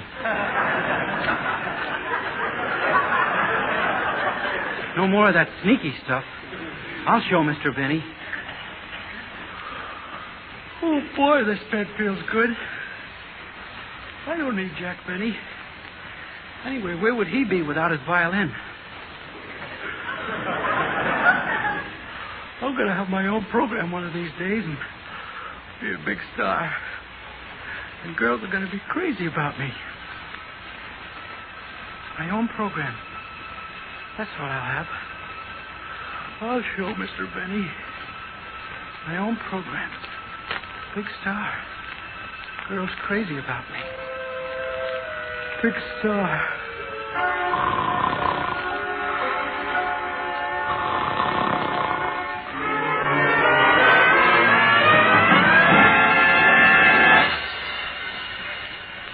The Grape Nuts and Grape Nuts Flakes program starring Dennis Day with Winston Churchill, Henry Morgenthau, Queen Elizabeth, Samuel Goldwyn, and yours truly, Gypsy Rose Lee.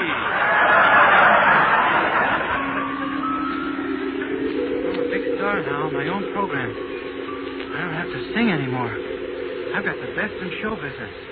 Take it, Don. And now, ladies and gentlemen, we'll open the Dennis Day program with a song by Nelson Harris and Jeanette McLivingston. Manage little children love grape nuts, grape nuts. Manage little children love grape nuts, grapes. Manage little children love grape nuts, grape nuts. Manage little children love grape nuts, grapes. Oh, well, put on the sugar. Well, I put on the milk. It's a tasty Jake Jam smooth as silk. Manage little children love grape nuts, grape nuts. Eat it for breakfast and you'll be well fed. Manage little children love grape nuts, grape nuts. It even tastes better than shortbread bread. Grape nuts.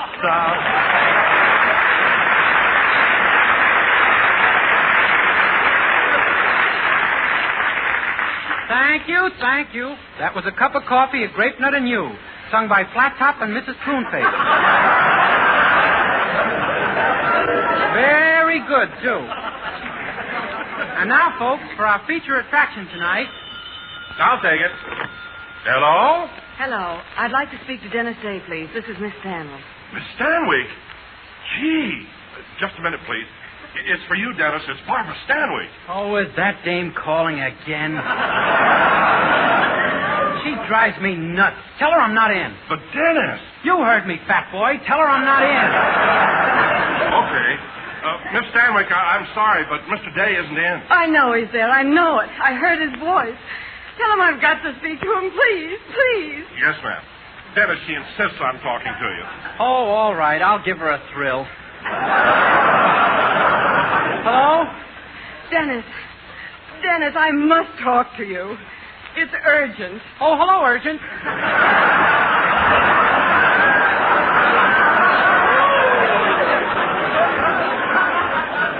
No, it's Barbara. Oh, well, what do you want, kid? Dennis, I haven't heard from you in 5 days. What's the matter? What's happened between us? You've been neglecting me. You've changed, Dennis. You're not the same. I know it. I can feel it. Oh, if there's anything I should know, I wish you'd tell me. Well, if you must know, I don't love you anymore, kid.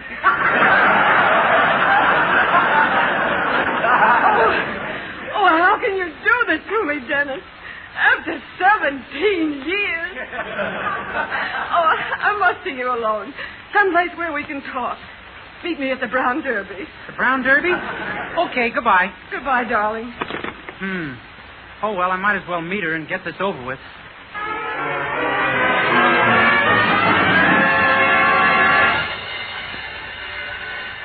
Gee, it's crowded here at the Brown Derby. A table for Mr. Day. A table for Mr. Day. A table for Mr. Day. A day for Mr. Table. A day for Mr. Table. A day for Mr. Table. A derby for Mr. Brown. A derby for Mr. Brown. A derby for Mr. Day. It's Derby Day!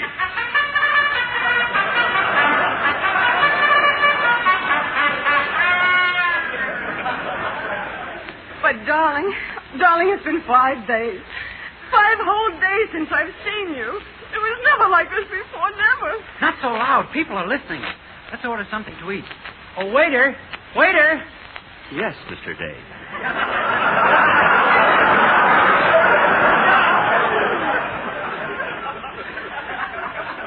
What will you have, sir?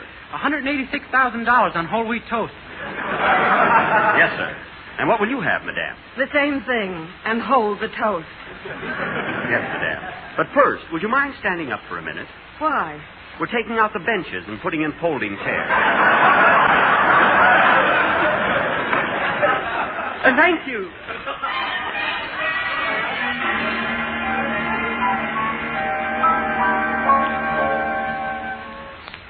Oh, Dennis, it's been such a wonderful evening.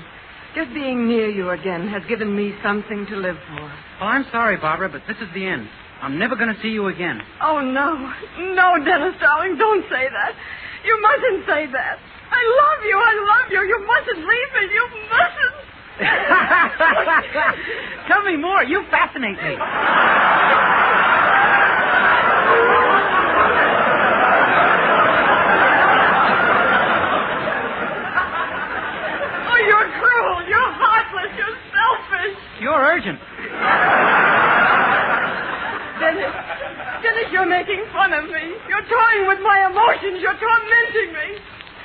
if you leave me now, I'll kill myself. Do you hear? I'll kill myself. You wouldn't dare. Oh, yes, I would. You see this gun? Yeah? Well, tell me that you love me or I'll shoot myself right now. Well, Say you love me or I'll shoot myself. I love you. Oh, my goodness. She did it. She killed herself. But it wasn't my fault. I'm not to blame. I'm not to blame. Oh, yes, you are. I'm not. Who said that? I did. I saw you, Dennis Day. You killed her. No, I didn't, Mr. Benny. Really, I didn't. She killed herself. You drove her to it, and you'll sit and fry in the electric chair. No, I won't. No, I won't. Barbara, speak to me. You killed her. She's dead. Barbara, speak to me. Speak to me. LSMFT.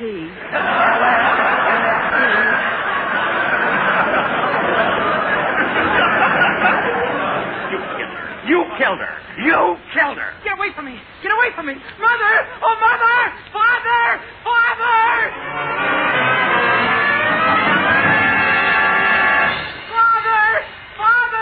Father! What's the matter, son? What's the matter? What are you screaming about? Oh, Father, I just had the most horrible nightmare. Oh, is that all? For a minute, I thought your mother'd come home. All right, now go back to sleep. Okay. Good night, Pop. Good night.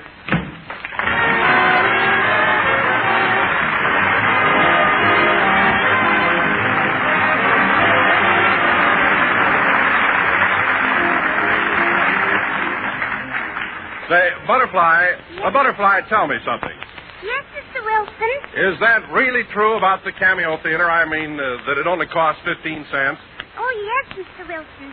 Jerome and I used to go and sit right through till breakfast time. Oh, my goodness. Did you get awfully tired? Yes, we did, Mr. Wilson. But then we'd go out and eat a good breakfast. Well, that's fine. Then you could do a better job. Yes. We could go back to the Cameo Theater and stay all day. Oh, Butterfly, how you talk. But, friends, a good breakfast, one that features crisp, crunchy, malty-rich grape nuts, will help you do a better job no matter what the job is. For grape nuts bring you all-around whole-grain nourishment, one kind of nourishment you need every day. And grape nuts have such a distinctive texture, such a wonderful sweet-as-a-nut flavor, they're fun to eat down to the last crisp kernel in the dish. So if you want to sit all day at the movies, eat a good breakfast, do a better job. And be sure to include delicious, malty-rich grape nuts. Well, folks, we'll be with you next Sunday night at the same time. And I want to thank Warner Brothers for allowing Dennis Day to dream about Barbara Stanwyck. Good night, folks.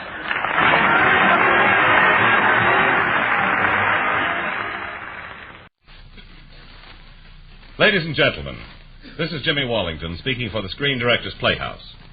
Last Thursday, we presented a comedy entitled My Favorite Wife.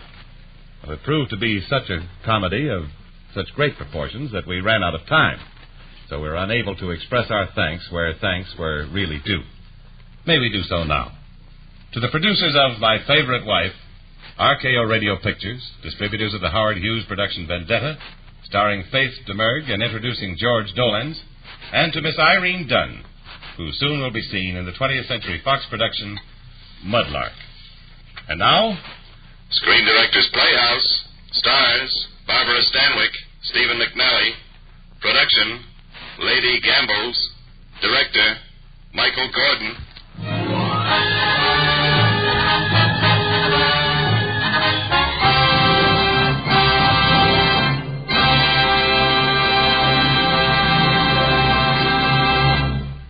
this is the Screen Directors Playhouse, the Thursday night feature on NBC's All-Star Festival of Comedy, Music, Mystery, and Drama. Brought to you by Chesterfield, the only cigarette that combines mildness with no unpleasant aftertaste, the cigarette that brings you Bing Crosby and Bob Hope, RCA Victor, world leader in radio, first in recorded music, first in television, the makers of Anacin for fast relief from the pain of headache, neuritis, and neuralgia, and by your local Ford dealer, who is now displaying the new 1951 Ford, the car that's built for the years ahead.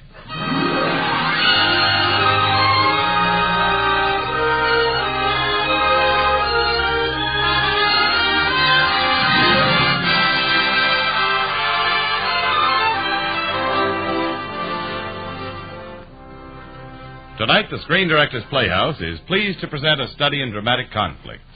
Our play, for the first time on the air, is Lady Gambles, starring Barbara Stanwyck and Stephen McNally. But first, we invite you to hear from Bob Hope on his recent visit to Hawaii. Well, here we are on the island of Oahu. We had a very smooth trip over. At first, we flew at an altitude that didn't bother me. We had to go up higher because the salt water was ruining the tires. Just out of San Francisco, we developed a little motor trouble, and the pilot yelled, "Throw everything we don't eat overboard." A Navy cruiser picked me up about 2 hours later. Now, let's sell Chesterfields. You know, the real test for mildness in a cigarette is as old as tobacco itself. Just open a pack of Chesterfields and smell that milder tobacco aroma. Then light up a Chesterfield and prove what every tobacco man knows. Tobaccos that smell milder, smoke milder. So always buy them. Chesterfield, my cigarette. Chesterfield, Chesterfield, always wins first place. That milder, mild tobacco never leaves an aftertaste. So open a pack, give 'em a smell. Then you'll smoke 'em. Don't forget to give Crosby for Christmas. I mean the Chesterfield Christmas carton with Bing as Papa Santa Claus. Now, here is the first act of Lady Gambles, starring Barbara Stanwyck and Stephen McNally in their original roles of Joan and Corrigan. Kiss him for me, baby. Kiss him for me, Joni. Give him to me, Frenchie. Give me the dice. Put him in my hand and let me love him. Oh, sweet Papa. Come, you 7. Hey, hold it, sister. You're palming a pair of loaded dice. Let go of me. Come on, Maxie. Kick a brains in. No. Kick a brains in.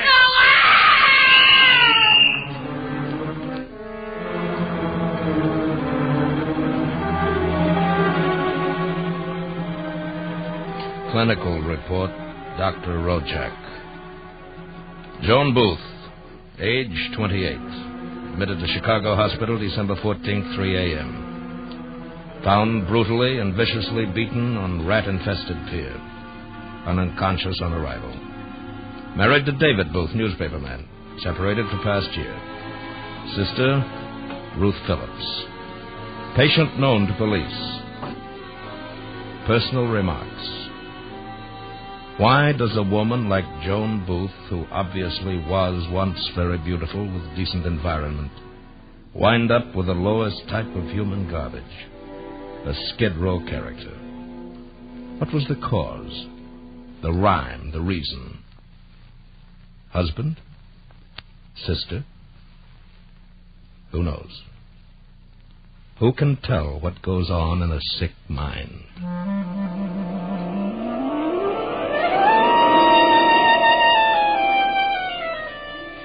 Petty thieves, hoodlums, wharf rats. Oh, come, you beautiful 7. It's exciting. It's exciting. $1,100. I gotta have $1,100. The dice are loaded. What am I doing? What is this all about? Kick a brains in, Maxie. Kick a brains. No, leave me alone. Leave me alone. David. David, help. David. Ruth, darling. David asked me to marry him. Oh, you're selfish. You've always been selfish. You only think of yourself. Davy, after we're married, I want Ruth to live with us, okay? Oh, you're sweet. Davy, could Ruth come along with us to Las Vegas when you do the series on Boulder Dam? Oh, have a heart, Joni. Not on our honeymoon.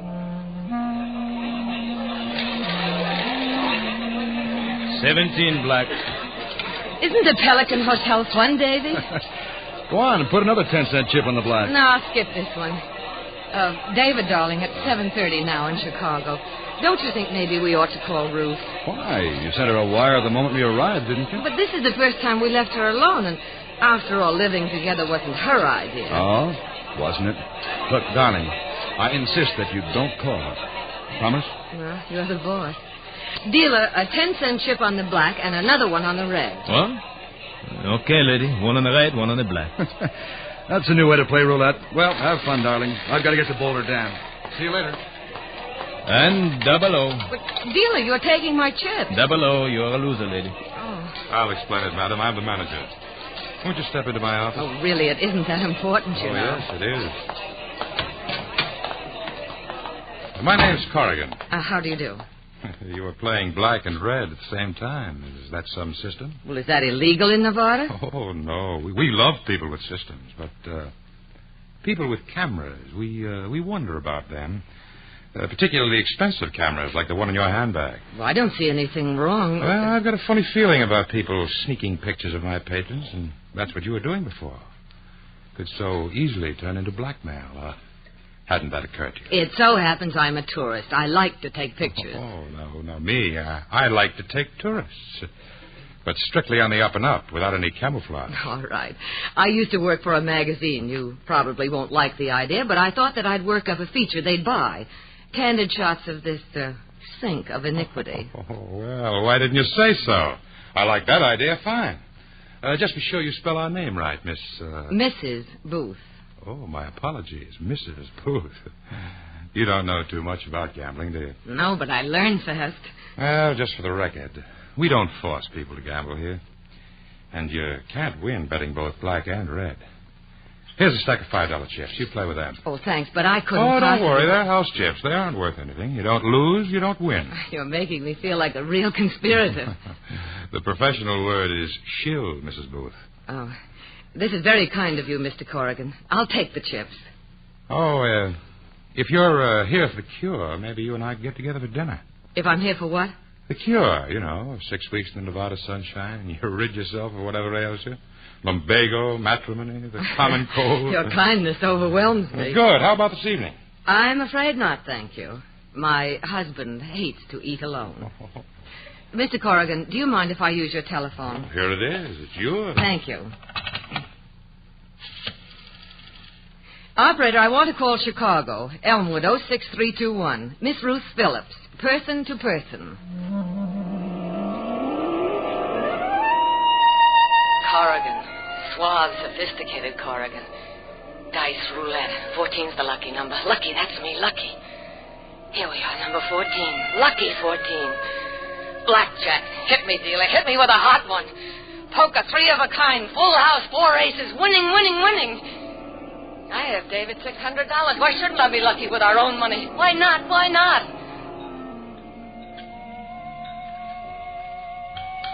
David, what would you say if I told you I won $1,200 this afternoon? Just let's dance. So help me, I'm telling the truth. I've never been so lucky in my life. It was positively fabulous. People trailed me to whatever table I was playing, and they bet right with me and got rich. You should never have had that drink. I'm serious. You are? All right. Where's the $1,200? Well, it was like this. I won $1,200, but in reality, I broke even. Darling, you need fresh air badly. All right, Mr. Weisenheimer. I'll break it down to you in simple detail. I was playing with house chips. Mr. Corrigan, the manager, let me have them. I really won all that money. No, I believe you're telling me the truth. Come on, let's get out of this. Now, it's a good thing we're leaving here before you really get spoiled. When are we going home? Tomorrow afternoon sometime. Let's leave now, this minute. What's the matter with you? We're not in that much of a hurry. Oh, please listen to me. Premonition? Yes. Oh, now, stop being ridiculous. Look, honey, I'm going to our room to finish my notes. There are 100 things you can do. There's a floor show, movie in town. All by myself? Well, here's the casino. I'll see you later, honey. Oh, David, Oh, welcome, Mrs. Booth. Good evening, Mr. Corrigan. Want some house chips? No, thank you. Hey, what's wrong with you? You're staring at me as if I were your worst enemy. I'm going to take you tonight. Dealer, $50 stacks. Bet 10 against the house. Got it. Coming out. D11, you lose, lady. Pay the fun line. Come on, Mrs. Booth. Let's go out of here and go out on the terrace and talk it over, huh? You can control me, but those dice are liable to get out of hand. Yeah, coming out, make your best, kid. Bet 20 against the house. Well, I guess you're the doctor, Mrs. Booth. So long. Oh, craps. Natural 7, you lose, lady. Pay the front line.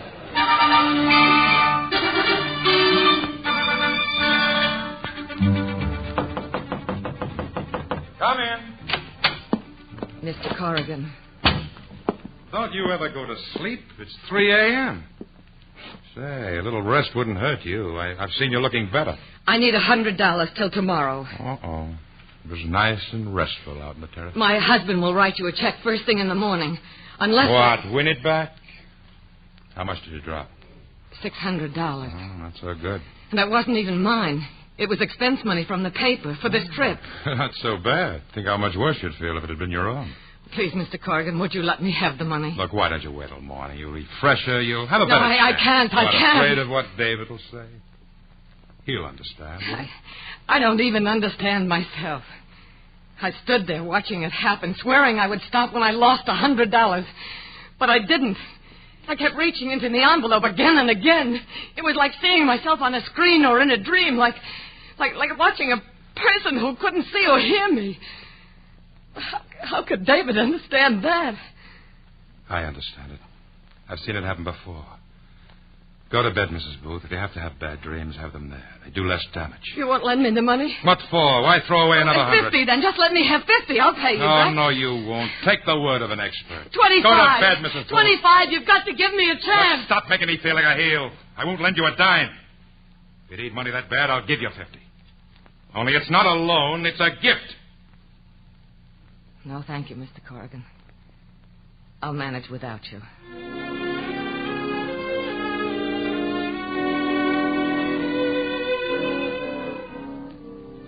How much will you let me have for this camera? I'm sorry, miss. You're a pawnbroker, aren't you? This is a Zoltan camera, and it's worth over $300. Do yourself a favor. Take the camera home. I can't. I've got to get some money. Give me 100. In the morning, everything will look different. You'll see. You're a nice young woman. I've got a daughter your Why age. do you keep jabbering at me? It's a perfectly simple thing. I bring in the camera, and I want to borrow some money on it. $100, $50, I don't care.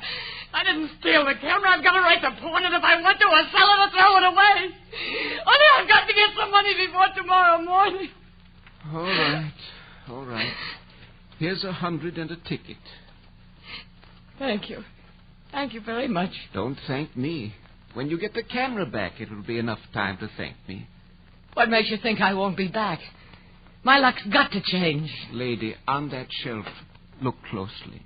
Look. There must be at least 30 more cameras, just like yours.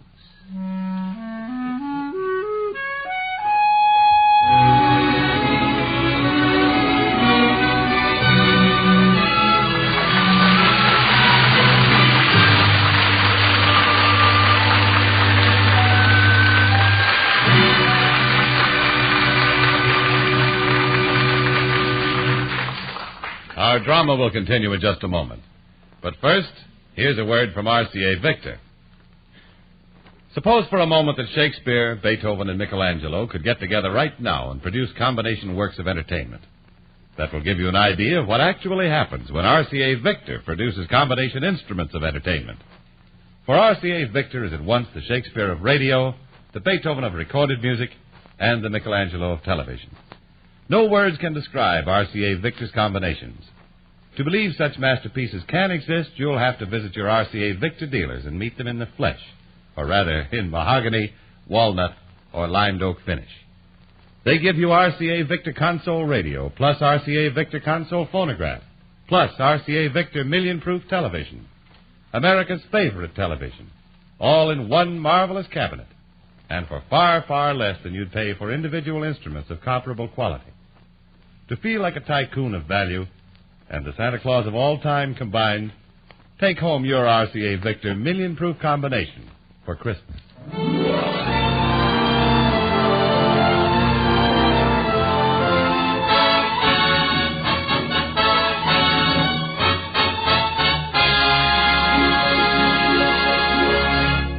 Here now is Act Two of the Screen Directors Playhouse production of Lady Gambles, starring Barbara Stanwyck as Joan and Stephen McNally as Corrigan.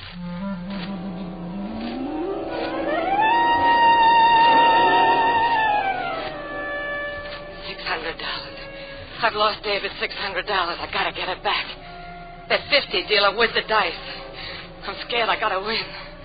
Oh, craps. That's this 50 dealer with the dice. I'm trapped like a frog in the bottom of a well, like a fly in the cork bottle. 7 to win on my Lux change. Bet the 100, bet the 2, 4. I've got it back every dollar. I'll never go near you again. I'm free. Or am I? Johnny. Yes, David. Coming toward us. Isn't that your sister Ruth? Why, yes. Why didn't you tell me you asked her to come? Oh, I didn't, David. I swear I didn't. Oh, I did phone her, but only to say hello and ask how she was. After we agreed not to? I had to, David. You don't know what it's like, darling, being in the middle like this. You on one side and Ruth on the other. I'm always doing something wrong to one of you. Ruth, we're over here. Joe, now let me look at you. How are you? You look a little pale. Oh, I'm fine. Well, Ruth, you have a good trip? I guess so. You're looking well, David. Your vacation seems to have done you good. Do you mind if we look at the gambling room? I've never seen one. Oh, sure, a little while. We've got to get back to the room and pack. Pack? Are you leaving? This afternoon. Oh. Ruth, I wish we now, could... Now, don't worry about me, dear. I'm used to looking out for myself. David, do you think maybe we might stay over? No, Joan, I've got to get back to the paper. Oh, just for another day or so, couldn't we? No, Joan, no. Oh, please, David. You know Ruth. Within an hour after we left, she'd be miserable and... Why? I'm sure there must be other single women here. And you know how quickly I can make friends. Well, sure she can. Oh, David, I'm going to my room. Now, Joan! Joan! It's all right, Joan. All right. I'm sorry, David. You want to stay on here with her, don't you? Well, couldn't you stay, too, just for a day or so? Joan, I can't. But you can. Thanks. Well, you better hurry and tell Ruth the good news.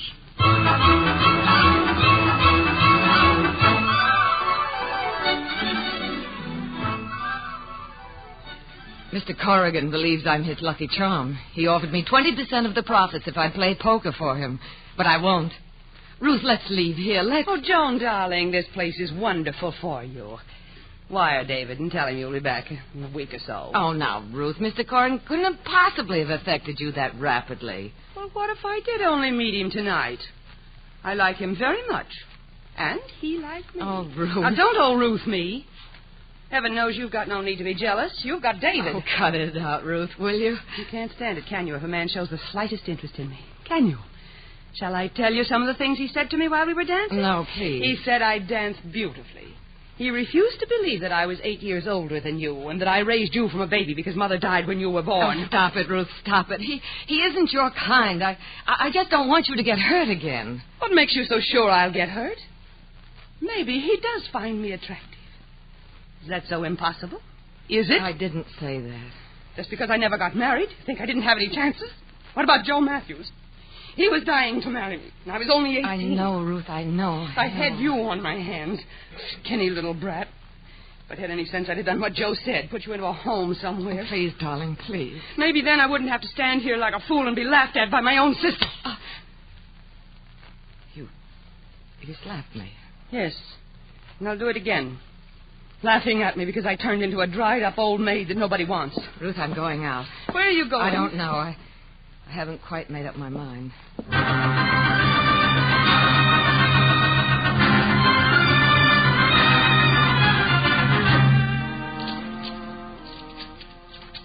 Well, you're a great little poker player, John. Anytime you want to work it full time, let me know. Yes, the cards did seem to come my way, didn't they? Yeah. Tired? Mm-hmm. A little, but nice tired. Here's your cut. You came out nearly $4,000 ahead. We'll make it an even 800. Hey, that's not a bad night's work. Care for a drink? At 5:45 in the morning? What kind of a girl do you think I am?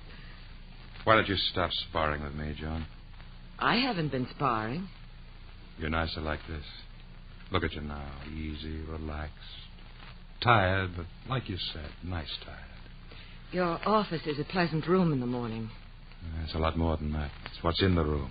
The game, fight, the fear. And the peace that comes when you lick that fear. When you win. No, even when you lose. It's different, but there's a kind of peace in that, too. Like when you were a kid and you took your punishment and you knew that it was over. I never thought of that. You may be right, though. I'm right, all right. I'm right about a lot of things. I know you, Joan. I know what you need. You'll get them with me. I'm right for you, and you're right for me. Joan? No, please. I think I'd better go. Oh, Joan, listen to me. This is where you belong. Yes. No, Corrigan. It's no good. It's my fault. I'm sorry. I really am. Yeah. Well, okay, Joan. Skip it. How about that drink later, like this afternoon? If you like. I like. It's a date, then? It's a date.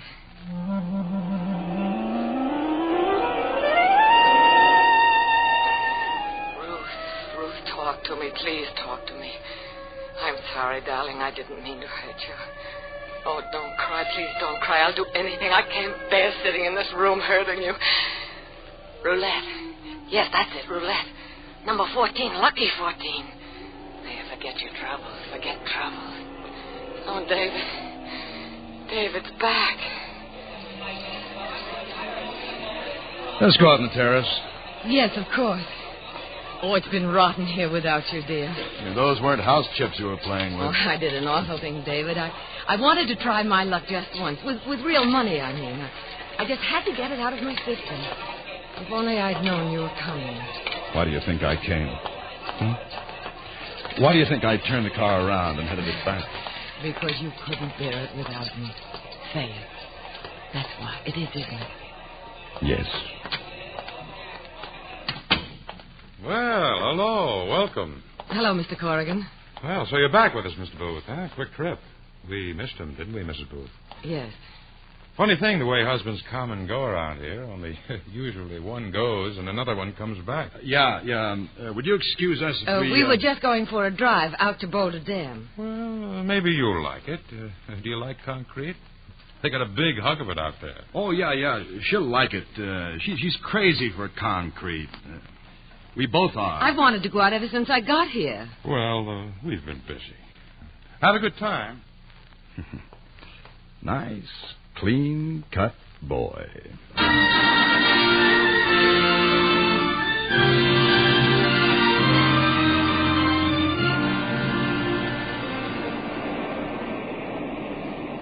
A fella told me there's never been a single suicide off the dam here. Yet back in Chicago, they drop off high buildings like flies. What's the matter, David? Fella could spit nearly half a mile down there. It's quite a feeling. What's a roulette wheel got can compare with that? What do you mean, darling? What is all this with the casino? All night last night and the night before? Most of the days, too? Oh, nothing, David. It's nothing. Just lack of something better to do. Well, spitting half a mile is better. Lying in the sun is better. So's a 2-inch steak. Last week, you'd have thought so, too. Well, I think so now. Darling, are you worried about me? A little? Yes. Well, don't be. The casino was exciting, of course, but let's face it. I'm just a little hick from Chicago, and I found a brand new shiny toy. Joan, it's the deep end for people with no talent for living. They're not big enough to take the plunge here. So they do it in the gambling joints. That's your brand new shiny toy. Well, it's not new anymore, and it's not shiny. I can take it or leave it alone. I'll leave it alone.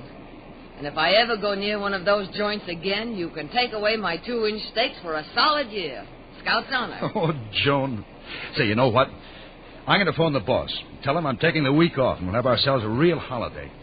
How about Lake Mead? Oh, wonderful. It's beautiful. We won't have to travel too far. It's only across the state line. David. Huh? Ruth. Now, I know you're going to object. No, I'm not. You don't mind if she comes along? Not in the least. Oh, thanks, David, thanks. Don't thank me. Thank Ruth. I don't get you. Ruth's gone. She left for Chicago this afternoon. Oh, that's my fault. I shouldn't have left her alone. What's the matter? Isn't she old enough to look after her own affairs? I should have phoned her. That's the least I could have done. Oh, forget it. We had a silly argument. I didn't mean to hurt her, David. Honest, I didn't. Come here, Joan. Oh, please. Look up at me now. Remember me? I'm the fellow you married. David, Darling, I love you. I love you, too. I really don't deserve you, but if you'll just be patient with me. Lady, you know that you talk too much? That's much better than talking. Much.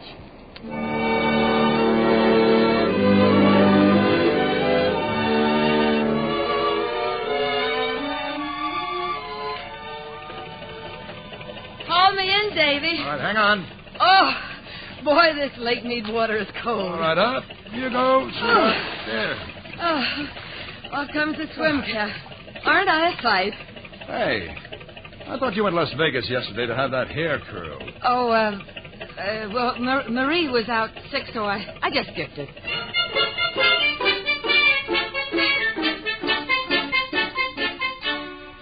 Ding, ding, ding, time for lunch. Time for lunch. Oh, didn't I tell you, David, that What? that Mrs. Henniger, the one we met night before last, she asked me to lunch today. Okay, off to Las Vegas you go.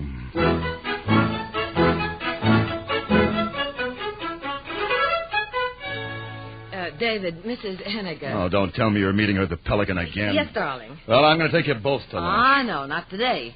She wants to have a real heart-to-heart talk about her divorce. You know, girl talk.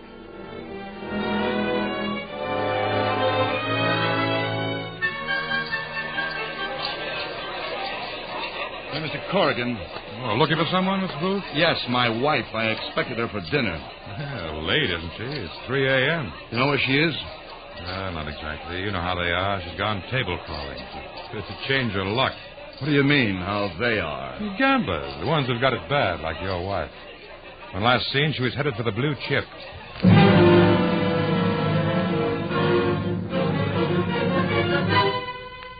Joan.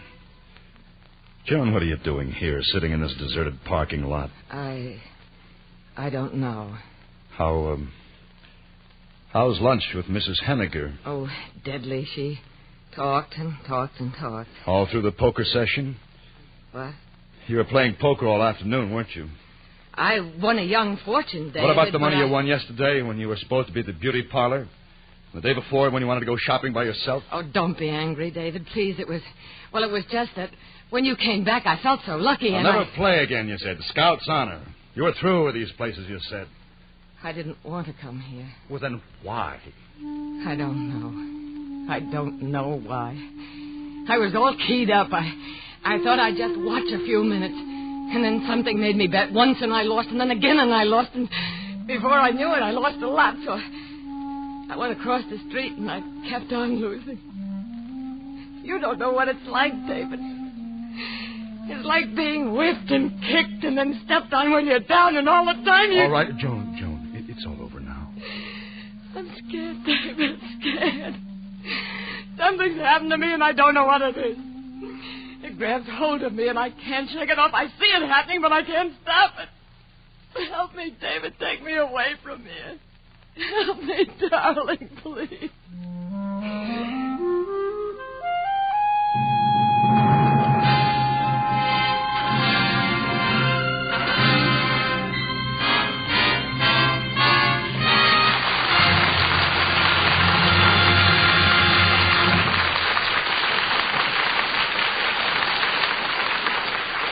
When we ask you to try Anacin for the relief of pain due to a headache, neuritis, or neuralgia, we are not asking you to try a new or unproved method, for there are many people listening in now who have been introduced to Anacin tablets by their own dentist or physician.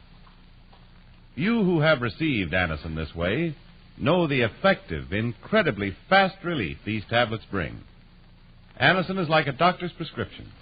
That is, Anacin contains not just one, but a combination of medically proven active ingredients in easy-to-take tablet form. People by the thousands are using modern Anacin today instead of other ways. Doesn't their experience seem worth following? Try Anacin the next time you suffer pains from headache, neuritis, or neuralgia. You will be delighted with the results. Ask your druggist for Anacin today. Anacin is spelled Anacin.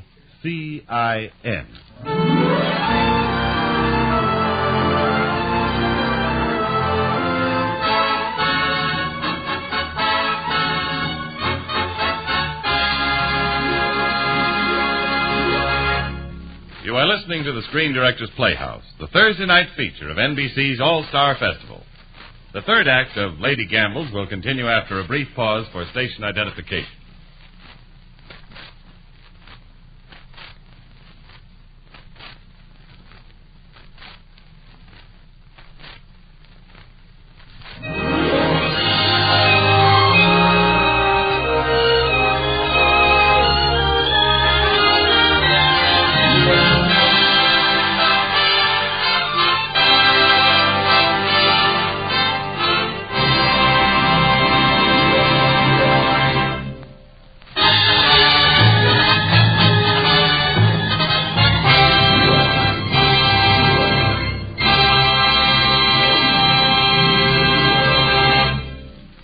For the third act of the Screen Director's Playhouse presentation of Lady Gambles, starring Barbara Stanwyck as Joan and Stephen McNally as Corrigan.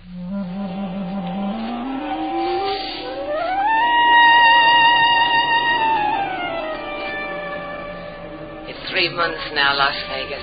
If I never see you again. Oh, David, I love you. I love the seashore here at San Cristobal. Only it's lonely. No excitement. Oh, come, you 7. No. 2-inch steaks, exercise, fresh air. David, time to fish again. David, I've hooked a big one, a 10-pounder. David, how much longer will it take? Will what take? Finishing writing your book. Oh, 2 or 3 months if our money holds out. Oh, so soon? Fine thing. I slave all day over a hot typewriter and look at the thanks I get. Oh, well, that will mean leaving here, won't it? No, not a chance. If the book goes over, we'll buy this cottage. If it doesn't, we'll stay here and raise vegetables and about 10 kids. Will you settle for 5? Lean over and kiss me, sweetheart. On your mark. Winner and still champion. David. What's the matter? Don't you think you ought to get started? Huh? Well, you've got a long way to go. Oh, San Diego. Gee, I'd forgotten all about it. Did you, darling? Oh, you say the sweetest things. Cut it out, Johnny. I gotta go. Now, you sure you don't want to come along? I'm sure I do. Wonderful. But I won't. You're going to the library to work, and I'd only be in your way. Bless your little heart. Well, you better get going. Where's your bag? It's right here by the door. It's all packed. Do you have everything you need? Yep. Driver's license, Yep. identification? Yep. Oh, holy smoke. Well, what are you going... What's he up to? Thank goodness one member of the family has some brains. What did you forget? Nothing very important. I forgot to take some money out of a tin box, and I was just going to walk out without a dime in my pocket, that's all. Oh. Did you lock it good, David? There's $1,100 in there. What do you think? You won't forget to drive carefully, will you, darling? I will, Joni. Any more last-minute instructions before I get into the car? Well, no. Oh, stop looking like that, Joni. You're breaking my heart. David, I just got an idea. Why should I stay home alone? Let me ride as far as town with you, and I can go to a picture show. Hop in, idiot girl.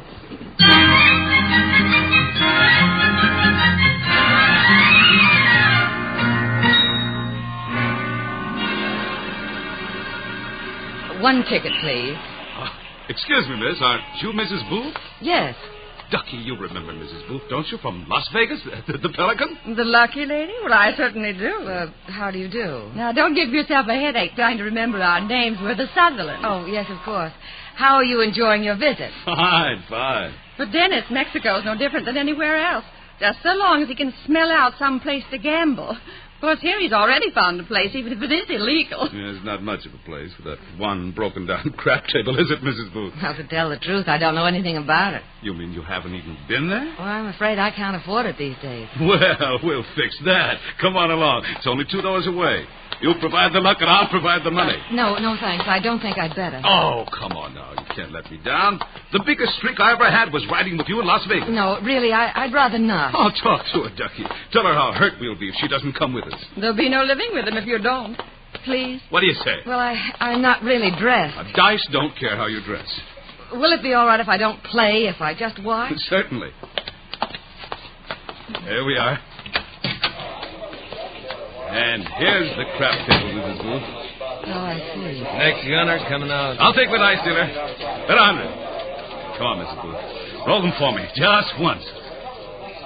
All right. Give them to me. It's 7, the winner. Pay the line. That's the 200 ride. Do it again, Mrs. Booth. Here we go. The 11, the ladies are natural. Ha ha! Oh, you're my lucky charm, Mrs. Booth. We'll break the house. Throw this one for Papa, Mrs. Booth. And 7, the winner. Mr. Sutherland, do you have a car? Yes, a black Cadillac across Do you the mind street. if I borrow it? Of course not. Why don't you do it later? Come on, roll the dice. Sure, later. When I come back with my own money. I'm not interested in percentages. Oh, what's wrong with her, darling? Did you see the look in her eyes?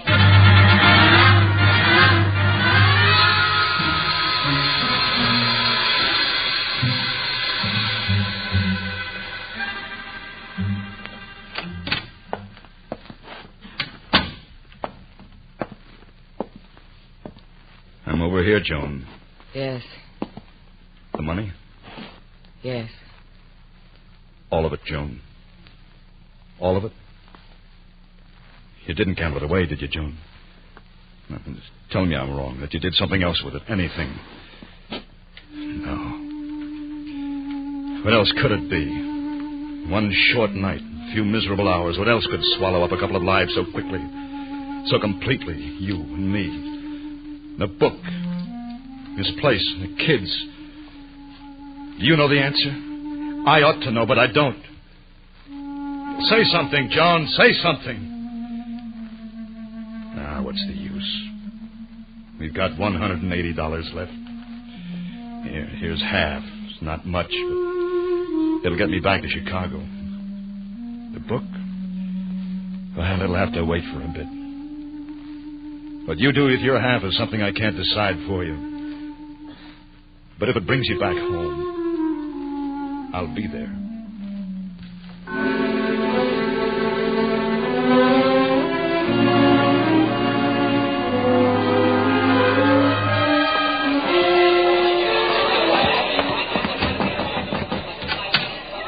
Well, look who's here. Can't resist me, can you, Joan? May I come in, Mr. Corrigan? Ask a foolish question, you're liable to get a foolish answer. Say, what are you doing in Vegas? Staying a while or just passing through? That depends. On what? On you, I'm afraid. Oh, that's bad. I'm not the dependable type. You said once if I ever wanted full-time work to come around. Well, I've come around. Oh, I see. What's with you and... We separated. It figures. Didn't he leave you with any cash? The other way around. I didn't leave him with any. Oh, you found a wheel, huh? A table. So I could really use a job right now. Yeah. Have a seat. Thanks. You know, the only trouble is it looks like though I'm going to be pulling out of Vegas in a week or so. There really isn't much I could do for you around here. You're leaving? Yeah, I got a little project of my own on the fire. Oh, that's too bad. I mean, it's fine for you. I wish you luck. Well, I'll be... Wait a minute. Will you? You've got class. It's crazy, but I just... It's a brainstorm, Joan, but I think maybe you got yourself a job. Doing what? Well, a few of the boys and myself have gotten together a little syndicate. Here's the deal. We're taking over a racing stable, but we couldn't move until we got a front. You're the front. You're about to become the owner of a string of horses. But I don't know anything about horse racing. Well, don't look so scared. This is strictly a legitimate enterprise. No fixed races, no doping, no dirty work at all. What we do is take a filly like Happy Girl who hasn't shown a thing in the last 6 outings. Sharpen her up on a private track. Then, when the odds are right, drop her into a cincheroo spot and get paid off in bucketfuls. Interested? Oh, it's a lifesaver, Corrigan. Thanks. But there's one thing you ought to know before you decide. That money I lost wasn't mine. David had saved it nickel by nickel, $1,100. As soon as I can scrape that much together, I'm going to take it back to him. How do you figure to scrape it together? Saving it, nickel by nickel, or gambling? Any way I can. Fine. I don't think you'll be walking out on this too soon. Come here, John. Corrigan, Oh, John, don't play coy. I'm not playing coy. I'm just not playing, that's all. Well, something about me. I've got patience. Plenty of patience.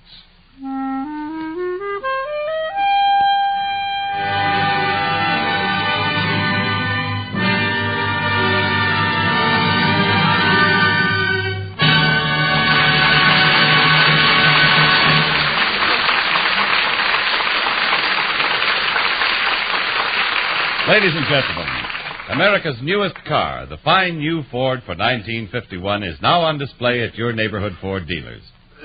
And when you see it, you'll find that inside and out, in every detail of design and construction, the 1951 Ford reflects true fine car quality. And in addition, it offers 43 look-ahead features designed to keep the 51 Ford young in appearance and young in performance. For example, there's Ford's smart luxury lounge interiors with their exclusive color-harmonized Ford-Craft fabrics. There's a new automatic ride control that automatically adjusts spring reaction to the type of road to give you a level ride, an easy ride. And there's the automatic mileage maker that lets you get the last mile out of every gallon of gasoline for utmost economy. Visit your Ford dealer soon and see the 1951 Ford yourself. You'll agree. You can pay more, but you can't buy better.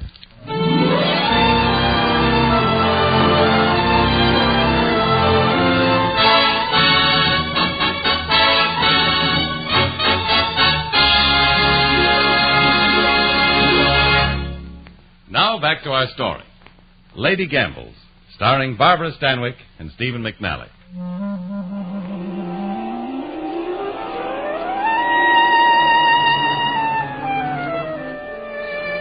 Narragansett, Bay Meadows, Hialeah.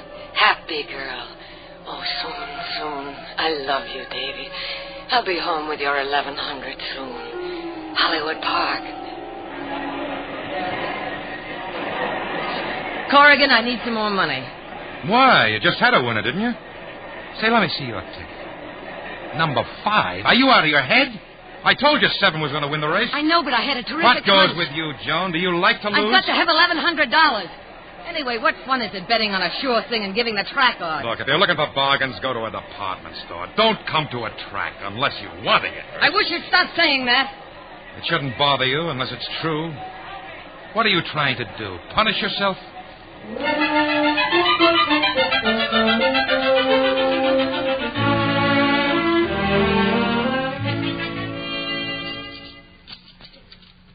Raise 20, Chuck. Say, how long has this syndicate been together now? About 3 months, Corrigan. What are we waiting for with Happy Girl? One of these days she'll bust loose and win before we're ready. Then where are we? Okay. What do you think we're running the time trial for tomorrow? If she does 110... Hold it, Chuck.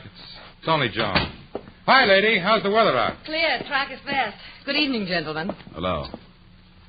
No one's going to ask you to play, so we're not dust. Isn't my money any good, Chuck? Poker and women don't mix.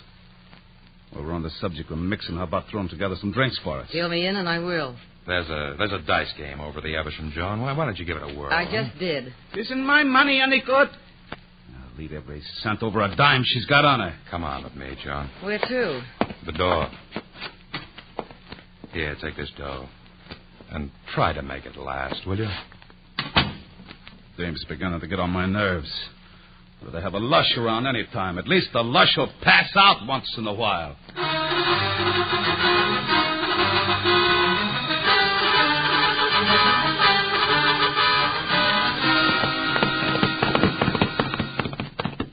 Happy Girl did it in 110.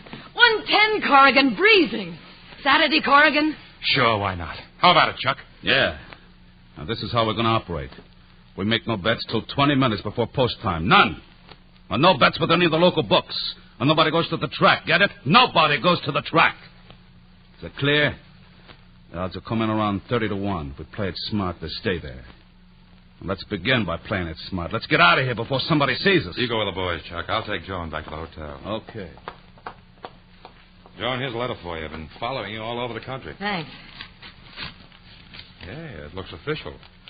It is. It's from David. Why, has he decided he doesn't like playing husband anymore? That isn't the way I read it.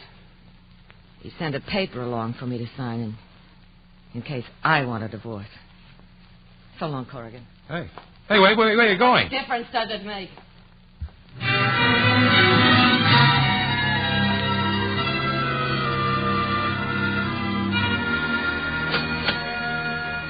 Please, could I have $10 worth of quarters? I want to make a long-distance call.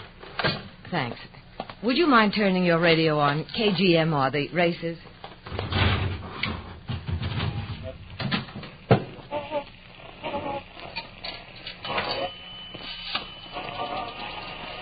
Operator, I want to call Chicago, please. City room of the Morning Herald, David Booth. How much? And the horses are at the post now. The flag is up. And there they go, and it's Happy Girl. Yes, operator. Followed closely around the turn by the pack. Hello, David? It's Joan. Yes, just yesterday. Well, that's why I called you. It's been following me around, and I couldn't let you think I'd just ignored it. No, not yet, but I will if that's what you want. I'll sign the paper today. Oh, no, David, it isn't what I want, but oh, darling, neither do I. What? No, you mustn't. I can't come home, David, not yet. Oh, no, darling, it isn't because I don't want to. Come on now. And here he comes on the outside, crossing the finish. I've got to hang up now, darling. Girl by a length. Shelby second. Pick me up. Jack Corrigan, Tony, Happy Girl. Happy Girl won. Not at 30-1, John. Where were you last night? Where were you all today? I'll tell you where she was. Happy Girl closed at 8 to 5. Is that meaning a thing to you, sweetheart? I don't understand. I'll draw you a picture. Someone went to the track and bet a couple of C's on Happy Girl. That someone was you. Did you, John? Answer. Some wise guys saw the owner of Happy Girl bet the 2 C's on a 30-to-1 shot. So they got on, and so did the rest of the smart money. Happy Girl was the hottest tip of the year. Went 8-5, sweetheart. Give me your bag. No, Here, Corrigan. $200 tickets on Happy Girl to win, you dirty... I'll cut your heart out. Take it easy, Chuck. I'll handle this. Get out of my way, Corrigan. Stay right where you're at. I'll blow your head off. Come on, Joe. We'd better take a little trip.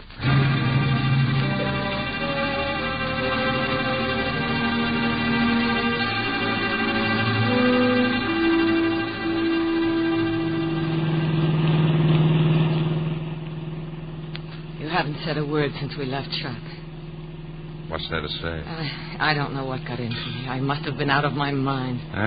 Skip it. It's finished. No man ever hit me before. I feel sick, ashamed. What are we stopping for? Highway 66. This is the end of the line. So long, John. But I thought... What did you think? I'd really like to know. Oh, please, Corrigan. I'll tell you what I think. You're a lost cause, baby, and that's one thing a guy in my business can't afford. It took a long time for it to sink into my thick skull, but today was a big day all around, so this is the kiss-off. But where can I go? Anywhere you like. It's a big country. Goodbye. Okay. Mind your manners, honey. The man said goodbye. Goodbye, Corrigan.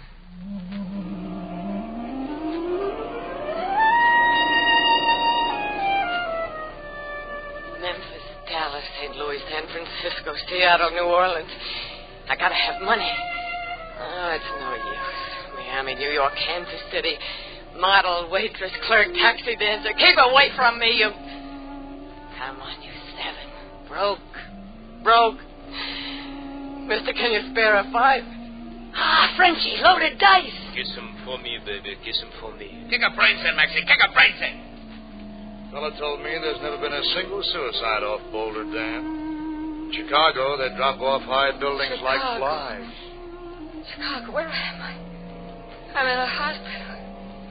My face, my head. How low can I go?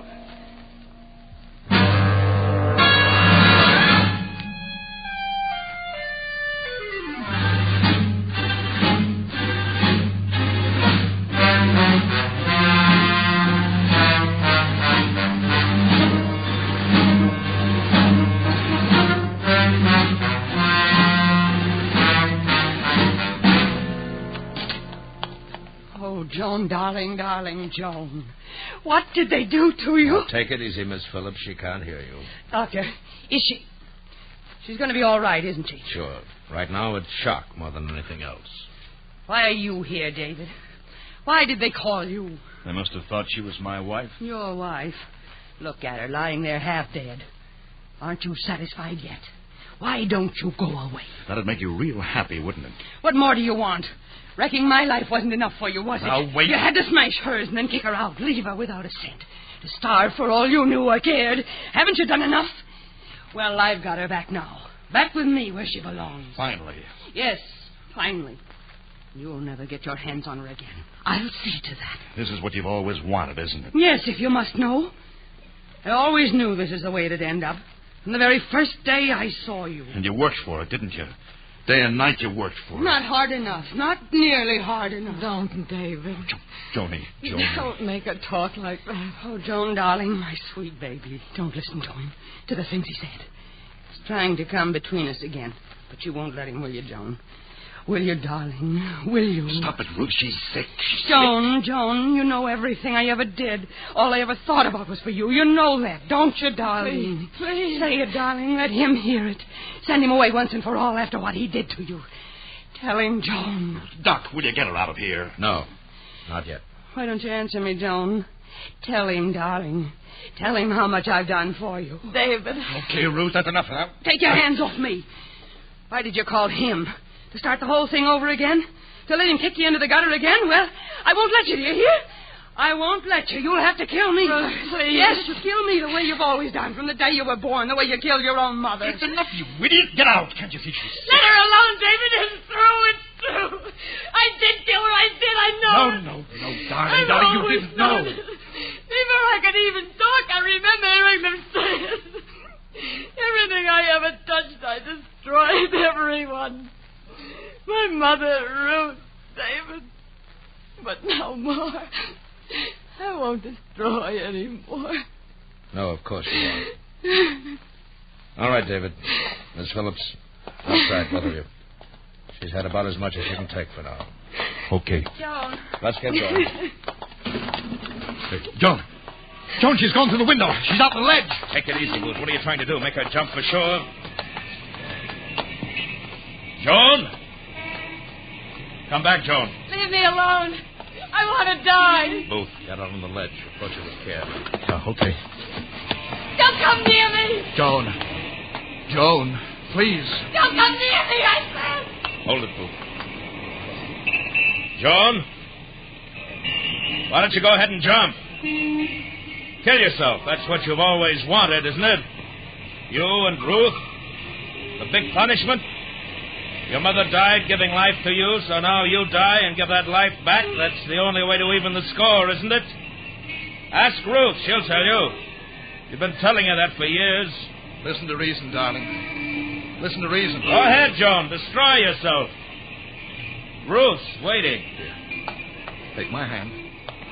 Johnny. Well, reach out to me now. Come back. No, don't look down. Don't give me your hand, Johnny. I got her. All right. Pass her over to me. All right,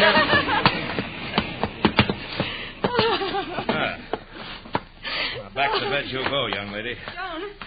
Joan, it's not true, Joan. It's not true what the doctor said. You know that, darling, don't you? Go away, Ruth. Please go away. Joan. You heard what she said. Now give her a break and get going. We can have a happy life again if you leave her alone. I won't have it. I won't have it.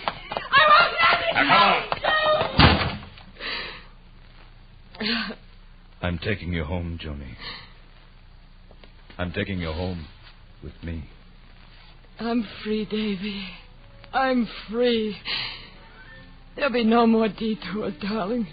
No more dead ends. You'll never have to worry again. Never.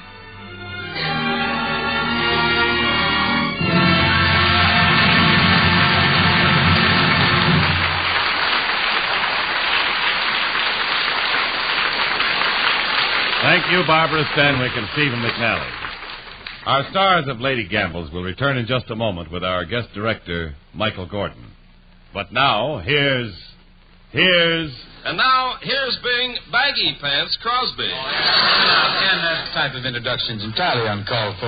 Well, I'm sorry, Bing, but your clothes are a little rumpled tonight. Rumpled? Well, I can tell you why. I had a very rough train trip up from Los Angeles. I had a horrible experience. I shared an upper berth with Bob Hope. Well, that's the last time I ever get stuck in a berth with groaning Lisa. So why did you have to have Hope in the berth with you? He broke out of his crate. Let's move along to something musical, huh? Chesterfield, always wins first place. That Miler mild tobacco never leaves an aftertaste. So open a pack, give 'em a smell. Then you'll smoke 'em. Don't forget to give Crosby for Christmas. Yes, give Chesterfield Christmas cartons with Bing as Papa Santa Claus. Next week, the Screen Directors Playhouse again holds its annual Christmas party. And that means the studio will be filled with... We'll see the broadcast of the Christmas classic. Our story will be the heartwarming Miracle on 34th Street, directed by George Seaton. And our star, recreating his original unforgettable role, will be Edmund West. And now, here again are tonight's stars, Barbara Stanwyck and Stephen McNally.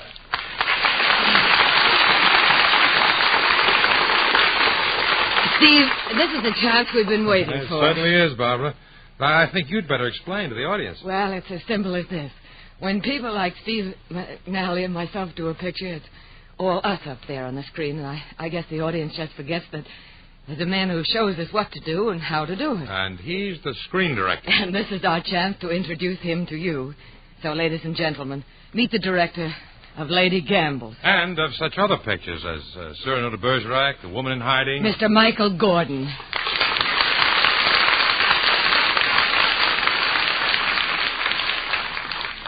Thank you. You know, Barbara, Steve, this is the first time all three of us have been together since we did the picture. And what an experience that was, eh? I think it had an impact on all our lives. You mean the simple fact of studying a psychopathic gambler? That's it. You know, it scared me. I gave up gin rummy. I dropped canasta. I took one look at the preview and called in all the kids on my block. Oh, what, to teach them a lesson? No, to give them their marbles back. There speaks the director.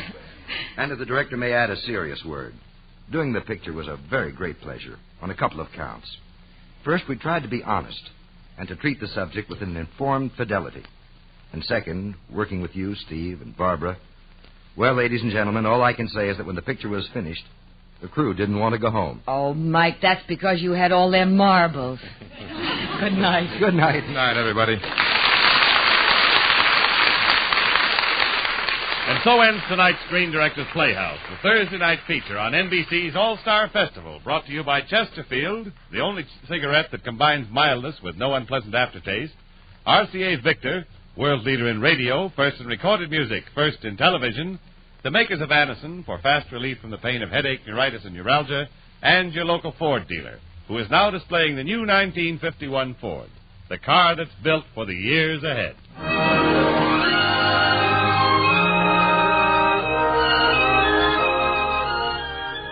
The Lady Gambles was presented through the courtesy of Universal International Pictures, who will soon release Harvey, starring Jimmy Stewart. Barbara Stanwyck can currently be seen in Metro-Goldwyn-Mayer's production To Please a Lady.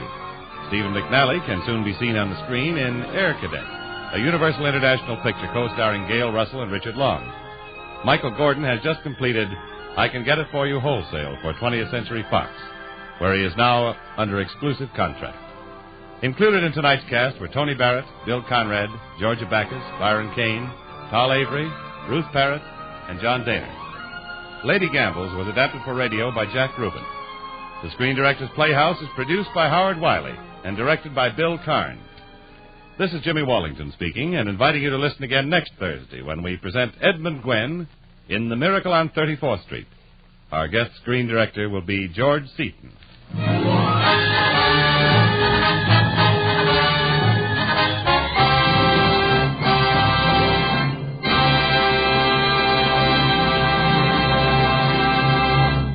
Listen again next week to Screen Directors Playhouse, the Thursday night feature on NBC's All-Star Festival of Comedy, Music, Mystery, and Drama.